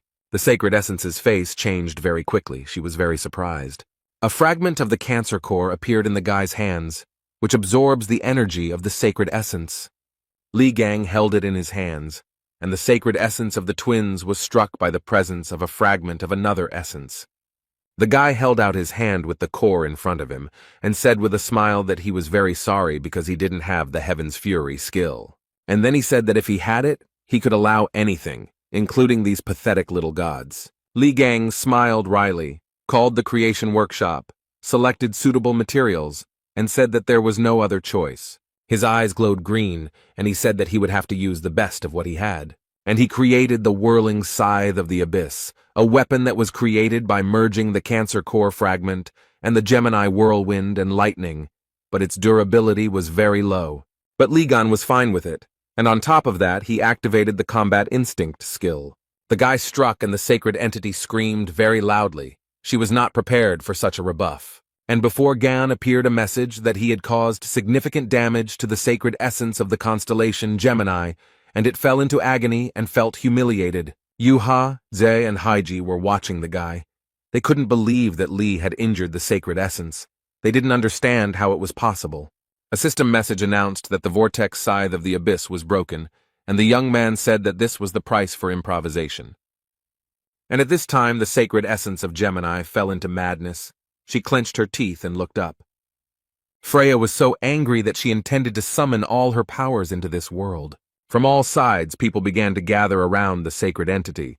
There were a lot of them. A message appeared before Lee that the sacred entity and its armies had entered this world, and Freya said that there were enough of them. Gan looked at everything that was happening. The fire was spreading in all directions, but he was absolutely calm. A man appeared from the clouds of smoke and fire. He was dressed in brown clothes. His head was covered by a hood, and his face was not visible. Sung Jae and young Yuha opened their mouths and eyes wide in surprise, and beads of sweat appeared on their faces. The man, who hid his face and was dressed in a cloak, which he soon threw off, turned out to be their father. He looked at Freya and told her to stop her intrusion immediately. Otis's eyes were burning with fire, and he said that a little more and all this could be regarded as a violation of the rules. He asked Freya to retreat, and then asked if she had forgotten that sacred entities were forbidden to invade this world in their true form. But the sacred essence of the constellation Gemini believed that the pitiful constellation Sagittarius was not able to stop her. She burst into laughter and asked what the awakened and insignificant constellation could do to her. Hugo lowered his head and noted that with his current powers, he would not be able to stop her, then asked if she thought they were the only ones who did not like her intrusion. The countless entities that watch over this world stop the Gemini constellation. They are dissatisfied with the violation of the rules. The Gemini army was forcibly thrown back. The remaining sacred entities who were unhappy with what was happening activated the seals, and Freya needs to invest a lot of faith, experience, and characteristics to continue to stay in this world. The young people watched everything that was happening because the hostility of the other sacred entities was growing. Otis told the sacred entity Gemini that the other entities did not like her antics. The blonde man furrowed his brow and asked Freya if she was willing to take on even greater risks. But she didn't like what was happening. The sacred entity was trying to get rid of the shackles. Freya screamed so loudly that glass began to fall out of the windows. She did not want to give up. The sacred essence of the Gemini constellation bared its teeth and declared that it would never forget this day. Gan started laughing and said that he could argue, but Freya felt like shit and added that next time she should bring an adult with her. The holy entity was very angry, and a system message appeared in front of the guy, telling him that he had trampled on her pride and gained a high reputation among countless entities. Hugo also read that his location had been accumulated and a special quest based on his location had been activated. The young people sat on the floor among the trash and exhaled.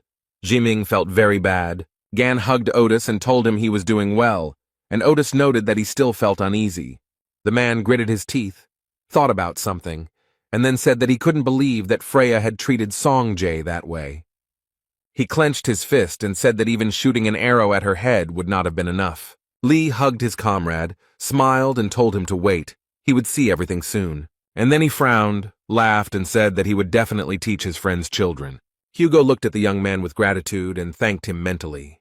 The fair-haired man informed Lee that he had taken the item from the yin-yang courtyard as he had requested.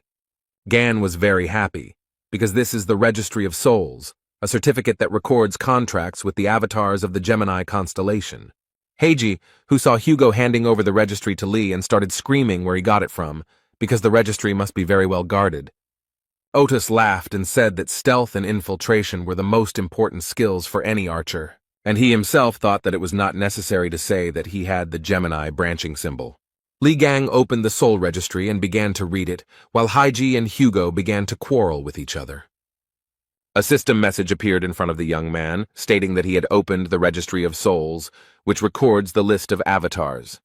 The first name the boy saw was Berserk, the crazy one-eyed warrior. He belonged to the legendary class. The second name that interested him was Jotun, the king of giants. He belonged to the legendary class. Also from the Registry of Souls, the young man read about the warrior king Jarl. The light of the brightest god, he also belongs to the legendary class. A message appeared before Lee that the Gemini avatars were now under the control of Ophiuchus, and he could obtain them as slaves or as his own avatars. The patron avatar, who is imprisoned deep in the sea, under the yin-yang palace, also came under the power of Ophiuchus. Gan thought that he had a mythical class. The guy looked at the registry and said why he should believe that they really surrendered. First, they need to show their loyalty. And then something incredible began to happen. Even Gan Li did not expect it and screamed in horror. Everyone who was with the guy opened their mouths in surprise. No one was prepared for such a turn of events. Heiji was flying from a great height, and everyone looked at her carefully, unable to understand what was happening. The Holy Spirit who was imprisoned in the statue was distorted with horror, and a message appeared before Lee that the avatars of the constellation Gemini presented him with the body of the saint. Li Gang and Hugo Otis came closer to him to take a closer look and realized that it was definitely a witch in front of them. The guy had a fit of hysterics. He grabbed his head. After a while, he replied that this prank counted as evidence. Thus, he accepted the loyalty of the avatars of the Gemini constellation. Gan was very pleased with the fact that the avatars of the constellation Gemini came under the power of the constellation Ophiuchus. He was asked to give names to his avatars, but the guy was too lazy to do it. So he named them Man 1, Man 2, and Man 3 in order of hierarchy. Heiji's spirit watched everything that was happening. He grabbed his head and screamed that all this was nonsense and a nightmare. Lee grabbed her by the neck and said that everyone had turned their backs on her, including her pathetic little god. He angrily advised her to answer his question honestly, and asked if it was she who had stabbed him in the demon tower. Heiji started laughing, repeated Lee's phrase, and said that she didn't understand what he was talking about. After such an answer, the young man suddenly released her, but she did not expect this and was very scared. The guy said that it was a fragment of the vortex scythe of the abyss that he had used earlier, and it was capable of frying Heiji's soul, which had shattered into pieces. The young man was very angry. He shouted like a madman for her to answer the question and not make a fool of herself. Tears began to well up in Heiji's spirit's eyes, and she began to scream that she really didn't know anything. Lee shouted so loudly that he would torture her to death in her spiritual state that the young people became afraid. Heiji began to say that she guessed that it was most likely Virgo. She explained why she thought so. Since she had not seen anything with her own eyes, she noted that it was the Virgin who was assigned the condemnation of heaven. Li Gang released Heiji's spirit from his hands again. She flew down and screamed loudly. The guy smiled. His eyes glowed with green fire, and he said that there was nothing complicated. She could have avoided the torment by telling everything at the very beginning. The young man noted that since she shared useful information, he would return her body to her. Heiji grabbed her head and thought that she was alive. She looked down and saw feet on a huge platform and was very surprised. Lily Quinn raised her hands and said that she was grateful that Gan had given her freedom, even in this form. The young man looked around, then laughed and noted that he had been slightly mistaken. The guy told Heiji that he accidentally gave her body to Lily Quion and thanked her, and she threw herself into Lee's arms and began to thank him. The bunny that Yang Wei was enchanted into told the girl that there was no point in trying to restore them, and she became angry that he was interfering with her. Lily approached Gan to borrow the soul registry. She was confident that she could improve all contacts. The guy agreed with her. The young man heard some sound and began to look around. He could not understand where it came from. His attention was drawn to a huge plastic box, which was where the sounds were coming from. Heiji, whose soul was enchanted into the statue, began to beg the boy to let her go. A system message appeared in front of Gan, telling him that he had a new skill available, snake contract. He could skip it once or not skip it 3 times. The boys heard someone talking about how they had become Li Gan's avatars, and they praised him in their speeches. After all, becoming avatars is truly a great honor. They talked to each other about what excites them from just one look at Li Gan. Otis said that this was the first time he had seen something like this, because usually avatars are very proud. How then the avatars started pointing their fingers at Hugo and talking about how a human servant dares to interfere when Mr. Li Gang is standing in front of him. Otis's face twisted. He opened his mouth wide in surprise and couldn't believe his ears. While Hugo was freaking out, Lee folded his arms and told the avatars that they had messed up a bit. The guy smiled, raised his finger up and said that this was not a servant, but his slave. Otis fell off his feet from such words. The avatars said how dare a pathetic slave open his mouth in front of their master, and they, along with Gon, laughed. Lee said that enough was enough about Otis. He would tell a little about himself. And he asked the avatars why they had turned away from the constellation Gemini in his favor. They reported that they could no longer stand the fiery nature of the holy branch of Gemini. Gan was surprised, and the avatars said that they were very surprised when he finished off the holy essence, and the guy noted that he encourages honesty. One of the avatars said that not only they, but also other avatars, including their commander, want to serve Li Gan. He added that the captain was trapped deep under the sea and therefore could not be present. Avatar reported that at the moment the attractors have already taken half the planet from humanity. He noted that at first glance it may seem that the power of the two sides is approximately equal, but in fact they are no longer able to regain their lost territories. Gan listened to the story, and thought that if the Avatar was trapped under the sea near the Yin-Yang Palace, then it must be the Pacific Ocean. The guy thought about the fact that it was located close to the territory of the attractors, and he would have to visit there. At this time, the avatars were saying something to the young man, but he did not hear, as he was thinking about how to save their captain.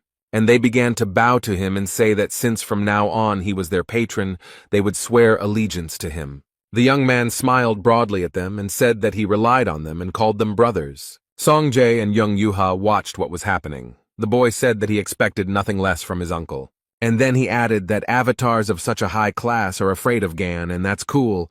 The sister agreed with him. Yuha told Zae that she was very glad that she had finally decided to propose to her uncle. This conversation was heard by Li Gang, who opened his mouth in surprise, and Hugo Otis, who did not immediately understand everything and thought about it. He came closer to his friend and asked what had happened and what his daughter was talking about. Otis's eyes narrowed very much. They became like a dot, and the man began asking again and again what proposal he was talking about. The bunny that contained Yang Wei's soul shouted that Hugo was Gan's father-in-law, and then remarked that it was an interesting family tree. There was silence, and suddenly, unexpectedly, a toy, but not a simple, soft toy, began to burn. The hair began to scream as if he was being cut, and he caught fire because Hugo Otis shot him with an arrow. Beads of sweat appeared on Gan's face, and he began to tell his comrade that it would be better to lower the bow, but he refused to do so. The blond man started shouting that his daughter never said she loved him even on Father's Day. The holy sign of Sagittarius was furious. Hugo held the bow tightly in his hands. He was so angry that if he touched it he would explode, and Lee was confused. He understood that in such a state his comrade could cause trouble, so he shouted for him to calm down. The man exhaled, his eyes were burning with fire, and he told Gan in a calm tone to forgive him, but he could not leave him alive. Without waiting for any answer, the holy sign of Sagittarius began to use such a skill as stealth. Lee said through gritted teeth that it looked like Hugo was seriously angry. He used the skill God's gaze to detect his comrade's magical energy. And a fight began between the old comrades. Otis attacked with all his might, driven by anger. Gan parried the blows and said discontentedly to Hugo that he was very annoying, just like a fly. And many system messages began to appear in front of the guy. They informed him that Lee had shaken the honor of Sagittarius, his disposition had increased, and he had received the experience of the divine throne. But Otis had no intention of retreating. He was going to use such a sovereign skill as the Ring of the Sun God. The guy, when he realized this, cursed and noted that this was, at the very least, too much. Hugo drew his bow, and system messages appeared in front of him, telling him that a sacred entity was speaking to him and reminding him that he was at home and had to pay off a loan. Lee realized who Otis reminded him of. Because that idiot didn't care about the destruction of his apartment, he remembered Song-ju, who was also furious. But the men forgot that they were now broke. Gan knew that Hugo needed to be stopped immediately, and the children also told their dad that he needed to calm down. Jung Yuha said that he shouldn't attack because he won't be able to defeat Uncle Lee. Ghana. Otis held onto the bowstring and took off, while his daughter screamed that he had no chance against Gan. Lee jumped out from above onto the bow. Thus, he wanted to stop his comrade. Hugo opened his eyes and there was a huge bump on his head, which had already been covered with a bandage. The man began to rise and saw Gan next to him, who folded his hands on his chest and asked him whether he had come to or not. The guy asked why he was so angry about a stupid, childish phrase. Did he look like a person who could seduce the children of a close friend? And added that he almost burned down the house. And then he added that Otis's children are embarrassed to express their thoughts in front of him, but they have very deep feelings for him, and even now they brought snacks to cheer him up. The brother and sister smiled. Yuha noted that Dad was awake, and Son noticed that they brought strawberry cake and his favorite coffee. The children handed the food to their father, and he looked at it, and tears appeared in his eyes. He became emotional, and a few seconds later, he rushed to the children to hug them, the fair-haired man sobbing loudly. Song approached Lee and said that he had sent the video of the battle to reporters as he had requested, and his uncle praised him for the work he had done. The boy said that his uncle stroked his head and now he will not wash his hair. Hugo heard these words, turned and looked intently at the guys. Z also brought the cake to his uncle and told him to try it. The man asked why there were so many strawberries on it, and Otis looked at the piece of cake that was intended for him, and one detail surprised him greatly. He pointed at the cake and asked Yuha where the strawberries on his piece of cake had gone. The girl smiled cheerfully, winked, apologized to her father, and said that she gave it to her uncle. Otis seemed to break loose and started running towards Lee, who had a cake with lots of berries. Gan began to eat and did not suspect anything, when the man grabbed him and began to shake him. The roar was heard throughout the entire yard. Smoke was coming from the roof of Otis's house. He almost burned down his house again. Lily Quinn was sewing up a stuffed bunny, and it was talking about how Hugo didn't know anything about raising children. Yuha watched as her father demanded that Lee give him back the strawberry, but he replied that he ate it. Z asked her father not to take food from his uncle. The girl watched all this disgrace with a smile on her face. When her mobile phone made a sound, she received a message, which she was very surprised to see. Her pupils narrowed very much. Chan was scared because the message said that the Red Class Thousand Paw, which was bringing disaster, had appeared, and all Templars were to immediately respond to mobilization. Templars began to slowly gather along the coastline of Manila, Philippines. They armed themselves and began to talk about how they would have to fight the Red Class's attraction if they had a chance to defeat it. One of the men started shouting for people not to give in to fear, because hard times are another opportunity to prove themselves. He added that their boss had not yet shown up, so they had to defeat the Red Class Thousand-Pawed one themselves. The guy suggested showing how much the Leo branched out, and humanity would have another opportunity to make a leap towards a bright future. The men supported the speaker and began to shout. Yuka covered one ear and thought that she wants to go home because she misses her uncle. Everyone who gathered near the tent donned gas masks and helmets and were in a determined mood. There was an old man in the tent. He said that these uncouth barbarians made a noise for no reason, so they were most likely trying to suppress fear. He said that he didn't care about any of this. What was much more important was that the package had to be received. Near Otis's destroyed house stood a girl with a large suitcase. She rang the bell. The door opened and Hugo came out with a construction helmet on his head. He was glad to see the guest. It was his assistant, Yoon Yerin, who said that they hadn't seen the chief for a long time. The girl asked what happened to his house, because even the roof was gone. The man hid his face and told her that it was better not to ask, just to accept it as a fact. They entered the house, the TV was on, and the news was broadcast. Yoon asked if the eyes were watching the news about the Thousand Paw. Hugo said that he was watching and noted that Yuha also headed there. The man saw a box in the assistant's hands and asked what it was. The girl replied that it was lying by the door and asked if they were expecting a parcel. Yoon threw the box, and Hugo called out to Lee Gang so loudly that his construction helmet flew off his head. The tool broke, and the guy got a system message saying that due to the poor quality of the tool, the materials were destroyed. Lee stood over the table with a hammer in his hands and said that there had been another failure, and not the first time. The weapon was destroyed, and a system message informed him that he needed a higher class tool, and the man thought that this was the limit of the craft hammer. Lee thought that it was very annoying that he had lost his hammer of attainments, and now it would be difficult to find out where it could have disappeared to since 20 years had passed. The guy looked at the slime and thought that it was hard to make relics larger than average size with it, but before the battle with the maiden, one way or another, he needed to prepare better. A system message informed Gan that a follower of another constellation had infiltrated the domain of the great Ophiuchus and the pitiful Sagittarius. The box that Yoon brought into the house was opened, and a voice was heard from inside asking if it was Sagittarius Hugo Otis. The strange creature told the fair-haired man that they had not seen each other for a long time and said that his name was Sergeyevich. Otis frowned. He realized that it was Capricorn and told him that it was a ridiculous joke, and noted that such nastiness was more in the spirit of Yang Wei.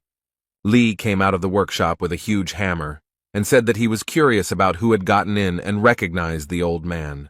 Sergeyevich said that he was glad to see Gan in good health, but Otis and his assistant were very scared. The monster that was in the box introduced itself, said that its name was Vladimirov Ivan Sergeyevich, and asked if the guy remembered it. Lee asked again if his name was Sebastian, and he replied that Ivan Sergeyevich, Hugo, and Aaron were standing behind, covered in sweat. Vladimirov Ivan Sergeyevich is a holy sign of Capricorn and specializes in crafting relics. After the disappearance of the strongest awakened, he had a hand in all combat relics. Capricorn was about to tell Lee Gan the reasons why he was actually looking for him. The guy started to take it out of the box, and he said that he would like to apologize for what happened earlier. Gan pulled Capricorn out of the box, threw him aside, and he continued to talk about how he wanted to build a new, mutually beneficial relationship. Hugo approached Gon and asked him if perhaps he should have listened to Sergeyevich first, and he replied that his friend should stop talking nonsense. Capricorn lay beaten in the middle of the room. Lee said that he would not want to share even a tiny detail with him, and he would never believe that he was looking for cooperation and suggested watching the news. Vladimirov Ivan Sergeyevich said that Gon still has the same bad temper, so there will definitely be a headache. A warrior entered his tent and said that it was time for them to move out, and he was surprised. The holy sign of Capricorn looked out from the tent and told those present that it was worth taking a look at what this thousand-pawed one looked like. The reporter said that they were in Manila, the capital of the Philippines, and they would be broadcasting a raid on the red-class monster, Thousand Paw. Thousand-fingered is a huge monster that was subjected to Ligang 20 years ago. It seems that it is a descendant of that terrifying attraction that appeared here, near Manila. Since this monster belongs to the red class, the forces of several branches have gathered here at once, the troops of the Lion branch, led by Vice Chief Chong Yuha and Bishop Oliver. The Pisces branch is the master of naval combat, specializing in transformation magic. The Taurus branch is the frontline troops with invincible defense. The Aquarius branch are the priests of the battlefield, who are capable of neutralizing even the nuclear threat with their magic. Capricorn branching are great experts in creating and improving all kinds of weapons. Many branches gathered in this location to eliminate the emerging threat, and the holy sign of Capricorn appeared here in person. Lee and Hugo exchanged glances, wondering what the old man was doing there. Most likely, the saint did not come there empty-handed. He wanted to show what he was capable of. Vladimirov Ivan Sergeyevich put his hand forward and began to be attracted to it, like a hammer to a magnet. The old man smiled triumphantly. He called upon the sovereign relic of Capricorn. It was the hammer of understanding. The boys' mouths dropped open in surprise, and Hugo asked Gan if it was his thing. And the warriors began to say that the holy sign of Capricorn is a great inventor. He improves relics right before the start of the battle, and the whole world knows about his incredible skill. Lee started screaming like crazy that it was his relic. The guy couldn't understand what was happening. Gan pointed his finger at the TV screen and said that Sergeyevich was an old goat, and added that he was fed up with the fact that his instrument had been stolen and that this cretin was still acting up. The guy called the old man a bastard and said that he would deal with him even before Virgo. He started running and told Hugo that they were moving out immediately to teach Capricorn a lesson.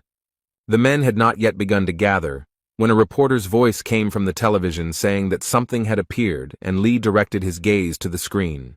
The young man saw the waves swaying, and the journalist reported that it was coming out of the ocean. It was a terrible sight. The ocean was raging, and from its depths appeared a huge, terrible monster, the thousand-pawed.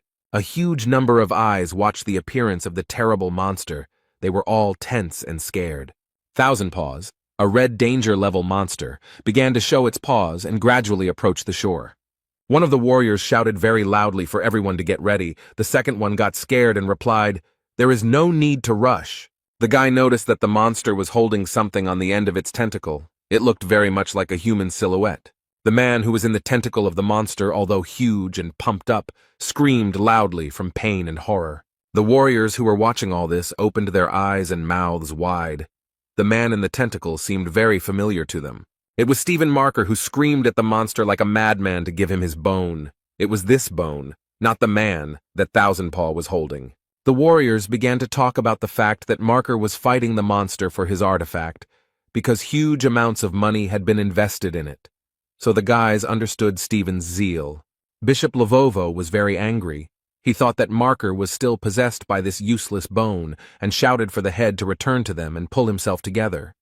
The head of the Capricorn branch approached Oliver and asked what the young man was doing, and the guy got very angry. The old man said that the Holy Lion and the Thousand-Pawed had just appeared, and asked why his people were still standing rooted to the spot, and noted that even though he was a saint, the Lion's branch should take command. Sergeyevich said that if Oliver was afraid, he would gladly take on this role. The bishop thought that the old man was a slippery type, but he himself said that he was just about to give orders. The young man walked closer to his warriors and told them to take the potion that the Capricorn branch provided. Oliver then commanded the fish branch to cast a spell to move through water, and Bishop Elvov ordered Aquarius to be given buffs to their combat skills and survivability. The Taurus had to create a line of defense along the coast to keep the monster out. Then the bishop asked if everyone was ready and noted that it was time to finish off this vile monster and ordered the lions to attack him. And all the warriors of the lion branch immediately rushed to attack the monster. They ran and screamed very loudly. Oliver then ordered his charges to use a skill called brutality. The brutality skill was activated and the warriors gained insane beast power. Vice Prime Minister of the LV branch, Chong Yu-ha, reported that the LV advance force had entered the battle. The girl then ordered all the Templars to release their magical energy.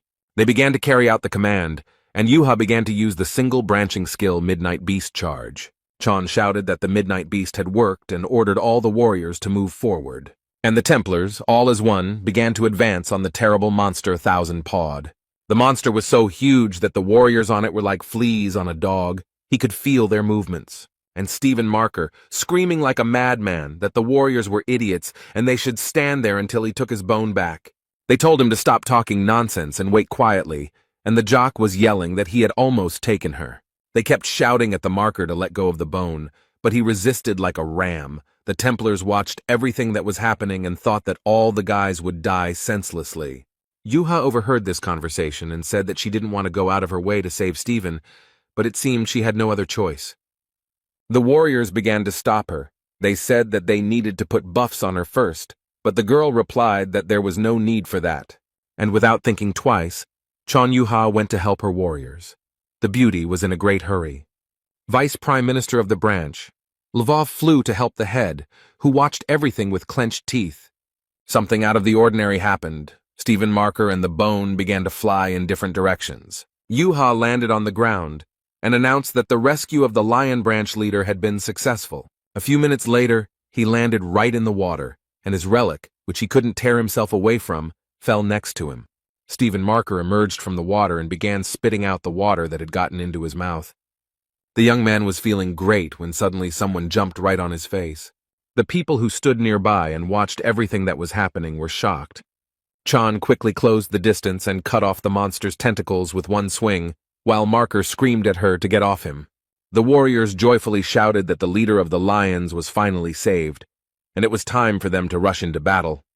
They ran so fast that dust flew, because they didn't want the lions to take all the glory for themselves. Someone shouted to cut off the tentacles, because they were in the way.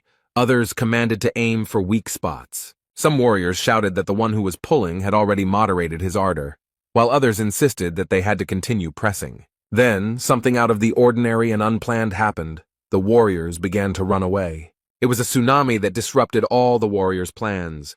Screams were heard from different sides. For everyone present, this was all very unexpected, but they quickly gathered and began to block the wave.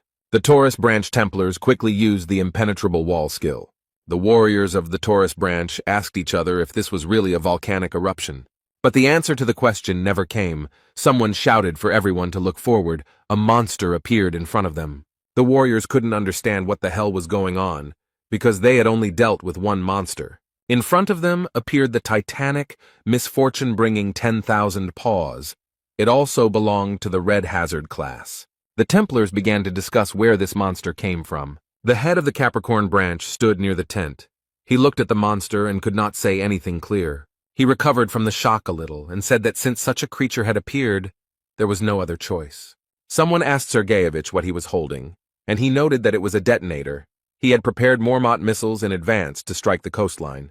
The old man turned around to see who he was talking to, but there was no one nearby. He was very surprised. The head of the Capricorn branch began to look around.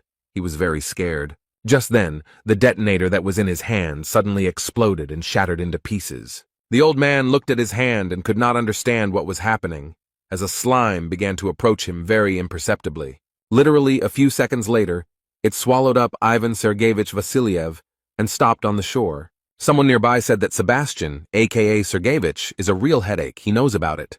The guy said he understood that those kids were just splashing around in the water, unable to kill the octopus, but he didn't think that destroying them along with the monsters was too much. Li Gang advised Sergeyevich to sit still on his ass and added that this was the first lesson in the last 20 years, and he would show him how to properly cut meat into sashimi. Chon Yu-ha ran to fight the monsters. She thought that the main forces were already exhausted after the first skirmish with the 1000 paw. The girl looked at the monsters and understood that the smaller monsters could be dealt with later, but first, the strongest one should be eliminated. And she used the Lotus Walk skill, Swift. Yuha thought that she had watched the recording of Uncle Gan's battle with Thousand Paw enough times to remember everything. Chan thought that Lee had defeated a huge number of monsters in the past, and among the many recordings, one stood out, which everyone admired, including envious people and haters, and it was the raid on the Thousand Pawed.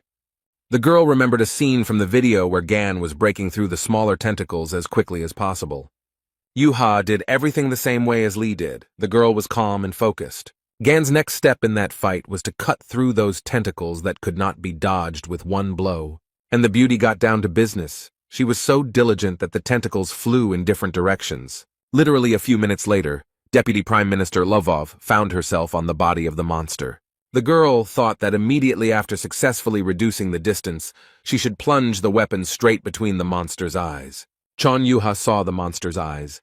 They were very close and began to swing her spear. But the monster saw the girl and pushed her so hard that the girl flew several meters up. Yuha got scared, screamed, then pulled herself together and used her Lotus Flash skill. This skill was effective, and the monster seemed to have been struck by several lightning bolts. What the girl saw shocked her. She certainly didn't expect such a turn of events. The monster's tentacle held her spear, and Yuha thought about how he had blocked it so easily. Chan tried to free her weapon from the tentacle of the monster, but she couldn't do anything. The girl only became exhausted. Yuka began to gradually sink under the water. Her strength left her. She was not ready to fight such a strong monster.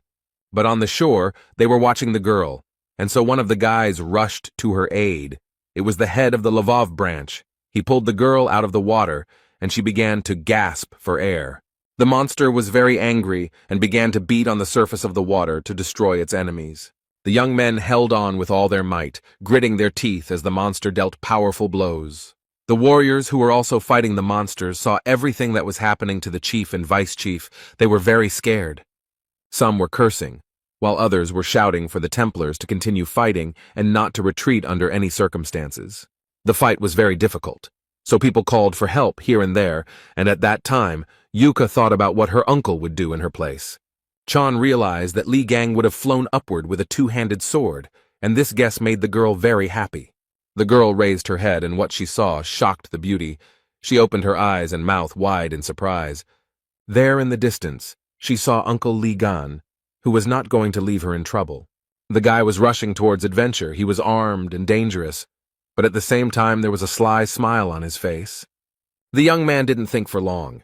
He immediately used a skill called Mountain Crusher. Li Gang understood very well that he couldn't hesitate under any circumstances because the monster was very angry. The guy immediately attacked the monster and it flew away several meters. After a couple of minutes, there was no trace of it. They watched what was happening and were shocked by what they saw. They could not understand how Gan was able to destroy the thousand-pawed one in an instant. What was left of the monster was washed away from the shore by the waves, and the monster no longer posed any danger. The warriors looked at its carcass and thought that this was truly incredible. The Templars discussed among themselves how Li managed to jump to the monster from the very shore. Those who did not see it said that the other warriors were joking. Gan appeared behind the warriors and said that he thought he had overdone it a bit. The Templars did not expect him to appear, so they screamed in fear. The man asked the warriors why they were staring at him, and then noted that the Templars themselves could not do anything, so he was forced to teach them a lesson. One of the warriors told Li to shut up, so how he appeared out of nowhere and simply finished off the monster. The second supported his friend and said that they themselves dealt with that temptation. The monster captured Gan with its tentacles. He could not understand what was happening, and the warriors who had just argued with him were shocked. Li looked at them and understood perfectly well that they would not come to his aid under any circumstances. And the monster held Yuhi's weapon in one tentacle, and the guy in the other. It was a terrifying sight. Chan began to look into the distance and realized that her uncle had been captured. She screamed very loudly. Beads of sweat appeared on her face from worry. The warriors were also able to see this picture. They began to stutter and ask each other what they should do. The Templars couldn't imagine how they would even fight something like this. The monster had no intention of retreating. His eyes were burning with red fire, and he was clicking his huge teeth. How everything suddenly brightened up. One of the warriors used the Lotus of Disaster skill. The warriors opened their mouths and began to talk among themselves about how this was the vice chief's ultimate technique. The Templars' voices trembled with fear. They opened their mouths in surprise, and someone even said that this could not be. Li Gang emerged from the water, holding a weapon in his hands and shouting very loudly. The man was very angry, and he began to attack the monster with all his might, which began to scream very loudly. But Gan continued to attack. He couldn't stop. The young man was very angry. After a few minutes, he decided to use a skill called Dark Baptism. The warriors who were watching all this opened their mouths in surprise, and their pupils narrowed very much. And Gan stood on the monster and said that he loved huge enemies because they could be chopped into small pieces. The guy smiled through his teeth and said, "Even if these monsters had 1,000 or 10,000 legs, they are still the same pathetic octopuses." Li was tired but pleased with himself. He said he had cut them into perfect bite-sized pieces and added that dinner was served.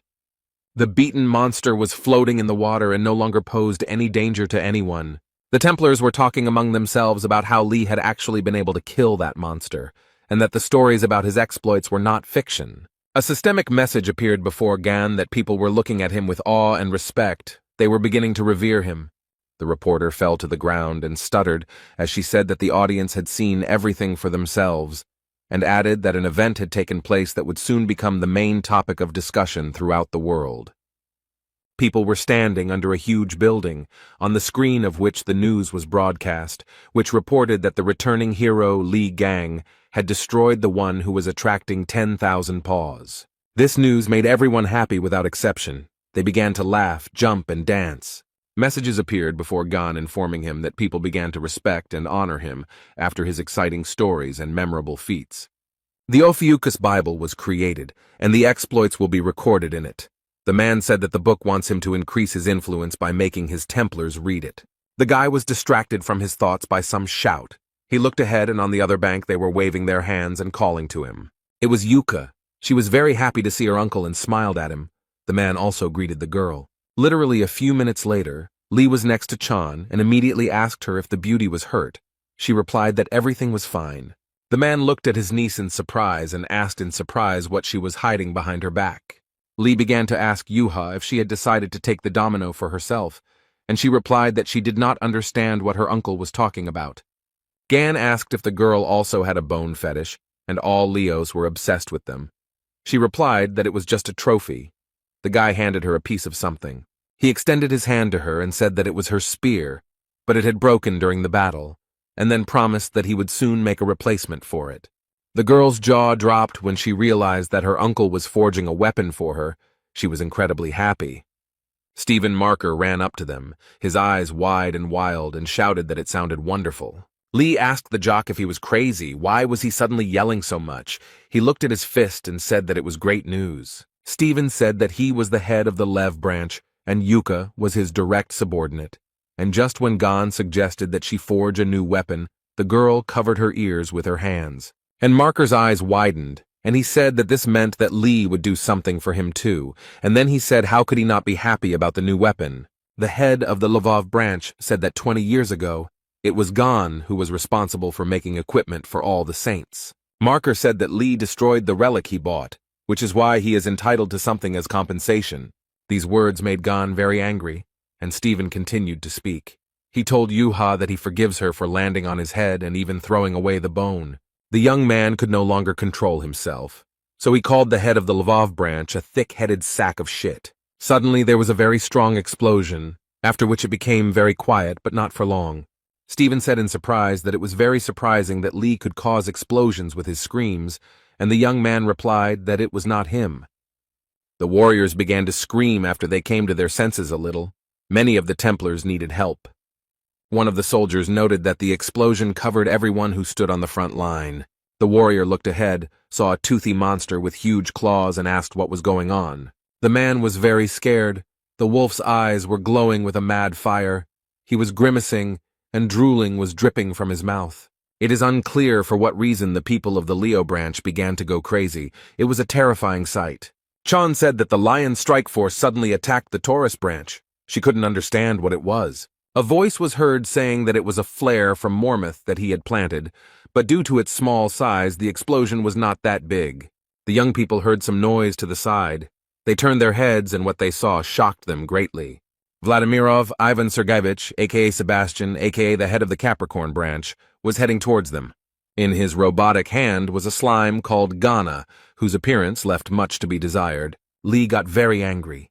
He asked what Sebastian did with the slime, and Stephen asked what Mormor meant, and asked Sergeyevich if he really installed a dangerous bomb in the area where his people were supposed to fight.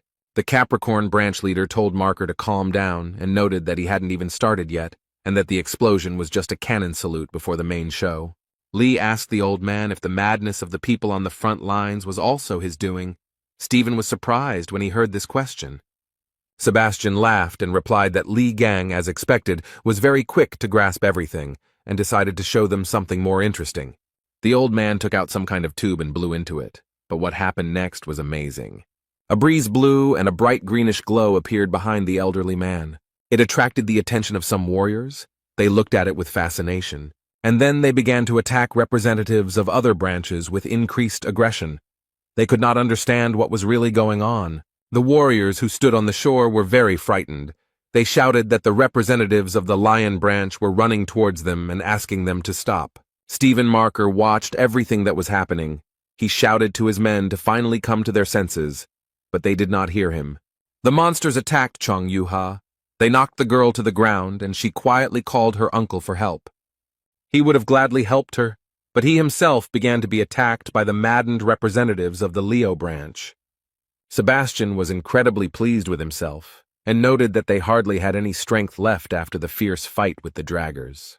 Lee Gang was lying face down in the sand. The maddened representatives of the Lion branch were able to knock him down, and the old man was happy. He told the young man that it was nice to see him face down on the ground, and that it was even better than he expected. Stephen Marker clenched his fist and screamed at what the hell the old man had done to his men, and why they weren't responding to his commands. The old man said that neither he nor Yuha had drunk the potion, and then added that his men were excited due to the combination of the potions they had drunk and the influence of Mormouth, and could hear the commands of his whistle. The head of the Lvov branch began to shout for Sebastian to return his people to normal, and he asked him to be quieter, and said that if he wanted his subordinates returned to him, he needed to listen to him carefully. An unusual weapon appeared in front of Stephen, and he looked at it in surprise. He asked with surprise in his voice if this sword belonged to Gon, and the old man replied that it really did, and the boy forged it with his own hands. Sergeyevich said that he had an offer for Marker that he definitely couldn't refuse, and told the jock to use the sword. The old man then added that the weapon should be used to kill Lee Gun. Stephen folded his arms and asked if Sebastian wanted him to finish Lee off, then asked why he would listen to the old man. He calmly replied that the head of the Lev branch had no other choice. Otherwise, he would lose his people forever. The old man said that everything was fine and they should understand each other perfectly. He then noted that they had something in common, and that was a huge envy of Lee Gang. Stephen Marker said that this was complete nonsense, and Sebastian asked how the guy would then explain his obsession with the artifacts created by Lee Gang. The old man added that the muscle man was trying his best to get rid of his inferiority complex, and seeing Lee Gang's strength was like running into an insurmountable wall. Sebastian noted that this also applied to his skills in creating various artifacts. The old man noted that the harder they try to overcome that very wall, the bigger and stronger it becomes.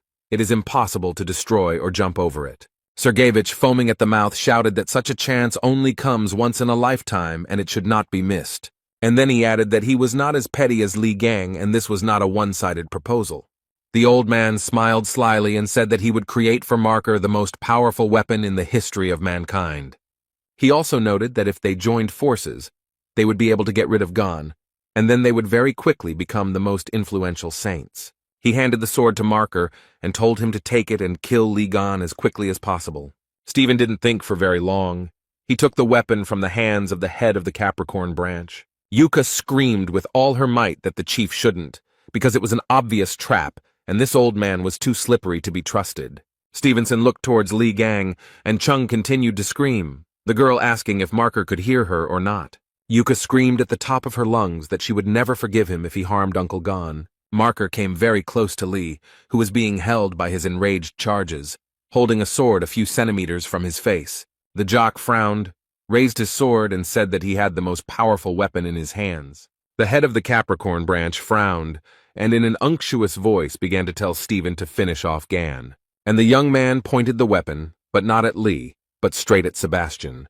Yuka, who was lying on the ground, crushed by the members of her branch, opened her mouth in surprise.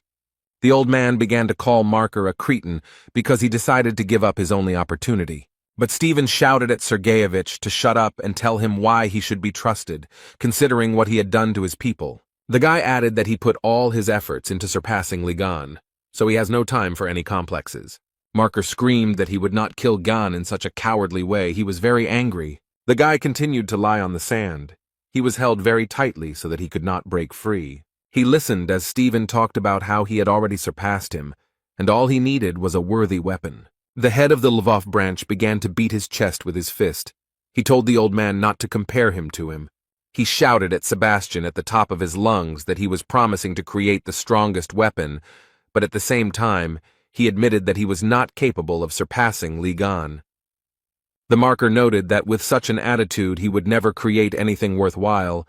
The elderly man only responded to his opponent that he was behaving very impudently. The head of the Capricorn branch came to his senses a little and told Stephen that he would regret it very much. It would seem that the guy did not hear him or did not want to hear him.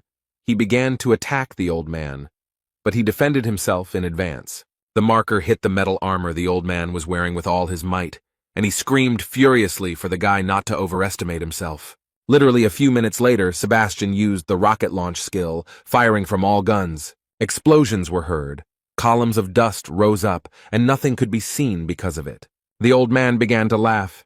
He said that even the great Leo could not withstand the onslaught of his little ones. He looked ahead and saw a huge, terrifying beast gnawing on ammunition, its eyes burning with fire. It was Marker. He was gnawing and thinking about how 20 years ago, as the old man had said, he had been drowning in his own inferiority complex, but had gotten up from his horse again and again.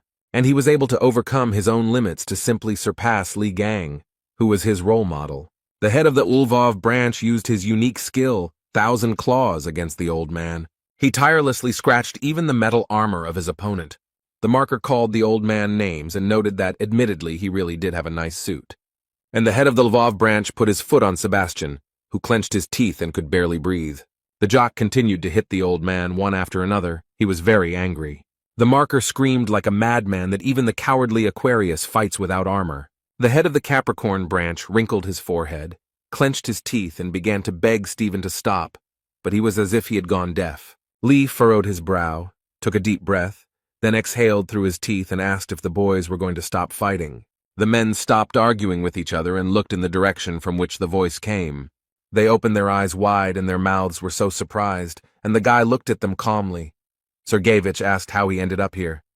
The young man said that he allowed himself to be captured to find out what Sebastian had in mind, but they were dragging it out too long.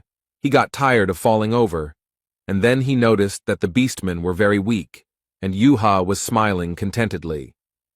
The men replied that it was impossible, and Lee kicked Stephen and told him to get out of there. The boy smiled at the old man and told him that he wanted to ask a few questions. The Capricorn branch leader furrowed his brow, beads of sweat appearing on his face from fear, and Gan invited him to chat. Lee was being held back by the beastmen, and he heard about Marker talking to the old man, about how he would give him the strongest weapon.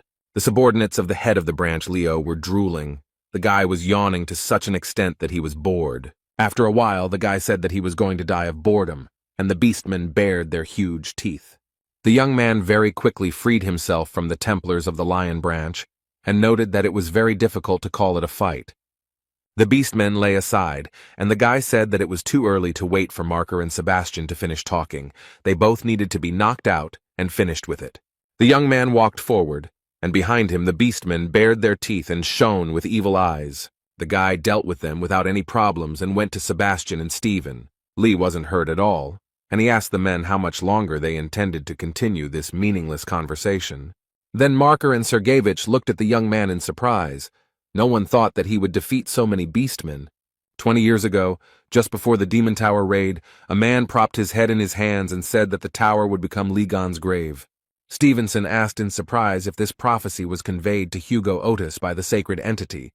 The man noted that those words were nothing more than a prediction.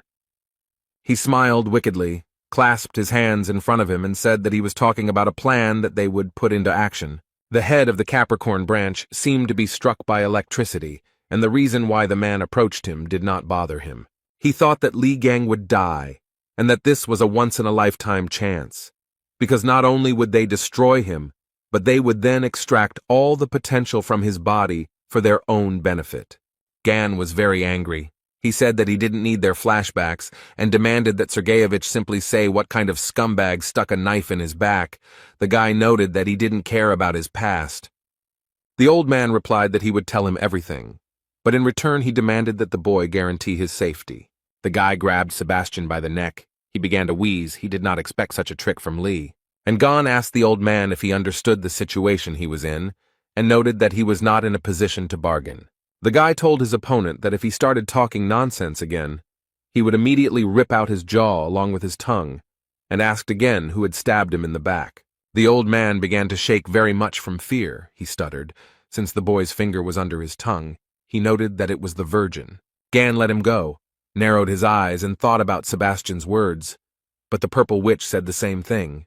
The young man recalled past events and thought that it was the Virgin who was behind everything. The guy thought about going to see Jin Man again so that he could examine the dagger that had stabbed him. Lee never let the old man go. He told him that he thought that was enough, and noted that it was time for him to return his thing, and emphasized that the hammer of understanding was his. The old man was surprised by such a request, since he did not want to give up the weapon, but the guy asked if Sebastian had any problems, and he immediately said that he would immediately return the hammer of understanding. And the holy sign of Capricorn Sebastian handed over the relic of the hammer of understanding. Gan held it in his hands and was very happy. Vladimirov Ivan Sergeyevich was very nervous about losing his hammer. He was definitely not prepared for this. Lee asked Sebastian why he made such a sour face, whether he was upset about something, and then told the three brothers to come out to him. They immediately showed up. Jan ordered them to take the old man to their world, and if he resisted, to break a couple of his limbs. The brothers agreed, and Sebastian asked the guy in surprise if the avatars really served him. The old man shouted that the young man had become not a saint, but the god of a new constellation. Gan told him to think about his behavior, and then noted that this did not mean that he would forgive him later. The beastmen slowly began to come to their senses. They could not understand what had happened earlier. Many complained that they had headaches, and they also could not understand how they ended up there. Yuha was pleased to note that the members of the Lev branch were beginning to come to their senses, and Stephen was also pleased. Members of other branches said that the lions would no longer attack them. The members of the Capricorn branch asked what they should do, since the leader had been taken away from here by force, and the bishop replied that everything was obvious. The man was very angry. He opened some device and began to change the settings. Members of other branches began to fall. They could not understand what was happening to their armor. And the bishop was incredibly happy. He asked the Templars if they had forgotten that their branch had conjured up the equipment, and then noted that these explosions would send them straight to hell. One of the branch members advised not to provoke them, and the bishop ordered the Mormouth shells to be launched. The warrior immediately carried out the order, and the missile flew a few centimeters above Ligan's head. The guy noticed that everyone was scaring him with another toy called Mormouth, and then he said that he could show his own, and began to use the hammer relic. Achievements. Gan smiled and began to select a target. A system message notified that he could improve or modify the target if the conditions were met. The young man decided that the hammer's target attainments will Mormouth. He successfully modified his target, and the Mormouth projectile was modified into the Mormouth firework. The Bishop of Capricorn widened his eyes and said that Lee had turned the projectile into a firework and called him a crazy bastard. But their ardor was quickly curbed. The beastmen told them that they were the only madmen here. The Leo branch members came closer and asked how they dared to take advantage of their trust. The Capricorn Templars were surprised that they were all safe. Stephen Marker gritted his teeth, widened his eyes, and replied that they, the animals, were not so easy to take. They did not have a scratch from such a small explosion. The members of the Capricorn branch began to run away somewhere, and Stephen Marker shouted at them to wait until he finished. He told Gan that they couldn't just let them escape and asked if he had anything fancy, big, and strong, and he asked why Stephen was asking him again. The head of the Lvov branch was very angry, and Lee thought that it was big, strong, impressive, and easy to swing. He smiled slyly and remarked that he had something, and Marker stuttered and asked why he was looking at him like that. Stephen calmed down a little and said that if the guy had such an item, then let him give it to him. But before he could even finish his sentence, something happened, and the huge man began to scream in a voice that wasn't his own. Gan grabbed Marker by the leg and dragged him somewhere. There was a crazy smile on the young man's face. Without thinking twice, Lee swung with all his might and threw the Marker after the dying members of the Capricorn branch. He watched as the warriors began to scatter in different directions and said that it would be nice to go bowling later. The young man took Stephen by the leg and asked him what he had to say about it. The Marker was so shocked that he couldn't even say a word. The guy dragged him a few more meters, and then he let go of the leg and said that it was uncomfortable for him to hold it, and he would not do it anymore. The action takes place under the protective dome of a European nation. This is the Red Zone.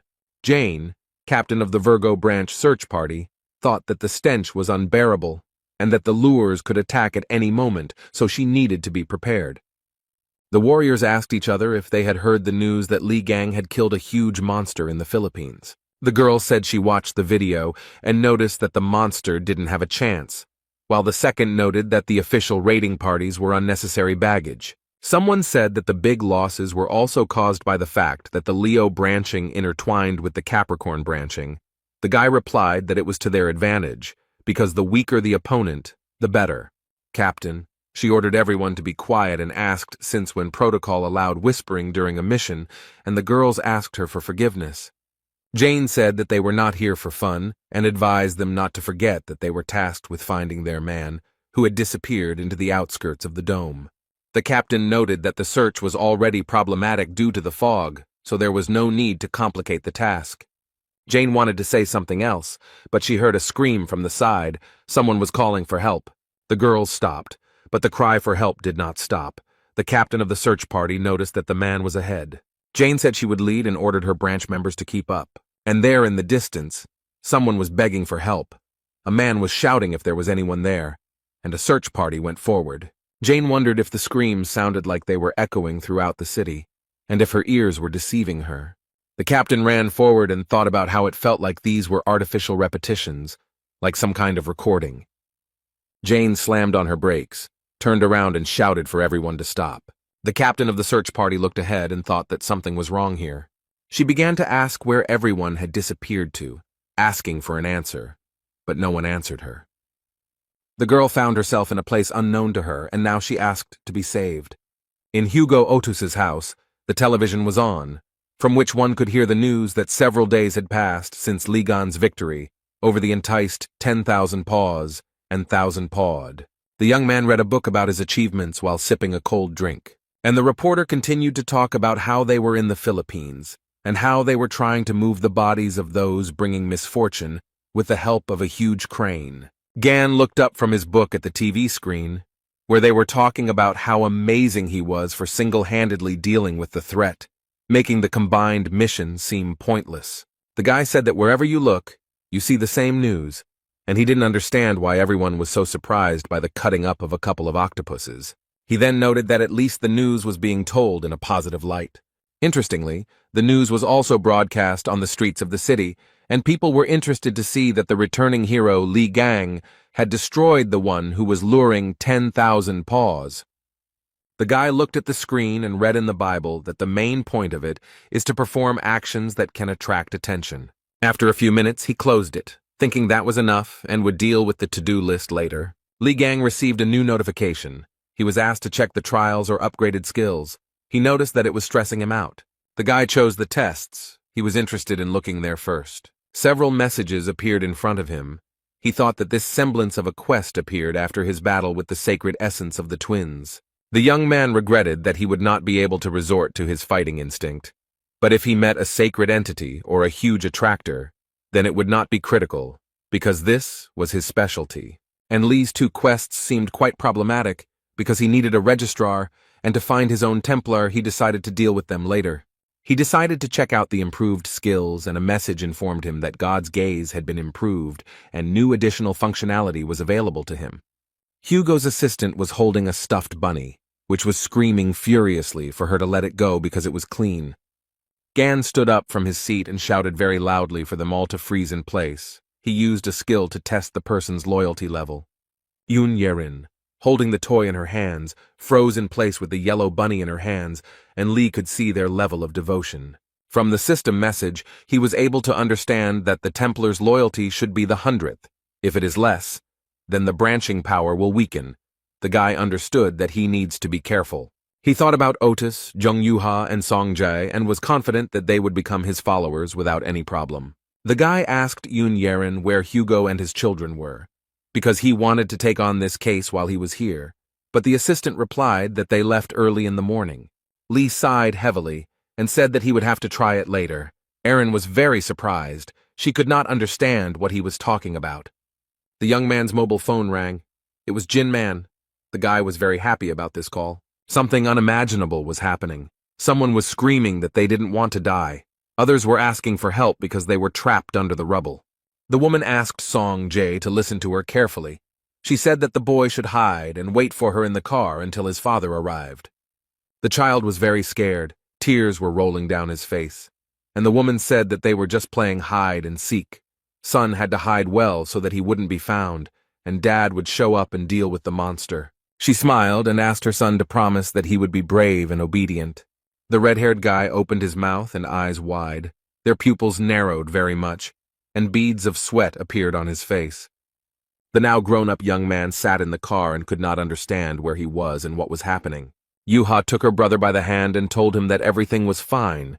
He just had a bad dream.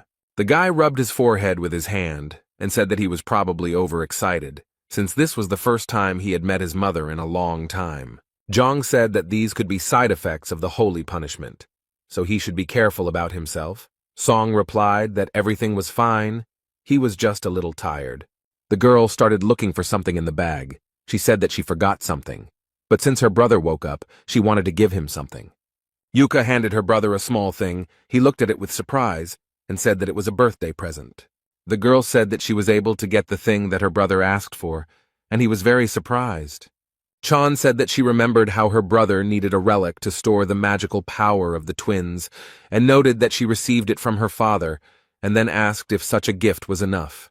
Sun noted that with this he could fill the deposit points, and his sister was glad that he was pleased and once again congratulated her brother on his birthday. The guy was very happy. He thanked his sister, including for looking after him. Otis told Z that his mother would be upset if he walked around with a sour expression on his birthday, and recommended that he greet her with a smile. After some time, the family drove up to a huge white building. It was a hospital. They entered the building and very soon found themselves near the 808th ward, which was where Cheon-ji-woo was located. The children told their mother that Uncle Gon was able to leave a wound of the sacred essence right on his forehead, and added that he became even cooler than he was before. Yuha said that it would be great if Mom had the opportunity to meet him, and added that when she woke up, they would have a lot to discuss. The woman did not answer, because she was not just sleeping, but was in a coma. The children were standing next to her bed. Young Yuha was holding her mother's hand, and Song Jae was looking at her intently. Hugo Otis did not enter the room. He stood in the corridor. The man bowed his head and thought about something. Suddenly, a phone call distracted him from his thoughts. Otis opened his eyes and began to take out his phone. The man looked at the screen of his mobile phone. The number was unknown to him. He wondered who could be calling him. Hugo went down to the hospital courtyard to talk on the phone in peace and quiet without disturbing anyone. He told his friend that he planned to put off work, because this day was very important for him. He was surprised that the heads of the European Union needed him. He asked if the problem was only in the attraction, and noted that the headquarters of the Virgo branch was located near the dome. The man told Otis that this was not a simple case of attraction. The Virgo branch announced that they were not able to deal with the monster. Hugo asked again, did Kevin Azar really say that? On the other end, they noted that he had previously encountered that monster, the one that had appeared in Korea 10 years ago and swept through the airport. The man heard the boy tell him that the pink mist and memories had washed over him. The action takes place on the territory European Union. Belgium, in the controlled territory of the Virgo branch. It was damp, cloudy, and rainy outside. People were trying to get into a warm place as quickly as possible. Li Gang was wearing a hood, holding a cup in his hands, smiling and saying how untimely this was. He looked at his mobile phone and thought about how he had made the appointment himself for the first time in a long time, when suddenly it started to rain. Gan read a message from Songjae asking if he wanted to become his Templar, but his nephew refused because he thought it would be problematic. Although he had hoped that he would agree and realized that he didn't know much about him, Lee remembered how Hugo's assistant had said that it was Ji's birthday. The guy got really angry because he thought she should have told him about it. Yun replied that Song doesn't like to celebrate this day. Gan thought that Jae had deliberately not told him. He thought that Yeren was definitely not telling him everything, since something happened to the guy on his birthday. A man approached the guy with a question. He asked what he was thinking about and what was troubling him, and Lee was glad that he had come. It was Jin Man, the Virgo branching appraiser, who took off his hat and said he was glad to meet him. The man told Gan that he should have notified him, apologized for having to come all this way, and Lee noted that it was no big deal since he had business there. The guy told the man that he realized that this area was under the influence of the Virgo branch, and asked why their emblems were literally everywhere here. The appraiser began to talk about how, throughout history, religion has been an integral part of life in many European countries.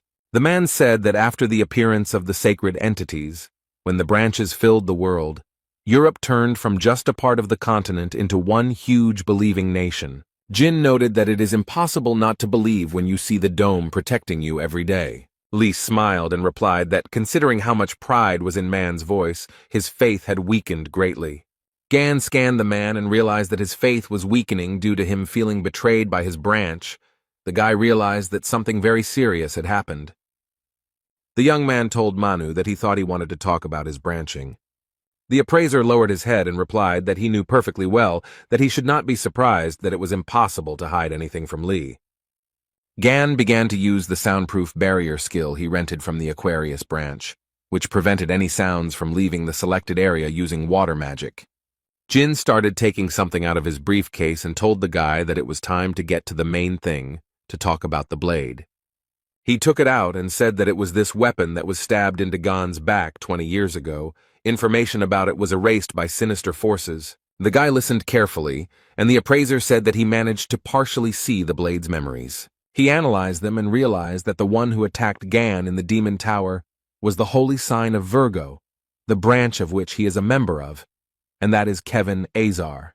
The events take place in the house of the holy sign of Sagittarius Hugo Otis, where Li Gang has already returned.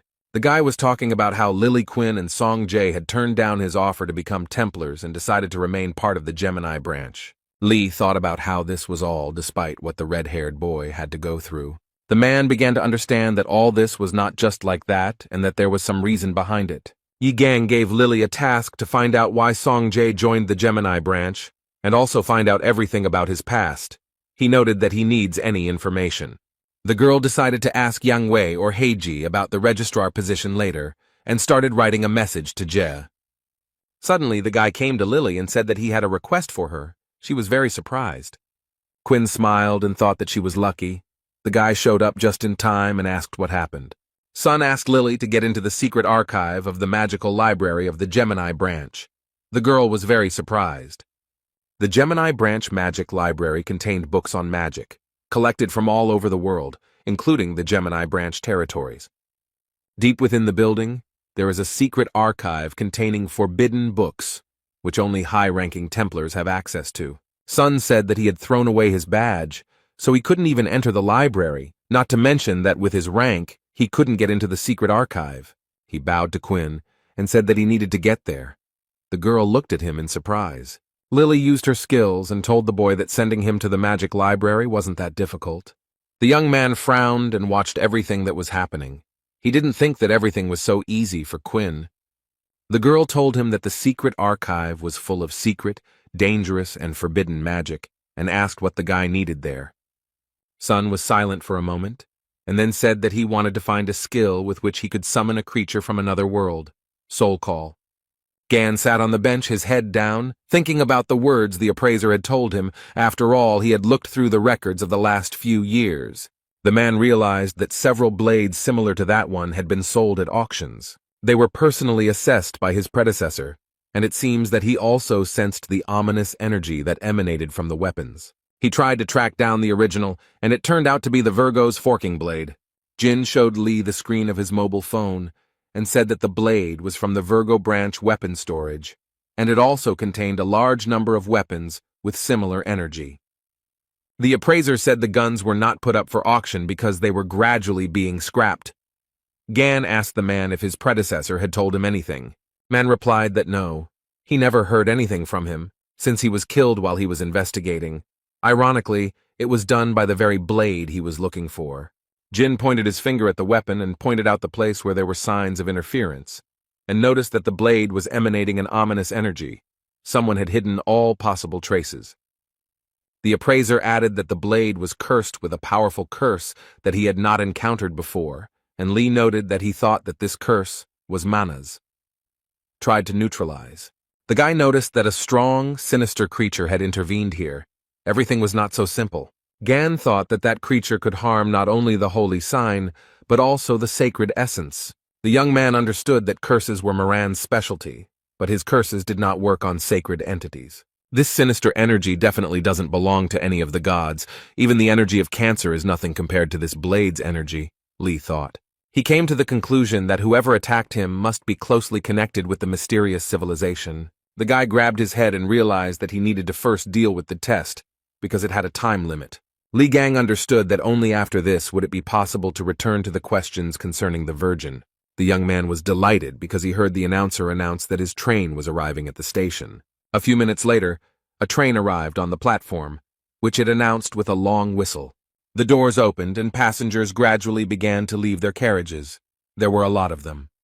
Gan continued to sit on the bench. A smile appeared on the guy's face. He was glad that they were already here. He was delighted by the arrival of the elite squad of the holy archer Hugo Otis. There were a lot of warriors. They arrived very quickly, as it was necessary to resolve an important issue as quickly as possible. One of the warriors said that it was necessary to get rid of the attractions in this area today. The warrior approached the vines that were on the ground, touched them with his foot and asked what they were because they were getting in the way. Gan said it was a coincidence. He didn't think they had any business in the Virgo branch territory, and asked what brought them here. The young man frowned and reported that the Sagittarius branch had received an order. He noticed that their branch had a special squad that was engaged in the extermination of the attractors. They were something like mercenaries who solved problems. The guy told Lee that their leader had gone to clarify all the details with members of the European Union. Gan asked in surprise if they had really taken up the job without really knowing anything, and the warrior replied that the chief had accepted the order anyway. He said that the purpose of this task is to bring misfortune, which has some history associated with it. And the guy asked Li Gan if he had heard about the monster that strives for the power of the gods, the Bloody Mist. The action takes place in the European Union Parliament, where a headquarters for the extermination of those who bring misfortune has gathered. The man said that the Blood Mist is a monster that releases mist, which is why it is named that way. It sucks out the soul and life force of nearby creatures. He added that the attractor had appeared about 10 days ago. Hugo asked why they had not gathered an army of people from different branches and dealt with it, but had reacted so late. He replied that the monster was officially considered defeated and should not surface again.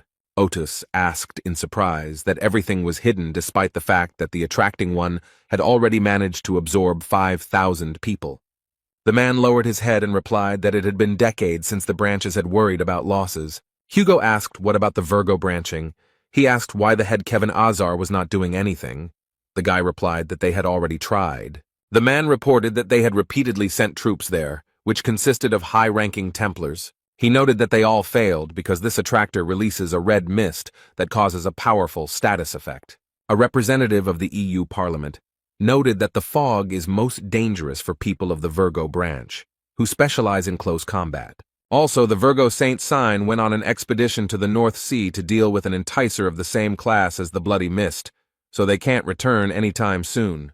That's why the EU Parliament decided to break with tradition and turn to another branch. The man noted that they had studied all the branches and settled on them because the mercenary branch was relatively free of power struggles between the others. He noted that Otis also works with Sir Li Gang. He was very impressed when he saw his actions in the Philippines, and they would be very grateful to them.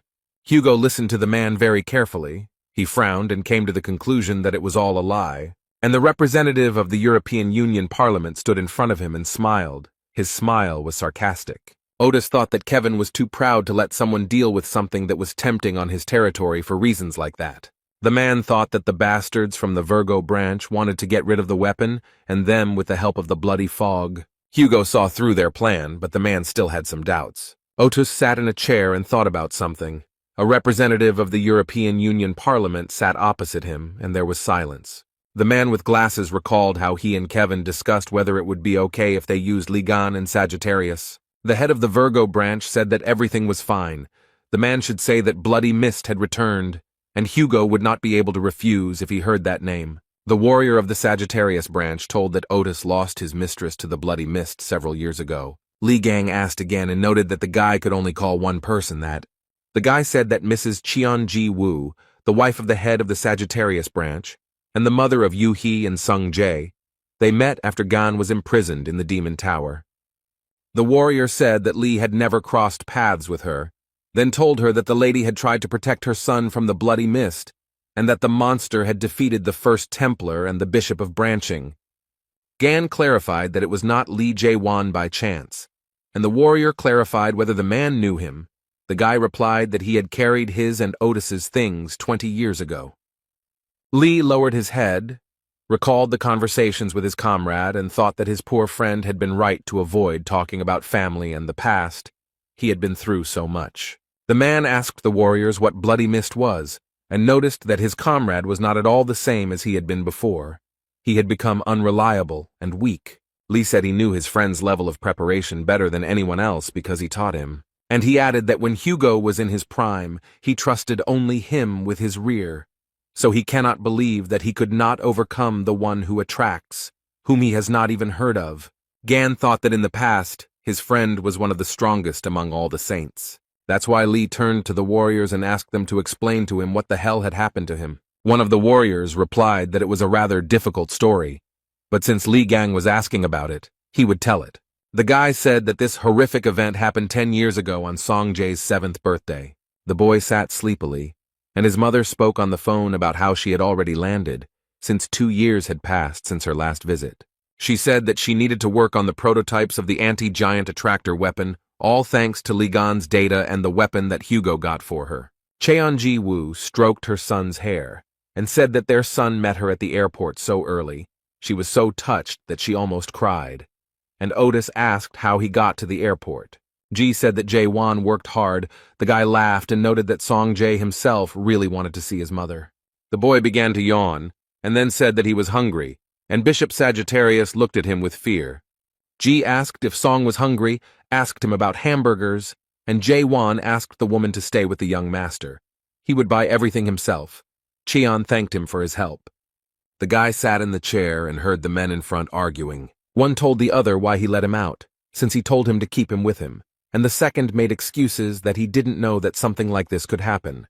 One of the men noted that they needed to think about how to get out of here, otherwise they would die. Song looked at the men running away in confusion. His mother came up and said that Uncle Jae-won would buy them burgers and suggested that they wait. Suddenly the lights went out at the airport, and it became very dark in the waiting room. The boy was very scared.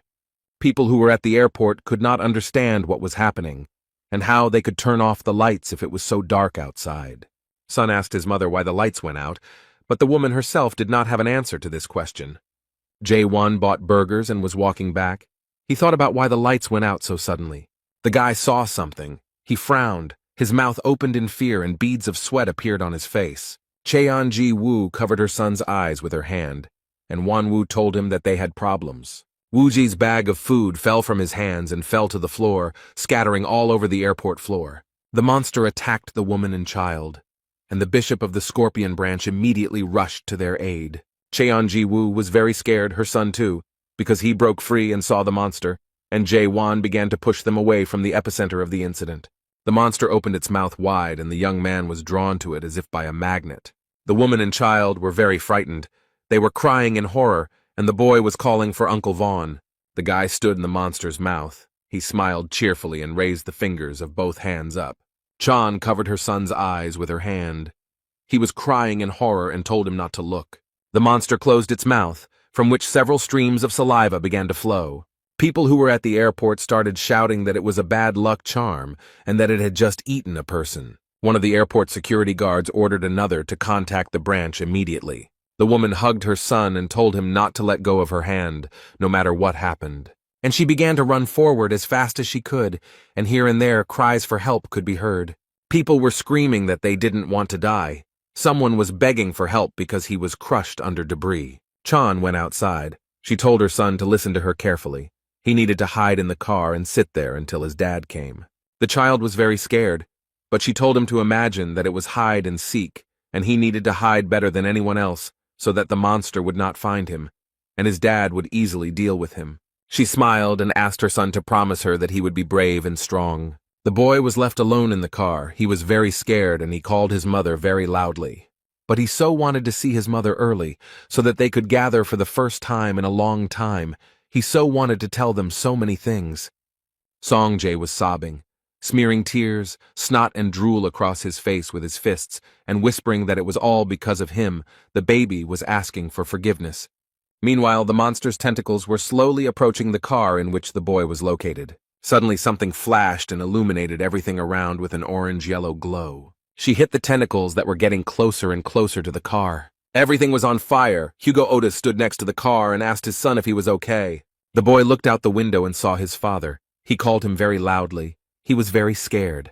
The man turned his head towards his tearful son and asked if he was hurt. Songjay could only say the name of the Episcopal branch of Sagittarius J1 and shout Mama.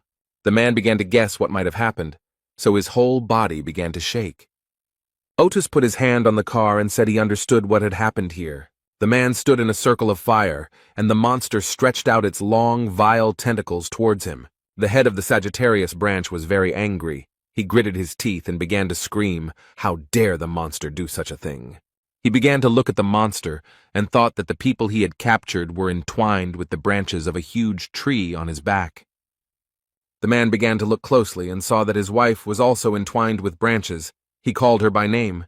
Otis took a deep breath, then exhaled and thought that he needed to calm down, because he had to save her, and thought about ripping her out of there by force. Qianji Wu watched from above what her husband was doing down there, and he had some kind of plan. He began to push the monster's branches aside with his hands and told his wife that he would save her. She just needed to wait another second. The monster understood perfectly well that something was happening. He froze, and his eyes became bloodshot with anger. The young man gritted his teeth and tried with all his might to remove the branches. It was very difficult for him. Hugo frowned. The pupils of his eyes became like dots, and he began to shout very loudly so that they would not disturb him. Other people who were captured by the monster saw him saving the woman and also began to pray for help. He began to look with pity at the people who were asking to be saved. He felt very sorry for them.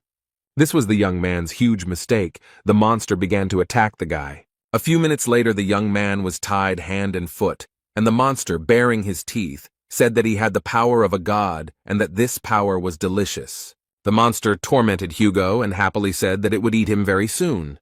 The boy, who continued to sit in the car, began to sob loudly and call for his dad. And the monster walked forward, opened its huge mouth very wide, and made heart-rending sounds. After some time, Hugo Otis managed to free himself from the monster's shackles, and they let him go. Some people also managed to escape the clutches of the monster. They were in protective capsules. Songjay saw his father standing above the car and heard a voice saying that it was a pitiful sight. The girl said that she pulled out everyone who was entangled in branches with the help of a protective spell. After some time, she said that it was time to deal with the attraction. Otis woke up. He was lying on the ground, shaking either from fear or from pain, and asked in surprise if they were really here. Haley, the Scorpio saint sign, asked if Hugo Otis was okay. He was surprised that she was there too, and like the other saint signs, she came to help. The girl helped the guy get up and said that she called everyone she could as soon as she heard about the occurrence of a strong attraction, and they decided to help. After all, none of the holy signs want such a monster to appear on their territory. The holy signs decided not to delay, but to finish off the monster with one blow. They all gathered, and Stephen Marker gritted his teeth and happily replied that he liked the plan. All the holy signs went on the attack against the monster, shouting that they needed to show him all their power. The three of them got together and began to use their powers, but something extraordinary happened. Stephen Marker gritted his teeth, his eyes burning with hatred. He said that the monster simply went and devoured their powers. The holy signs also began to observe how the monster began to heal its wounds very quickly. They looked at the monster, who was very angry, his eyes burning with hatred. He wanted to attack the holy signs. As Marker shouted for Haiji to put up a barrier, the girl replied that she knew everything herself. She immediately began to use her unique skill called Magic Curtain. The monster was very angry. His eyes were burning with red fire. He opened his huge mouth wide and stretched out his branch tentacles. The holy sign of Gemini looked very tired and exhausted. She understood perfectly well that the barrier would not last long. That is why another sacred sign decided to use her special skill called the Golden Rule Vine. The girl asked the other sacred signs what they were doing now, because they were holy. She said not to let things like that confuse them. It was Giselle Lawrence, the holy sign of Libra. Otis asked Haley if she even called her, but the holy sign of Scorpio replied that she turned to those three for help. But the monster still wouldn't calm down. It made a face and bared its huge teeth. Giselle turned to the holy sign of Gemini with a request to move this attractant somewhere using teleportation. Heiji couldn't understand what they wanted from her, and Lawrence told her that the monster had absorbed all their powers. They wouldn't be able to defeat it now, otherwise they would lose theirs, just like the sign of Sagittarius. The girl said that she could send him wherever she wanted, even into the depths of the ocean, even into the seething magma, and noted that this was a wonderful way out. The holy sign of Gemini said angrily that the monster would then appear again after some time. Giselle asked what was wrong with that, because it didn't matter. They needed to get rid of the monster here and now. Otis said that this cannot be done, because the attractor has absorbed the souls of people, and those whom they saved are empty shells. They must finish him off and get their souls. The man also noted that there might be more people whose bodies they had not pulled out, and said that he would help, and offered to kill the one who was pulling them together. The guy didn't look very presentable, but he said that he could still fight. The Gemini saint began to scream about the monster sprouting vines, and Giselle noted that her strength was running out. Lawrence screamed that they didn't have any more time and asked Haiji to quickly teleport the monster away. And the monster continued to look at everyone gathered with hatred and open its mouth wide. And the holy sign of Gemini began to use her unique skill teleport. Hugo Otis saw this and shouted very loudly for the girl not to do this and to stop. But Heiji didn't listen to him and continued. After a few minutes, the teleport was successful. Sun recalled that on that day, everyone did nothing but criticize his father while praising the saints who sent the one who was dragging him away to God knows where. On television, they were talking about new information about the incident related to the bloody fog. The journalist reported that early in the morning, the saints stopped the enticement that was raging at the airport. She noted that many people died before the saints had time to arrive at the scene. Giselle Lawrence, the saint of the Libra sign, gave an interview to journalists. She said that it was their duty, and she only regretted that they could not prevent the deaths of people. At this time, the public expressed their dissatisfaction with the holy sign of Sagittarius, the protector of Korea. People wanted to know that if, due to a weak response to the actions of the attractor, more people died. People told reporters that they heard that Otis lost, unable to even protect his family. He is unreliable. How can he be trusted at all? After a public apology this morning, Sagittarius St. Hugo Otis attended the victim's joint funeral. But during the funeral, the man faced a furious public backlash. People were shouting that they trusted him with their lives. They were asking what he was doing until other saints showed up. They shouted that their family died because of him. They wanted to attack, but the guards held them back. The enraged people shouted how the holy sign of Sagittarius dared to show itself here and demanded that he return their loved ones. The guy said he couldn't watch it anymore, so he turned off the TV. A man approached Leo and asked why he turned it off, since he was watching the news. The marker asked if this bullying was really necessary. The holy sign of Gemini noticed that Stephen was right and noted that this was too much. Yang Wei said that it was unfortunate, but someone had to take responsibility for the dead and suggested thinking about it from another angle. Otis would lose influence, and they would be able to get to Korea. The man walking up the stairs laughed and said that before he didn't really care about people, But now Stephen's conscience had awakened. Ivan Kruger, the holy sign of Taurus, said that Hugo was completely helpless. He tried to overcome the one who attracted him, although he himself does not even possess the sovereign relic. The man said that Otus should have been smarter and called them if he didn't have the skills. The man in the sweater folded his arms across his chest, smiled, and said that the holy sign of Taurus was wrong. He noticed that Hugo was now doubly helpless, since Bloodmist had stolen half of the powers he already had. Ivan Kruger laughed heartily and said that the man was right, but he was wrong. Stephen Market grabbed Haiji, pulled her aside, and told her he felt disgusting. She asked the holy sign of Leo if he thought Hugo would be okay, and he replied that they would live and see. Stephen asked the girl if she wasn't jealous of Ji Woo, and then added that he was surprised by her reaction. Heiji replied that she never liked her, but this was not the outcome she wanted. She paused for a moment, then added that Hugo was one thing, but she felt very sorry for his children. It was raining heavily. Hugo Otis walked forward with paparazzi on both sides, not bothered by the bad weather. They immediately began asking the man what he could say, and then noted that the public was outraged, and the journalists were also interested in whether Otusu had the shawl of the dead. One of the journalists, who was being held back by security, asked when the funeral would be held for his family members. Reporters also said that the redirection of the wounded to the Scorpio hospital was an act of ostentatious generosity, and asked Hugo to comment on this. Otus's assistant said that the head had already given all possible comments at today's press conference, and he needed to meet with patients, so he asked journalists to calm down. When the journalists were left behind, the holy sign of Sagittarius asked his assistant what was wrong with Jae-won. She reported that the bishop's body was found and moved to the hospital. The monster vomited it out of itself, since it could not swallow it. This happened before Hugo encountered the monster. The girl noted that this happened because Vaughn had been fighting in the stomach of the attracting one until the very end. Otis asked to send the bishop to the intensive care unit when he was here. The man was also grateful to Haley for her generosity in allowing him to use her hospital, and the assistant listened to these words and frowned. She screamed that Otis should not take responsibility for all this, because he lost his family and fought. The assistant noted that it was not too late to tell the world the truth. The man replied that people could have been saved if the bloody mist had actually been destroyed. The souls would have returned. This was a way to save them. Hugo knew that he couldn't tell the victims' families that their loved ones were dead because they had lost their souls, which they could get back if they defeated the puller. The assistant replied that it would give them false hope for something that would probably never happen.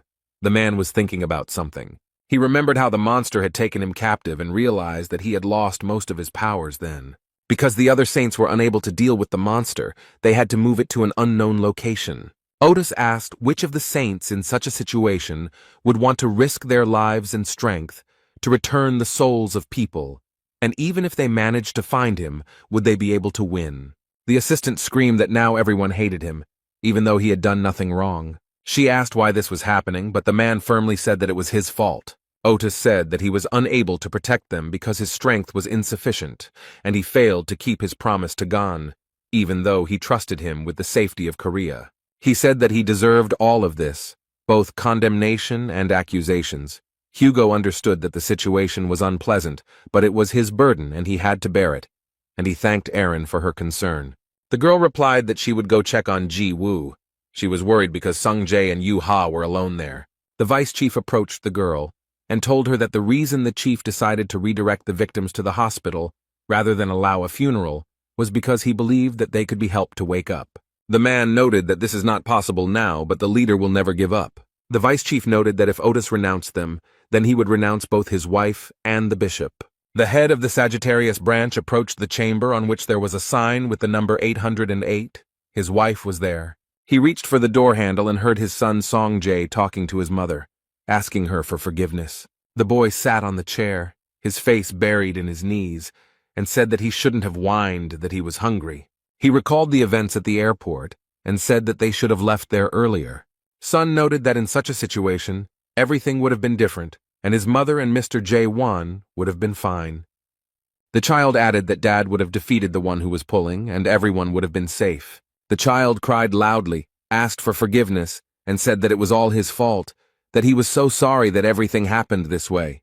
Hugo Otis stood outside the door of the room, heard everything his son said, and sobbed silently. The man should have gone in and told Song Jae that it wasn't his fault, but he couldn't let his son see him in that state. Li Gang listened attentively to his comrade. The people nearby were crying, and Otis said that the son would then blame himself for the fact that his father was in a disadvantageous position. Gan said that he shouldn't have asked about all this, and Hugo said that sooner or later he would have to tell about everything. Otis said he was surprised his friend made him tell all this as soon as they arrived, and Lee said got on his nerves. He couldn't stop crying while he was telling it. Hugo noted that the blood mist had been found and needed to be dealt with once and for all. The blonde man said that he would finish off the monster no matter what. The monster thought that the remaining forces of the sun god were coming to him of their own free will, also with the power of the snake god. The monster was very angry, because he understood perfectly well why they were going to him, and said that he would eat them all. Otis ordered his subordinates to catch and burn all the bird-like lures, because they cannot be left, as they can place in the future. The young man handed him a can of drink and told him to drink it while he worked. The man thanked the warrior. Otis began to drink the drink as other people began to call him. Their faces showed surprise. They handed the man a box of chocolates and told him to eat them while he worked. Hugo thanked them. As soon as he brought the candy to his mouth, other people came up to him and started calling him.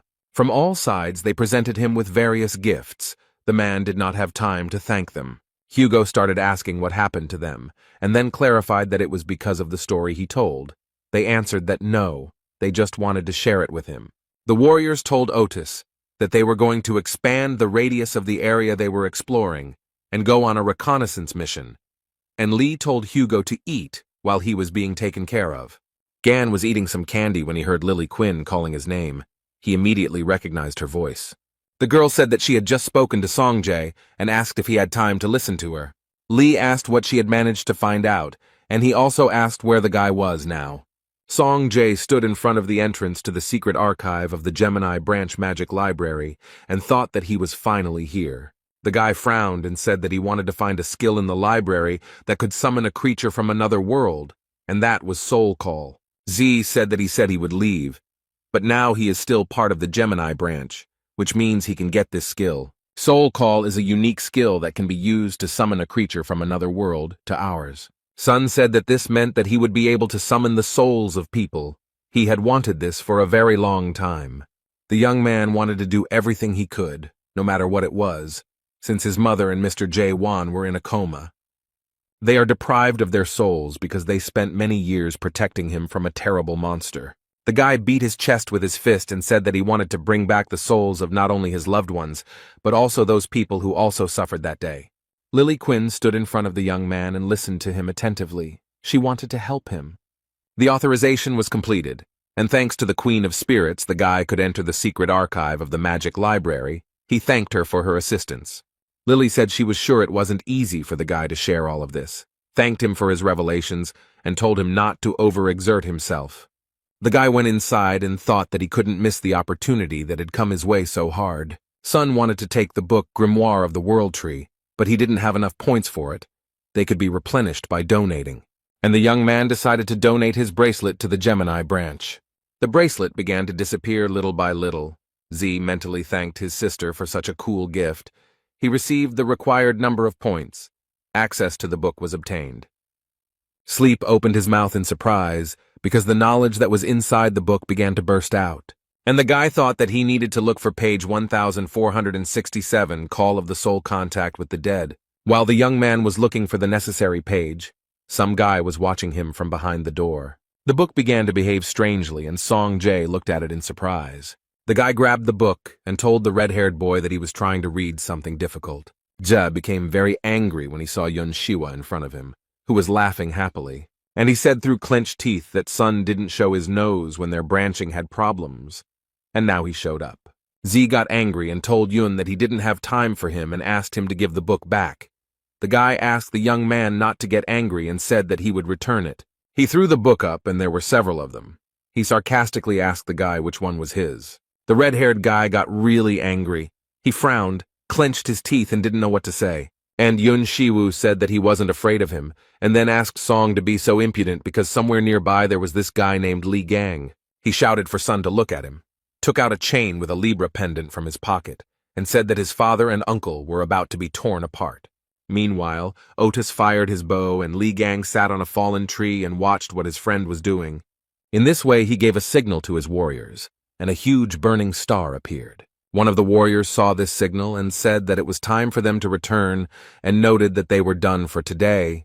The guys did not want to run into the one who was pulling them late at night. The senior warrior announced that all reconnaissance units were to return immediately, and he said that he would call a roll call so that they could report the situation.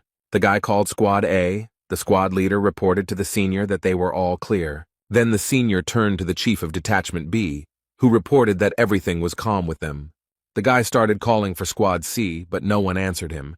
After a few seconds, he heard someone whispering something. The elder was very scared. His pupils became like dots, and he heard a cry for help. All the guys, without further ado, understood what had happened. They were silent, and each thought about something of their own. Li Gang continued to sit on the log, his head down and thinking about something. The guy noticed how his friend frowned and clenched his teeth. The man squeezed the weapon with all his might, so that the veins on his hands bulged out. Hugo looked really upset, so Li told him to calm down and added that he was emotional right now. Gan told his comrade to remain cool-headed and not be driven by uncontrollable anger. Otis laughed, grabbed his head, said that he knew, but it wasn't easy, and then promised that he would try. Li told his friend that after 10 years he was taking revenge and told him to get ready. An elderly man was walking along an alley that was lit by lanterns. He was very surprised that the leaves on the trees had already turned red. The guys looked at each other. One asked where the sound was coming from, and the other answered that it was coming from the dome. The monster was very angry. It beat its appendages on the asphalt, opened its mouth wide, and made terrible sounds. Gan came very close to the monster, began to kick him in the face, and looked at him in surprise. Then the guy said that it was this monster that brought so much grief and suffering to his friend's family. Gan again began to hit the monster quite hard on its huge red body. The monster became very angry and pushed the young man away from himself, and Li flew back several meters. The guy stood, looked at the monster, whose eyes were burning with hatred, and thought about something.